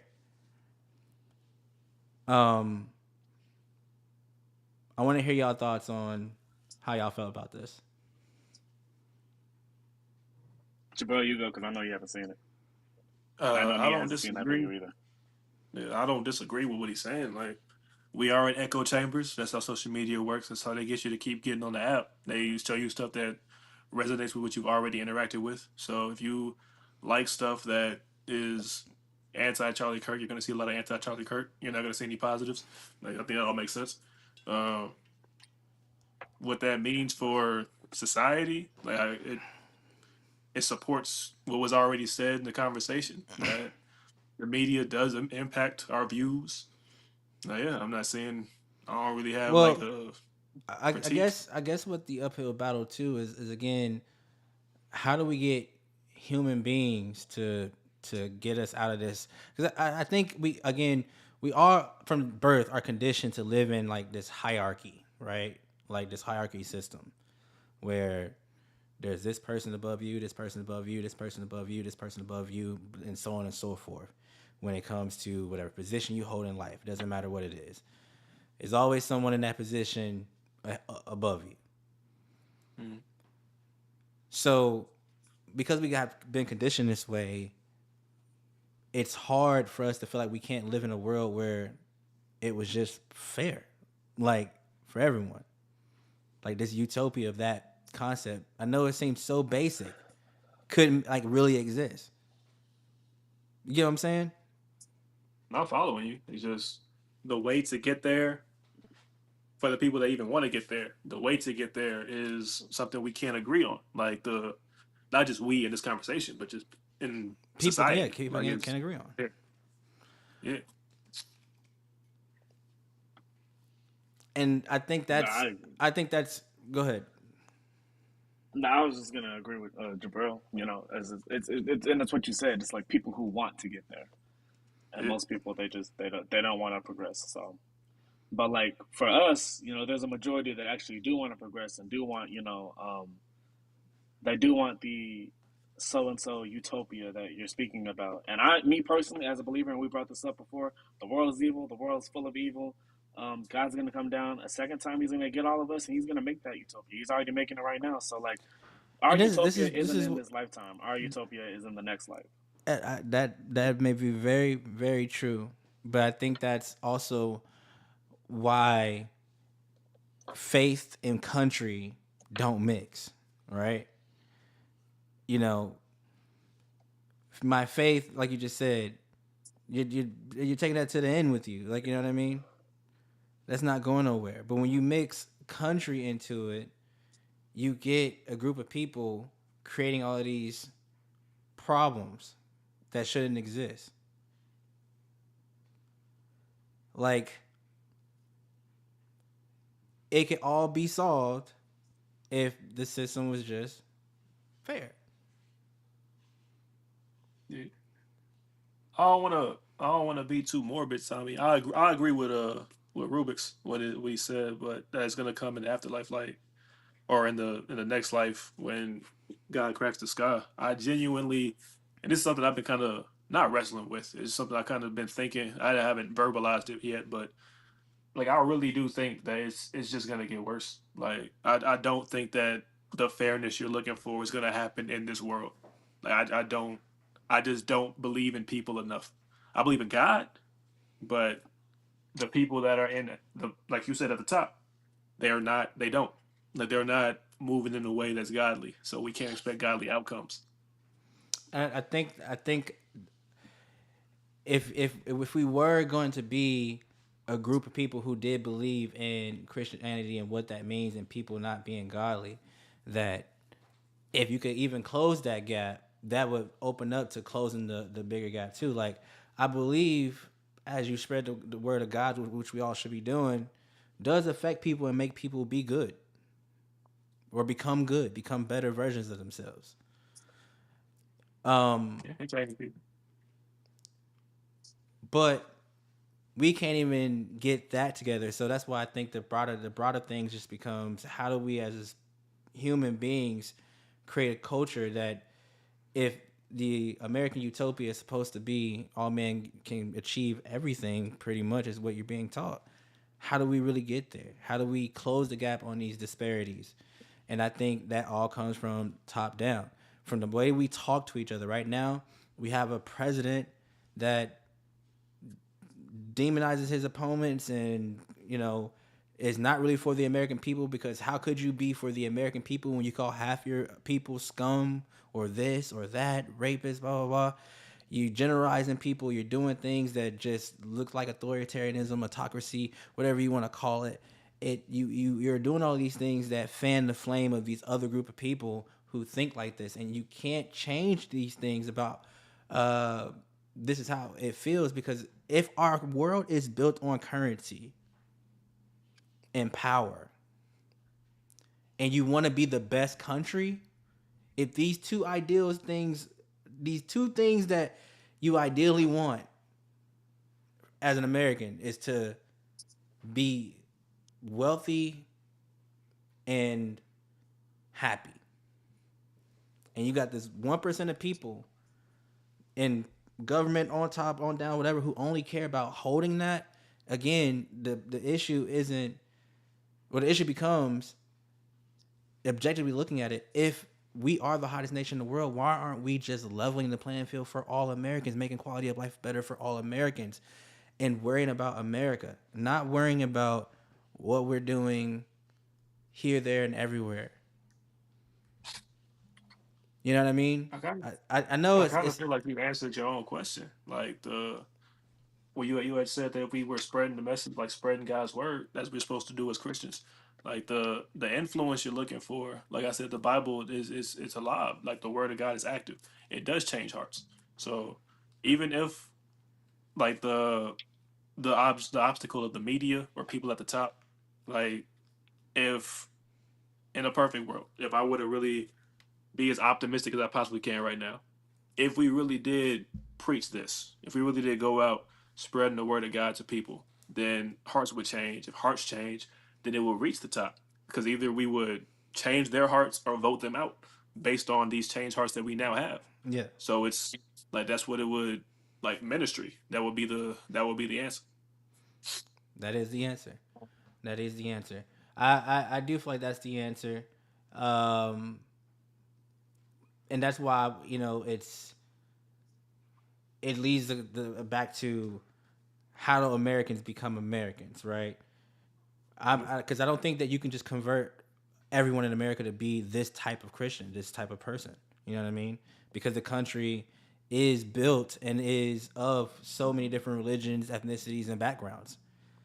And so that's why I get into the discussion of fairness is, and I get that, again, that sounds just so stupid, but as on the ground level, taking religion out of it, how do we as human beings, right, get to that point to where we can take care of each other, where we all feel like this is right, this is wrong.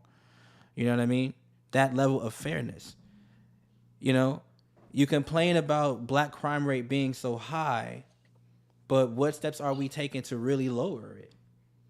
Because we know that, the federal prison system and all of that is rigged. It's rigged as a capital gain. We know what's really happening there. We know, it's the lottery is pay to play around that motherfucker. We know this type of shit. So how do we have punishments that actually fit the bill and not just holding so many people guilty for something that maybe they shouldn't be held guilty and liable for? Because as a society, we keep growing, we keep understanding, that's how I think we have made the progressions in life. And that's why I'm saying, like, maybe I'm thinking too simple when I say in fairness, but again, it's like, look at evolution. That's what it is. We are learning as we keep evolving, as technology keeps growing, as we keep getting more and more information, more and more people looking at, man, these things aren't right, we need to make a change. These things aren't right, we need to make a change. And I get that a lot of people feel like, well, we're this far, so how come we're not here yet at this point? But again, what are we doing as a human race to keep nourishing that spirit? Because it is so ever changing, bro. Like, when we want change in the 60s, when Martin Luther King, was doing what he was doing, and then when he died, you may have felt like that was the last hope in that era. You know what I mean? You may have felt like, man, it ain't gonna get no worse than this. Man, it ain't gonna get no worse than this. They done killed Dr. King for the same way. Not even being funny. The same way white people feel about Charlie Kirk being assassinated is the same way black people felt about Martin Luther King. Some people view him the same way. They care about his life the same way.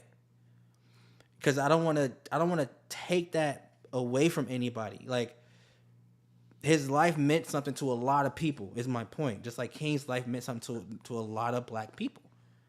Right. And when that flame is extinguished for people, that creates divisiveness. But hopefully out of that divisiveness creates more conversations that actually lead to reform and change. Because the only way that America can keep bridging the gap, and I think we just live in such a fast-paced world now where everything is consumable, literally, because of the internet and all that. We know too much too fast. You know what I mean? And it's great that we do, because it is opening up more and more conversations and allowing us to fix these things. But I think because we consume the information so fast that we also think that change should happen that fast. And because it's not, it creates these differences in these party lines and these people are radical, these people are savages, these people are this, these people are that. But how could they all be that if we were all on the same page? And the only way we get on the same page is if we can create reform as quickly as we are learning and discovering and figuring out these things aren't right. Right? I know it's hard to pass a law, but we have all of these branches of We the people are way too much to fucking just listen to. But we put these people in these offices to represent us. And it's definitely gotten out of what that truly means in a lot of places. Some people had constituents they really are trying to pay to their constituents' needs. And then you got other people that's in it for themselves and playing political game to be here in life. And again, that comes down to fairness.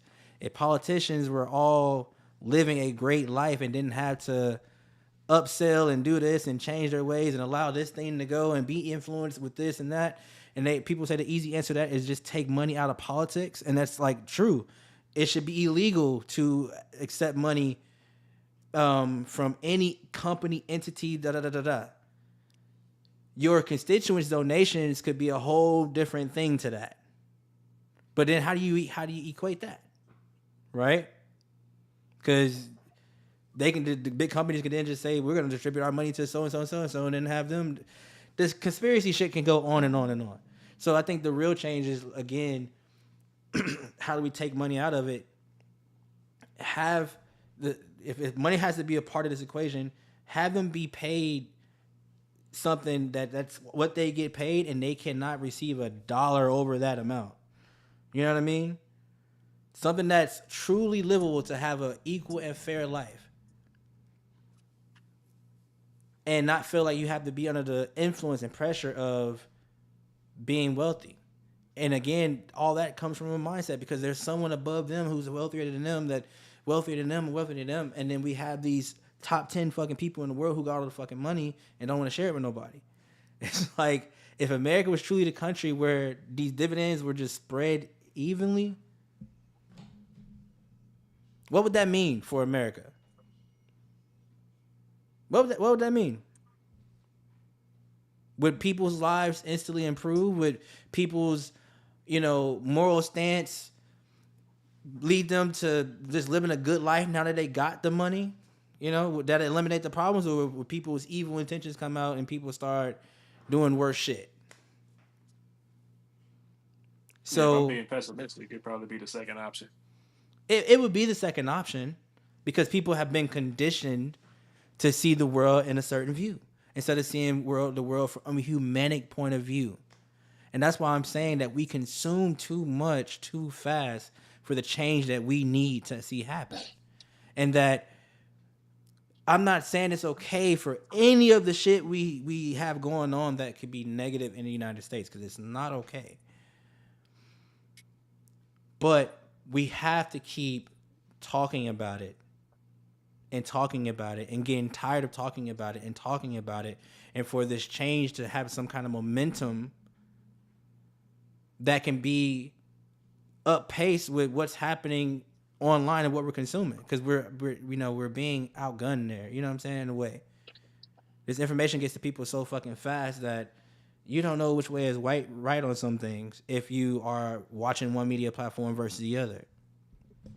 Yeah. And then now with introducing AI, that gets even more crazier. If people thought this right here, if people think this right here is the gateway to a lot of shit with how far this technology has come, remember, man, we all growing up in this technological age. I mean, this thing has been around for what, 15 years now? Something like that? Something like that. A little longer. I mean, 2008 to what? It's 2025. Well, how many years is it? 17 years? Okay. So this shit has been around for 17 years. And relativity, that is not long. And look how it has transformed and like the power of this versus, what we had back then. And that's why I'm saying, like, we want this change to be as progressive as how this technology and stuff like that is evolving around us, because if we thought it was bad now, it could potentially go either way. It could be worse as AI gets involved and people are able to spin more and more things and use it to do more and more things to push a narrative. So I think the way that we defeat that is having more of these conversations. You just kind of have to. Everybody in the world has to have their opinion on some level, and we have to respect that these opinions can be shared. And the change will happen once you allow people to be fair. When fair is fair more than just money wise, right? It's like if these issues are being brought up and we have this representation system, when something is being brought up in the community that is actually affecting the common good and one thing is imbalance, go put balance in its place. I don't understand why that's so hard to do. You know what I mean? You had, and then this is why I say we know systemic racism been in play, because you have New Orleans post Katrina, pre Katrina. You know what I mean? Two different New Orleans. You know what I mean? The first one prior to, rooted in beautiful black culture, black families, black teachers, black this, black that. It was rooted in that. After Katrina, there's our opportunity to change everything, make it adopt more of the mindset that we want to push as a country. And they put these people in these places and they take away the culture, and then you expect for us to don't think that we're not being oppressed, that we're not. You're like, how do you do that? That doesn't feel like the American thing to do. It's the same thing with people coming here seeking asylum and not all being rapists and murderers and killers and crime. Just like that's not true for everybody.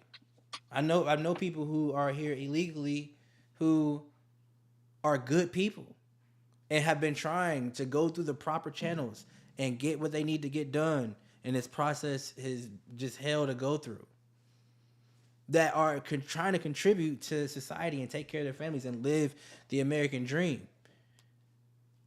And so all of this shit just goes to, how do we make life easier where we can make life easier? And if people were treated fairly, compensated fairly, you know what I mean? Like, and I think I'll go as far as to say it like this. I know it can't be truly fair, but I think we have come to a place where we have adopted the hierarchy mindset. So like, and again, in our head, you hearing me say all this, and you're like, well, bro, we know it can't just be that simple. It just can't be fair. So let's just say that we have all accepted and adopted that. If you want change to happen, make it happen a little at a time at least, right? If you're trying to create balance, let it happen a little bit at a time. So it's like, if we have these disparities happening in the country, change these things and see how they, or not see how they pan out, but see how they fucking pan out, man. Like, you want to make change, give back and put programs in place that actually give these real opportunities, and not just like some Band-Aid or temporary aid that people take and just do whatever with. You know what I mean? Because I think people don't learn the lesson either if you just give them things. But you make the opportunities easier to actually obtain, to where they feel like they know they earned it, they know they worked for it, and it doesn't feel like it was like the hardest fucking thing to do.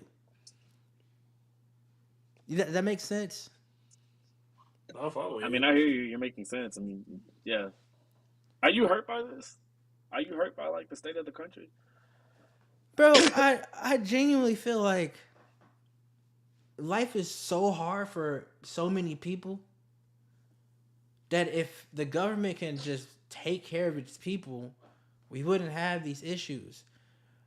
And like I said, like, people who are poor aren't asking for much. They just asking for the bare minimum to be able to live with the bare necessities that America says that we should be able to have.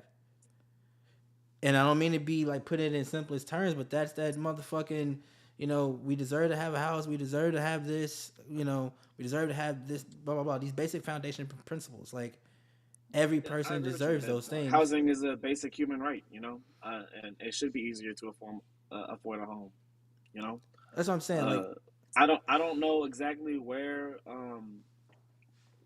I don't know exactly. I haven't looked up, the statistics or on the economy or anything like that. Or what the I know that the housing market sucks. I know the job market sucks right now. The job market, my bad. Sorry, I slurred my words. Um, but yeah, I do believe that housing is a basic human right, and we can agree on that. It should be easier, uh, even if the government is $37 trillion in debt. They should still be taking care of us. I mean, because the way Americans see it is, we see you spending money. Why isn't any of this money going to us? And we get that we want to be the leaders in setting the gold standard on how the world should be.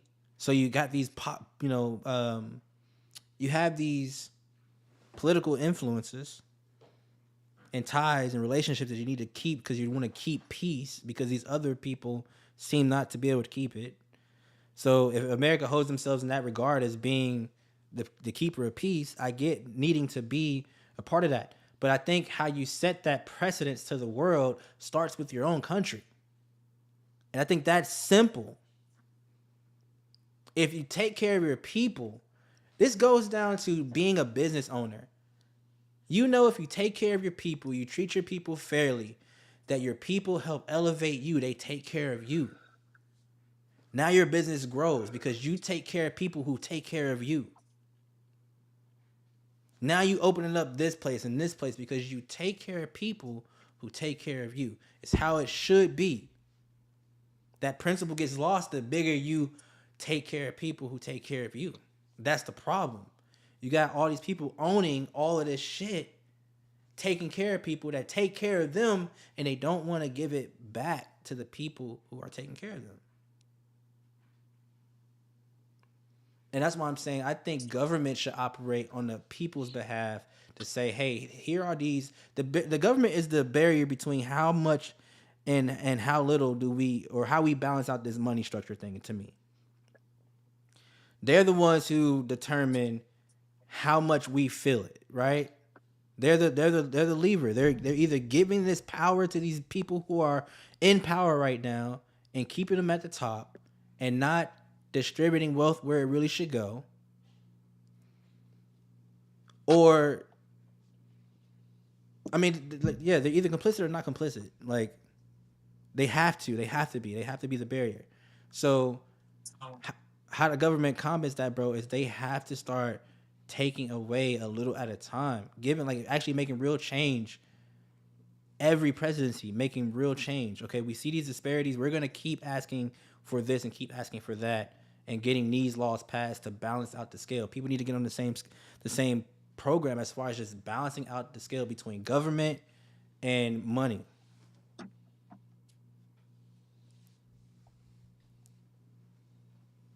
That's all I got. Okay, well, I agree. Jabril,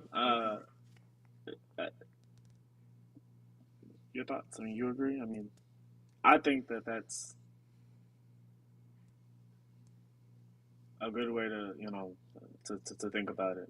I agree. I didn't disagree with anything you said. So yeah, I feel like everything you said was like, it was valid. Like, we I are get kind it. of in the pickle. It feels like so trivial or like so basic. Like, I know that what I'm saying just sounds probably so basic. Well, that's how you spread the message, is like you repeat the message. You know what I mean? So it's like, I mean, people got to keep saying it. Even people got to keep saying the same thing so you can hear it in a different way, so they can finally get it. So, to the people who do watch this or are gonna watch this, it's just like, yeah, like, I never heard it that way. That's why you're like, your voice and your mouth, it matters, and that's why your take matters, because it might resonate to somebody who never heard it.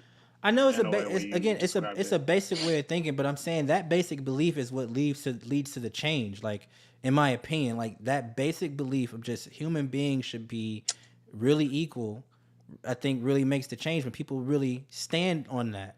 And if the government voted for their constituents' like interests and stop throwing in all these loopholes and this, because we can talk about what the problems are. We know what the problems are. There's so many things that can be corrected to create better habits and create people being more unified.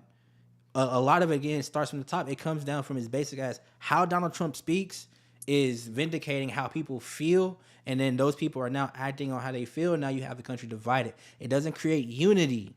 If we want to create unity, then you don't take instances like this with Charlie Kirk even passing, and during like this man is passed. You're at his funeral and you're talking about the country and this and that. Why aren't you focused on the person? This is a human thing. You're laying a human to rest. Talk about what you liked about him, and get the fuck on. You know what I mean? Like, I hate to be so like rude about that, because I'm not trying to say like the president does not is not entitled to how he feels, but as the president, how you feel is how the country feel. You should feel all the aches and pains of your people. And you shouldn't be looking at one side of your people being scum and radical this and radical that. You should be the person unifying the people so that people don't see it that way. You're the bear. Well, we know that's what ideally, that's how the system is supposed to be ran. So I'm saying, like, what the fuck are we doing to get it to actually run that way? Because all these things create conflict. This thing with Trump, I'm pretty sure when it ends, bro, it's not going to end the way that Trump thinks it's going to end.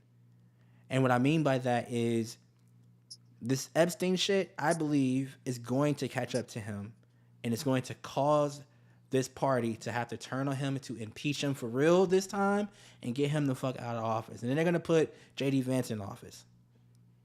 And then we got to compete with that problem. But I think yes, because if you are, I don't want to hear, as people are trying to say right now, there's always this double standard, right? Some people are saying, no, why would Kamala Harris do this? Why would she come out with this tell-all book? It's years later. Why do we want to know now? What is she trying to set up? You get all these questions, right? And you get a lot of right-wing people really on her ass about it. You know what I mean? But if that's how they feel, then I don't need to hear no tell-all of how J.D. Vance really feels and how much shit he let go on as the vice president.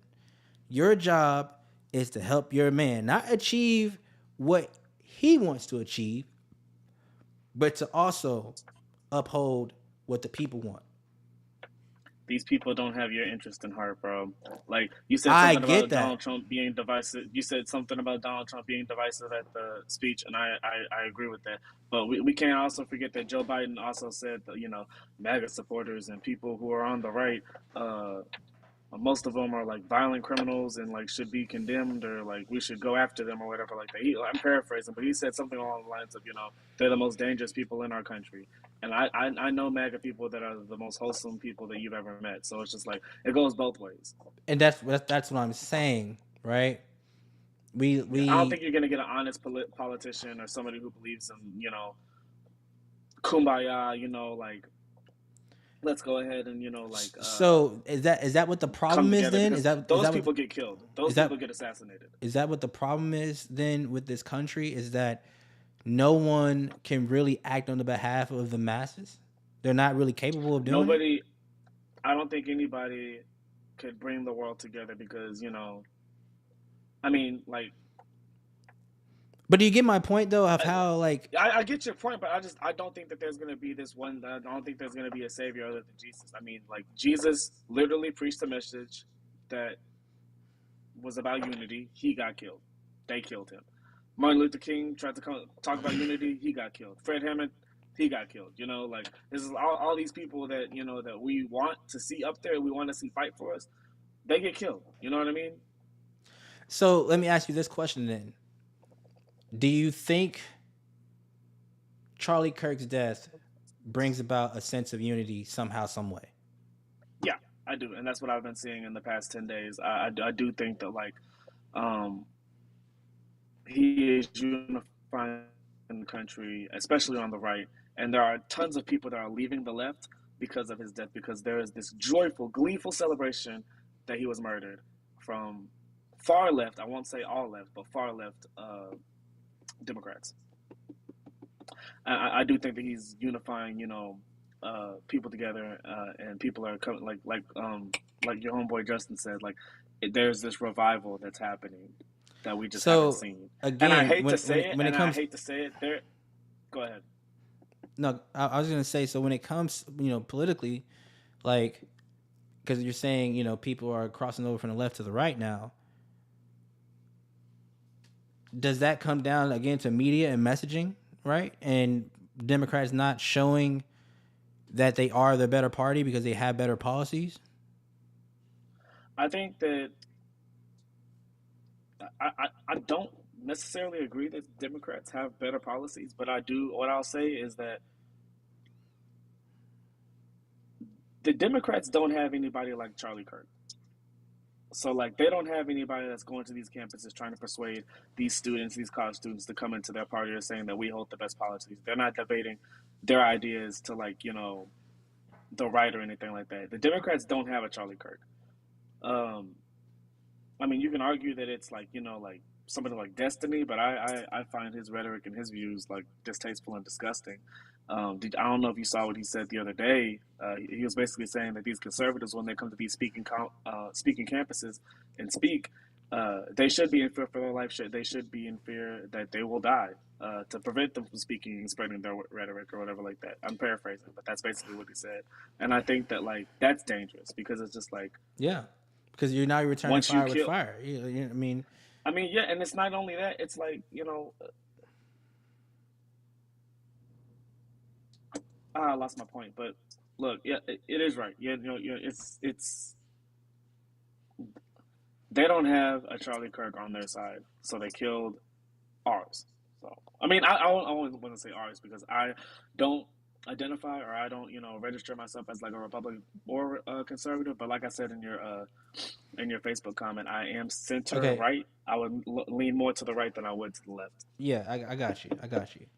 But by what you just said, even though you had to kind of withdraw from it, by what you just said though is how people feel. They took our, and this is where we get back down to the human level and just saying that this is wrong and the punishment fits the crime in the bill. It doesn't matter regardless of party affiliation, and that's why I'm saying like it all starts at the top. If the president, our government sets the standard for how we act.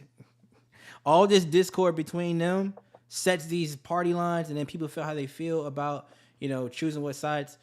It all stems from them. If they were creating better policies that work for all American people, you have less and less of this friction. It's easy to identify what's happening. They have all the numbers. They see all the statistics. They know how these things are being affected, how to limit, some of the things that these corporations are doing as business to keep growing this monopoly. And then trickle that down back into the country. You know what I mean? I obviously, like I said, I know that's very it's trivial because it's the easy thing to think about just doing. But how we get that conversation going is again having these conversations because people do think so deeply like that way, bro. Where they're like, I believe that they took. It's like, no, this human being took that life. Doesn't matter what his party affiliation was. Another human being took another human life. That's what it is at the end of the day. You know what I mean? We shouldn't even have to even look at it in that way and be so divisive on this topic. It should just come down to that was against the law. That is not what we do. That's not how we stand as Americans. That's what's wrong about this. And if the president, it's wrong, but like you have different people hopping on social media talking about like, I'm glad this happened. And that's where the conversation is. It's like, why do you think it's okay for this to happen when it's clearly wrong and it's against the law? That's where the conversation comes in. It's just like, you're celebrating, political views aside, you're celebrating someone's death. And that's what sparked the debate around social media. So is the disconnect between us then, is that people are leaving because they view that this is how the Democrats feel? Because you did say like it's always far right, like real far rightists, and then always real far leftists. So like, yeah. Is this how the Democratic Party really is, or this is how these far right leftists think, which make people feel like this is how the Democratic Party thinks and wants to leave. You know what I mean? I kind of know what you mean, but I know Jabril has just been sitting there, and I know he's got to go to bed soon because he's a teacher. He's got to wake up, to 6 a.m. or whatever for the kids. But I do want him to like be in this conversation a little bit more before he has to go. You too, Nia. I know you're a coach, both of y'all. What was the Are question? y'all muted? Yeah. Oh, there was no question. He just saying he wants y'all to be more involved. But I mean, if the question is anything, is again, how do we create these conversations? How do we do better at creating these conversations that make change? I have an answer for that before you speak, bro. How we create these conversations is that people have to stand firm for what they believe in and speak their mind and have the guts to say it. That's it. So like, it's just like, if you believe in something, voice your opinion. Don't say it online. Don't you can say it online, but like, just have these discussions with your coworker. Have these discussions with your brothers, your sisters. Have these discussions because this is what matters. Don't just be like, oh, that's what happened. Oh, that's crazy. I'm gonna just do me or whatever like that. Have these discussions if it's important to you. Go ahead, Jabro. Yeah, we have a real, I'll say, an epidemic in society. Like the whole like it's not that deep. That thing, I think it does a lot of damage. Like things do be that deep. Like stuff is that bad. Society is that bad, and these things do need to be spoken on. So yeah, that's what I would say. Like there are things you need to take seriously, and in this context, politics is one of them. But well, I guess mostly it's usually politics, but in this case, I guess violence. So yeah, we should be open and educated, making sure we know what we're talking about, then have these open dialogues. Yeah. I will just say this. I think I know it's like again hard to just have that broad of a question and be like just answer, but like it all to me comes down to just empathy, and I think this country definitely lacks a lot of empathy towards one another. Absolutely. It's so much healing that needs to happen on all sides of the spectrum here in this country that we built, because it's built on so many people, so many different personalities, so many different races. We know that this thing is so mixed that I think we just lose the commonality of just being human beings and wanting to have a better life. And that's the American dream. Just come somewhere where you can have a genuinely good life. And I think if you can give most people that, which I think we can do, we can have this sort of utopia. I think if you can give relief to people who really, really need it and need those opportunities, and give more resources to schools and give more resources to police officers as far as keeping them underpaid and overworked, and creating more departments that work with them, and opening up, it's less and less jobs. They're talking about it's not enough jobs. It's not enough jobs. And you hear shit like that. There's not enough jobs because we're not creating the ones that need to be really there. And then the ones that do need to be really there, you have a government coming in and tearing all those fucking down. You know what I mean? You can create a better utopia by having more relief in places and creating things that actually make sense of society. Creating the department with the police department that deals nothing with just mental health awareness, and all across the United States, not just in some areas that believe in having programs like that. You know what I mean? Make things like that federal law, and you can grow from. You know what I mean? Just it's ways that we can have better policing, better education, better this, better everything, if they just put these small things into place. And we have to have those conversations on how we get there. And I think it's easier than we make it if we just had empathy. That's it. I just think it's easier if we had empathy for one another, that we can make those decisions a lot easier. For sure. Okay. All right. Well, I appreciate you having me on, Tommy. I do have to go. Please have me back on this podcast or on your other podcast, because I would love to be on, and maybe I'll have like a better podcast setup. But I enjoyed talking to you. And Nia, Jabril, I'm gonna see y'all later. I know that I'm gonna see y'all later. But I enjoyed being on this podcast. Thank you for having me on. No problem, man. I appreciate all of y'all. Thank y'all for coming on and talking. Thanks for having us. Thanks for having us. Peace. All right, peace.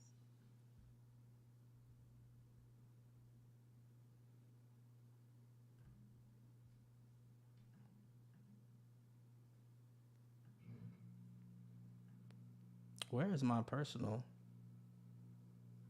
There it is. Nope, that is not it.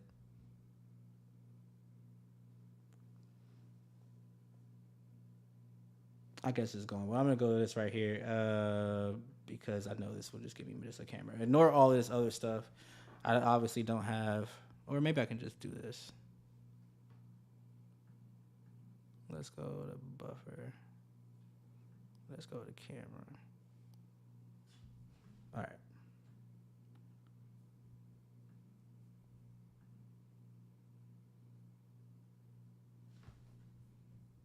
Let me put myself on here, y'all. I'm sorry. All right, here we go.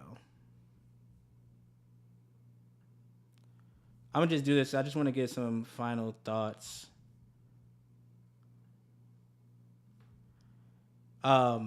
I wholeheartedly know like what I'm saying. It just seems so basic and so trivial. Like it seems like I'm just oversimplifying what can be. I know that there's a lot that like we have to overcome as a people, but I really, really feel like if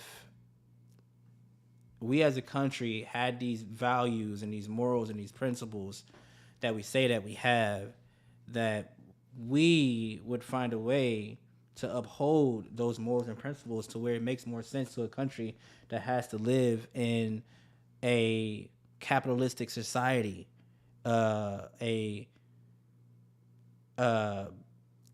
society where there's a hierarchy and you have to live in these roles. If we have to live in that, type of role, I think the way you create more peace and harmony is to really help fund the things that help human beings be better people and give human beings the opportunity to live the life that you as a country are promising. I think we make it harder on everyone when the government allows things like big pharma and the gun lobbyists and these corporations and people who are millionaires and billionaires keep growing and growing and growing and then keeping more than what they're giving. And I'm not saying it just not that they didn't earn it. Like you can earn those things, but there should be some way to balance this out. It shouldn't be as just black and white as it is, man. It's just so weird to me.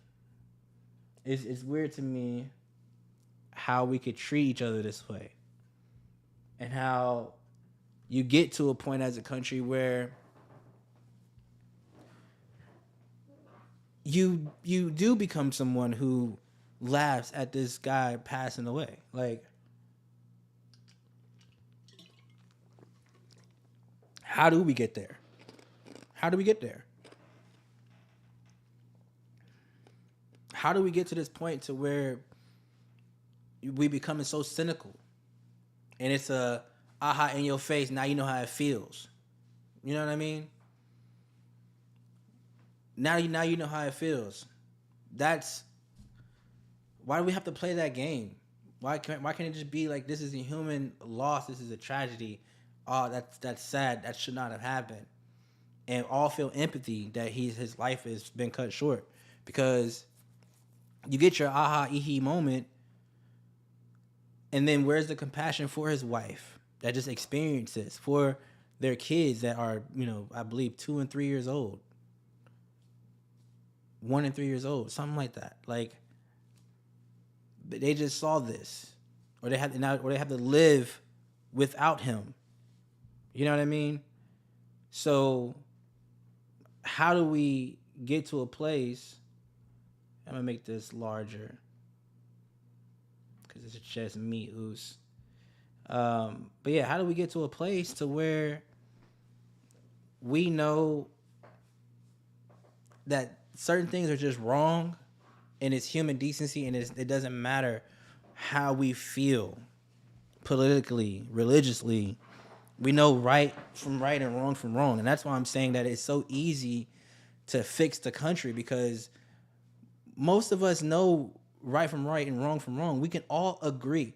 We can all find common ground. That's the whole thing that politics is supposed to be, is a group of people finding common ground for the mass majority to make life better, and not this side is, we feel like, is really rooting for the rich and wealthy, or they're crooked. You know what I mean?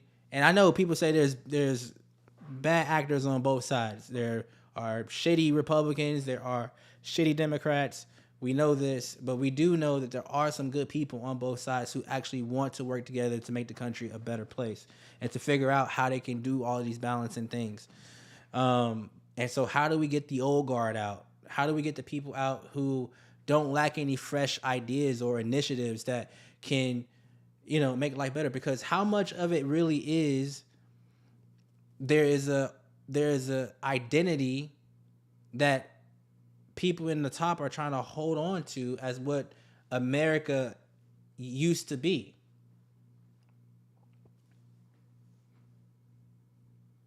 Like, isn't it that simple? Like, we know this. We know that in order to grow and change and be a better country, you have to keep shedding the things that hold us back.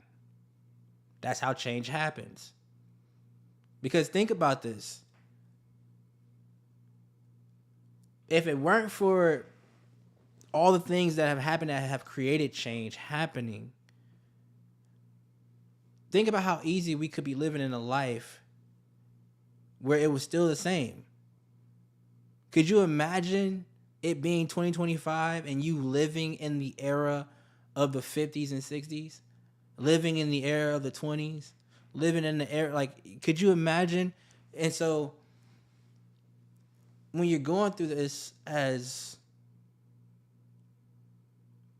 a nation, you understand that, yes, progression is happening, progress is happening, but it is happening at a slow pace because we are growing as a nation. We're growing faster than we're ready to change. And we need to keep changing, because as we can see, when we do change, when we simply just do change, it's typically been working out for the better, making the positive changes. Because we could easily still be segregated states. We easily could still be a North and a South America. We could still be under British rule to this day. I mean, it could have worked out that way, and we all be living completely different lives, but it didn't. It didn't work out that way, and it worked out in the way of the United States becoming the United States and then setting this precedence to be the best country in the world. And we are slowly losing that the more that and faster we grow, because we're not changing at the rate that America's ideals are changing.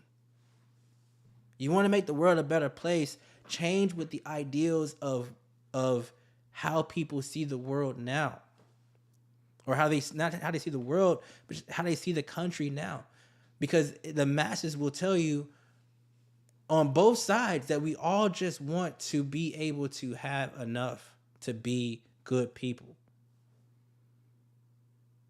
I know there's a lot to unpack in there.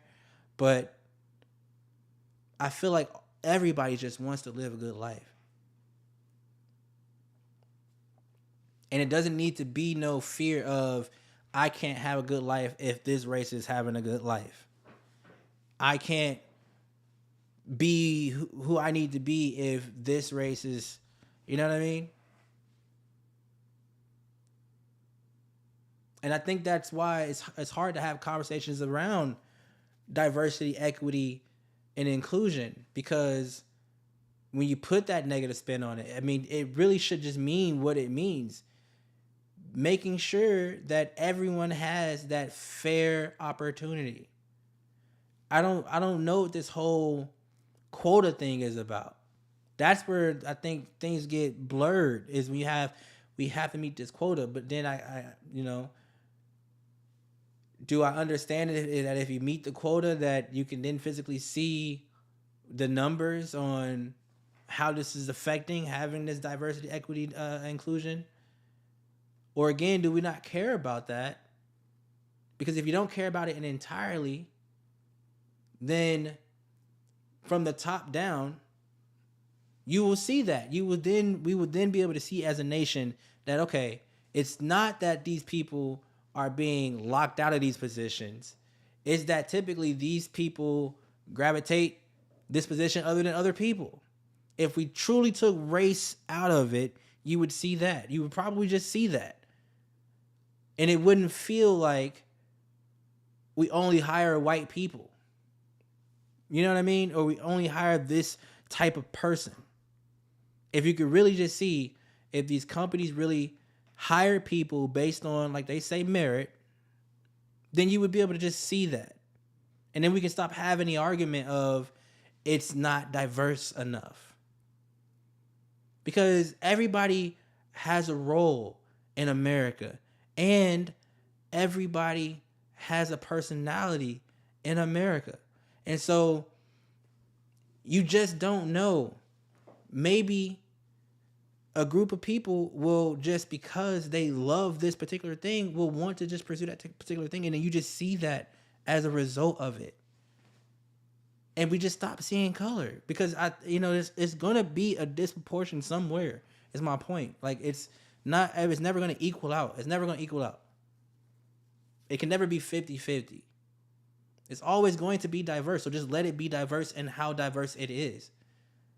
As long as we can determine that when these people are hired, that race isn't being a part of it at all,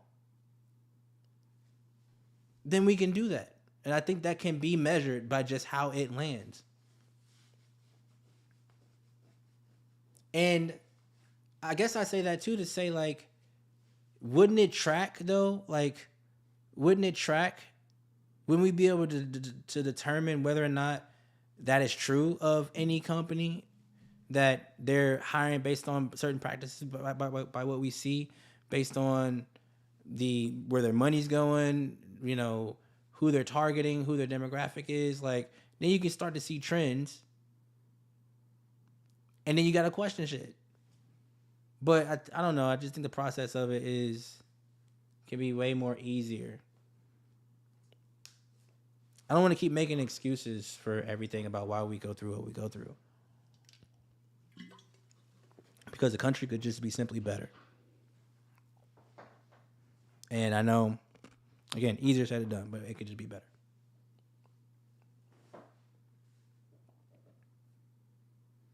Yeah, and nobody's celebrating death. I'm definitely think what happened to Charlie Kirk was wrong. It's not about that. But to politicize it in any way, to not just be human, and to understand that this was a loss of life, and that the person that did it, it doesn't matter what their belief is. It doesn't, wrong is wrong. And if you do want to focus on the belief, then depending on what we do find out, then we need to be asking ourselves, as a party, how have we affected people in this way that would allow somebody from our party to want to do this? And look yourselves in the fucking mirror and start fixing things. Just start fixing things. Humanity. I think that's what we're missing. We're missing humanity and empathy, because we can look and see how our actions affect others. We know that our actions affect others. If you treat this whole thing like a family, we know how the absence of a piece of the puzzle can affect the family. So why are we treating each other like family? Why are we not treating each other like real neighbors? Why are we not treating each other like we all genuinely care about each other? Everyone cares for their family. And everybody on both sides goes back to, it's a family problem. If Charlie Kirk was focusing on anything, he was, how many fathers are not in the home? How many, they don't have real families. So you create this problem, you create this. If we all believe that family is a key and family is important, there's our common ground to say, why aren't we treating each other like family? What would family do? What do I want from my family? I'm black, and I don't want to be disparaged, but I also don't want to make another group feel less than. I also don't want to close this group off from expressing how they feel if you're on the opposing side. Like, how do we get to that point to where we're just listening and fixing issues? Listening and fixing issues. Some shit by the media gets dramatized and gets blown out of proportion. But a lot of this shit do be real, and it hits home for a lot of people, the shit that we go through. And we don't think, life is fair. But if we feel that way, then we should feel that way for all people. And the only way that we can feel that way is if we can draw common ground and create an economy that is a little bit more driven on the people and taking care of people. So that's the rant for me, man. Don't know what it means to anybody. May sound like a bunch of gibberish, but I am not I'm not a scholar. I'm not the best example of what a Christian man should be. But I am someone who believes in common decency and human decency and human rights, and can want to believe that the world could be better and it should be better. And believing that we can do better if we just really cared about each other like family. It shouldn't be at this point where we have to point fingers and, but I get it. Systemic problems are systemic for a reason. They're long lasting. But we have outgrown it, and we will continue to outgrow it, and hopefully we can say in our lifetime we get to continue seeing the big changes as they happen. And I just think that these changes take time, but I think that America will one day realize what it can be and what it stands for. Because we're making the progress. Things are not staying the same. We are making the progress as a country, but we want to see that progress happen faster. And I believe that it can happen faster. I think that it can. But how do we gauge how fast change is happening in the world? Because the world is changing. So I guess I'm just trying to be super deep about it. Like, and maybe it doesn't make sense, but I'm just trying to be deep about it to the point where it's like,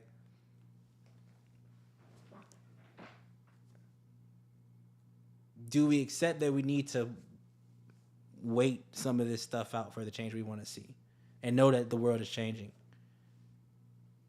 And the answer to that is no. Because if we waited and didn't speak about it, then that change wouldn't be happening. So I guess the answer to all of it is we just have to be a nation of disagreement. But we can't be a nation of murder and killing people for their views. But we have to be a nation of disagreeing. Because the more we disagree, I think the more we're going to find a common ground that we need to say, hey, this needs to change. And that's how the change has been happening.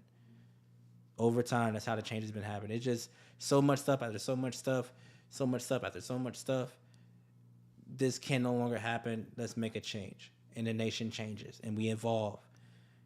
And again, I think because of social media, we see that change is happening so much more rapidly than just hearing about it across the news and word being spread, word of mouth and these things going on. Because if that didn't exist, all the problems would be the same. However it was to grow up in, the 13 colonies, as they spread, if the word didn't spread about this thing being wrong and that thing being wrong, we wouldn't have grown into the country that we are today. So that's why I'm trying to be optimistic about how I view it and how I look at it. But it is scary. It's scary living in a time where you don't know if change is going to come, if we're going to ever have peace, if we're ever going to be able to see America be the America that Trump thinks that it is, that it ain't. Because Make America Great Again does not make any sense. Anybody with a logical brain, anybody with a human brain, with human empathy and decency, would understand that making America great again, when you say that and how it affects people, the reason why it affects people that way. Because a lot of people feel like, when was America great? Tell us. Tell us when America was great. Tell us when you felt like we're living in an amazing place. Yes, we understand we have freedoms. Yes, we understand that, you know, our circumstances could be worse. But when we hear about, as Americans, how the American dream should operate, and then you don't see that, and there's patterns and evidence, and people can point out and understand why these things aren't happening because of these disparities here and there, and what has been done and what didn't work and what could be done that could work. Why aren't we having these conversations and taking them seriously and applying what's being said instead of keeping things the same? I don't know.